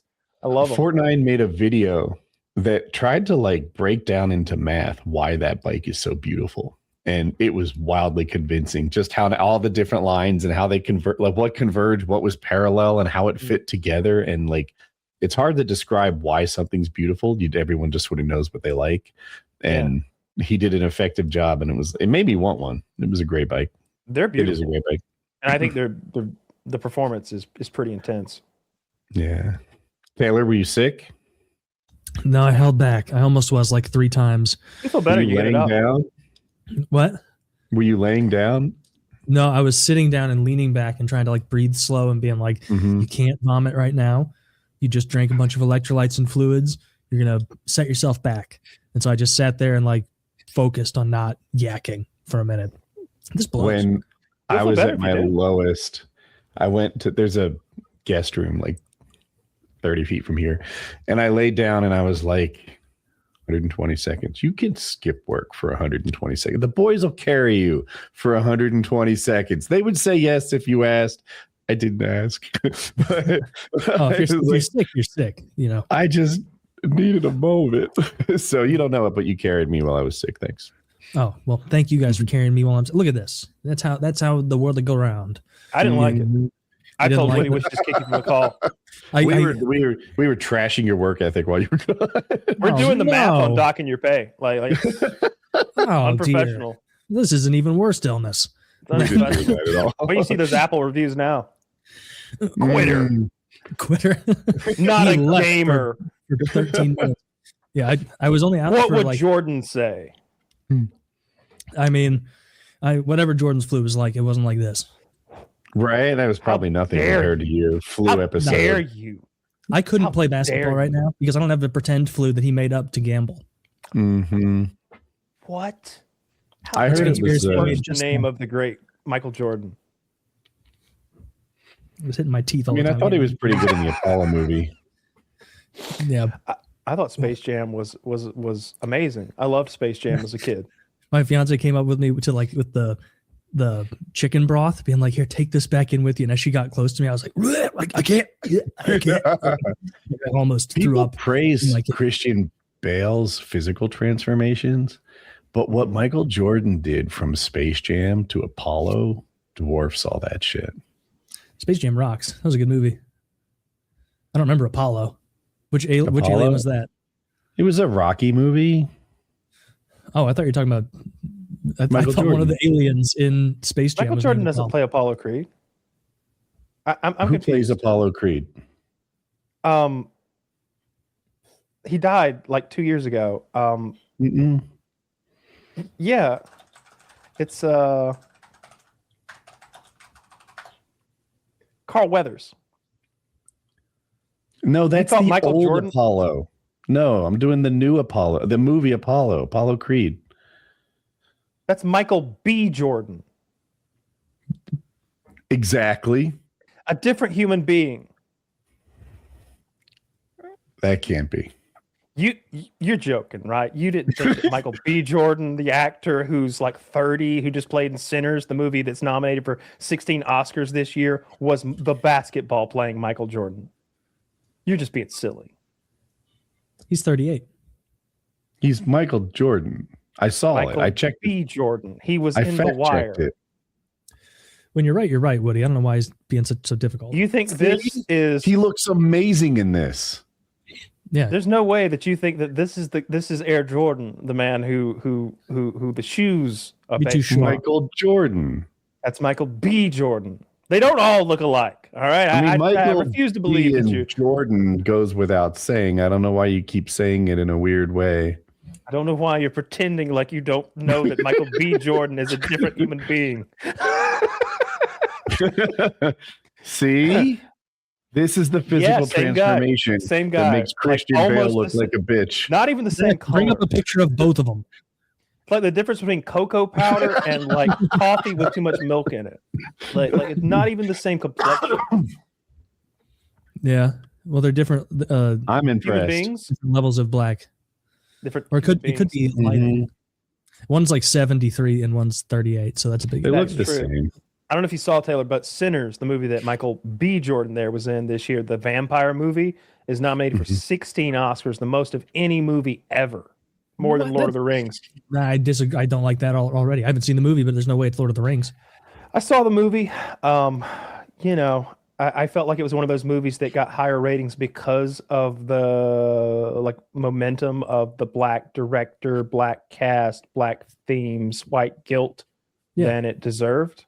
Sure. I thought it was an okay movie. I really liked the music in it. I thought that was very well done, but I didn't like the white guilt that was packaged in it in subtextually. I caught on. Yeah, caught on. Yeah, it looks pretty ham-handed. I bet everybody caught on. They definitely did not. It's a really well made movie, really well shot movie, really well acted movie, interesting premise. It's just not 16 Oscars. It's probably the best movie of last year, though. It really is. When Hutch asked me a couple weeks ago, like, what was the best movie of last year, I was like, fuck, there weren't any good movies last year. I watched them all. I've seen every Oscar nominee. I've seen every movie that came out last year that was worth watching. There weren't any good ones. There was Weapons. I don't know if Long Legs was last year. That feels like 2 years ago now. That was interesting, but there weren't a lot of great movies, and so Sinners probably deserves a lot of those Oscars. It just wasn't. It wasn't the end all be all, which is what they're making it out to be. The same way that Black Panther got that treatment when it came out. It's the same director. Okay. I mean, I think he's also the director of that boxing movie. I think he also made Creed. I think what's the horror movie? Get Out, I think it might have been called. Is it? Yeah. That's Jordan Peele's movie from Key and Peele. Yeah, and that's the one where they like took people's bodies and put old ones into new ones. Where the girl is luring the black boyfriends to her family's house so that the mom can hypnotize them and take their bodies. I thought that was a good movie, but the world treated it like it was one of the cinematic masterpieces of the 20th century or 21st century.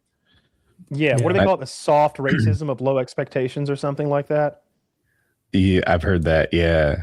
Hollywood loves that kind of shit because they're all kind of on the same team.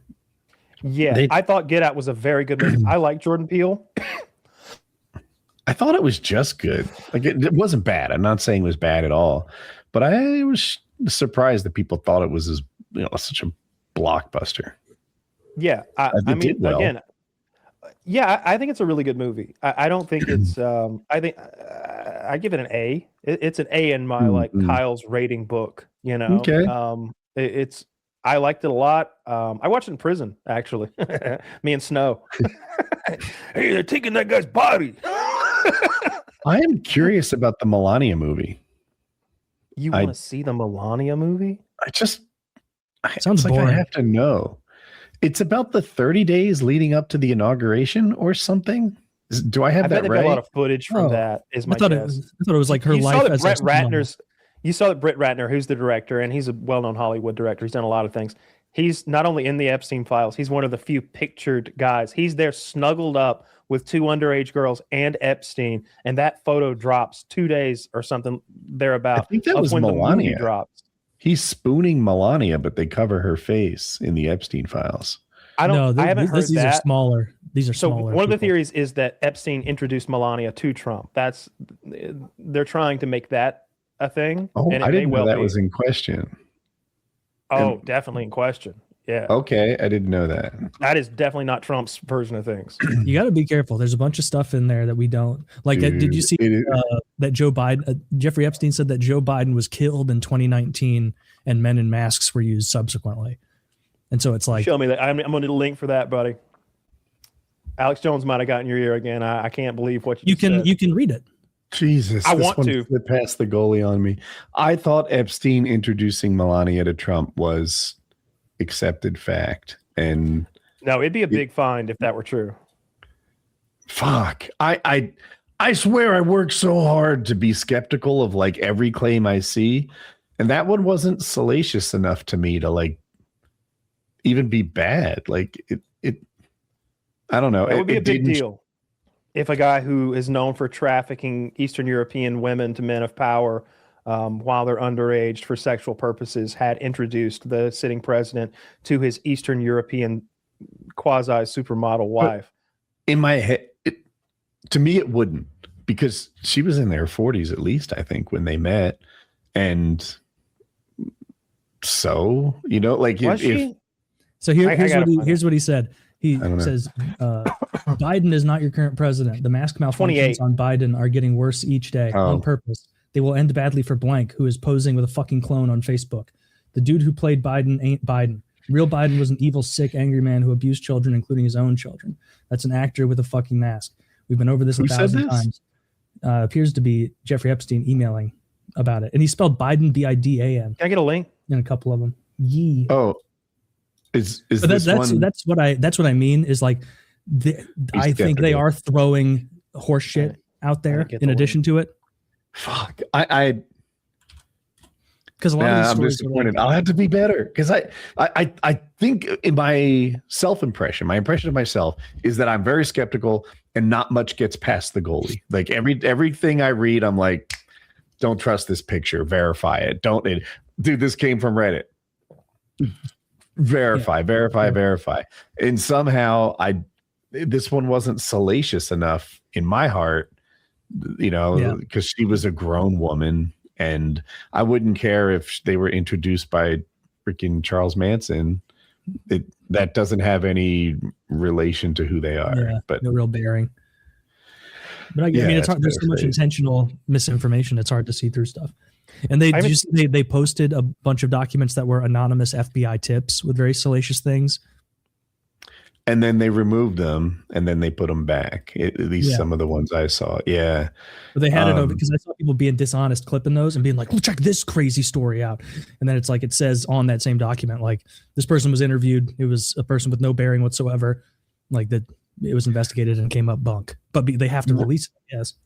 So I didn't hear about investigated and came up bunk, but I did hear there were anonymous FBI tips put in there. And when I see that, I'm like, okay, everyone apply the same standard of proof. I heard Joe Rogan reporting factually that the Clintons had like 70 people murdered. And I'm like, okay, so your standard of proof is really low if it's the other guys. If it's your guys, then suddenly you have to see it yourself to believe that a bad thing happened. And that I hate. Just keep it consistent. It's hard. But it is hard. 38,000 mentions is as clear as I need to get. Well, 38,000 is that's not correct. 38,000 is a New York Times, what do they call it? Proprietary software, and it includes Trump, Melania, and, to quote them, various related words and phrases. And so that makes sense. Exposing what if it's the Trump family, how many the Trump name, Trump's name was in there, and that's not true. In for penny, in for pound. If they're mentioning Melania Trump, Donald Trump Jr., any of the Trump family, then that's good enough for me. And again, it's 28,000, more than 10 times the second. 38 is the number. 38, my bad. Yeah. Trump itself has 4,798 so far. Who knows? You know, there could be more. So only double? You know what I mean? Like it's clear. It's clear that this is the guy. Like no matter how you parse the numbers or divide them or exclude mentions of his wife, his sons, his business, or his companies, like you exclude all that. Still, he's the guy. He is seemingly the center of the files, and he was Epstein's best friend for over a decade. He was Epstein's friend seemingly after Epstein got caught being a pedo the first time. Like he's He's the center of this thing. If Charlie from It's Always Sunny in Philadelphia drew one of those yarn maps to like work this out, he'd solve it in half an hour. He'd be like, there'd be a big picture of Trump in the middle. Yeah, Charlie would absolutely wrap this one. I don't trust Charlie to. He's not very good at those things. He got the only example we have of him doing it is he got it totally wrong. Can't get that's true. He's a bit of a wild card. I'll grant you that. Sylvia seemingly was a made-up person. That's true. But with enough yarn, I'm sure I could make you believe Donald Trump is a pedophile mastermind, devil worshiper, which I'm like 85% sure now that he is. My biggest frustration is the right-wing newsosphere who, suddenly they loved it when it was about Clinton. It's all they wanted to talk about. Now that it's about Trump, these young ladies were business women. They knew what they were signing up for. He's not technically a pedophile. It's a herbophile or whatever. Hepophile. Thank you. They like their gummies. I just see them painting it in an entirely different light. Children. Now that Trump is the focus of the Epstein files, it's like, we still talking about this, normalizing Joe fucking Rogan acting like this was all going. It's not a big deal now. He's carrying water for him. Wild. Joe Rogan was invited to the island. He turned it down. Like he did the principled thing. He didn't want anything to do with it. Good for Joe. They tried to get him. Let's go and wrap up before Taylor vomits on air. Right. As much as I would love to see that, I feel like it'd be really, hey, did you see the new show? Yeah, Taylor vomits at the end. It's great. It's all over himself. He did that like baby vomit thing where he just went and just puked all over himself. Looks like he's not eating well either. It was weird stuff. To hear. I saw a gummy worm. 790.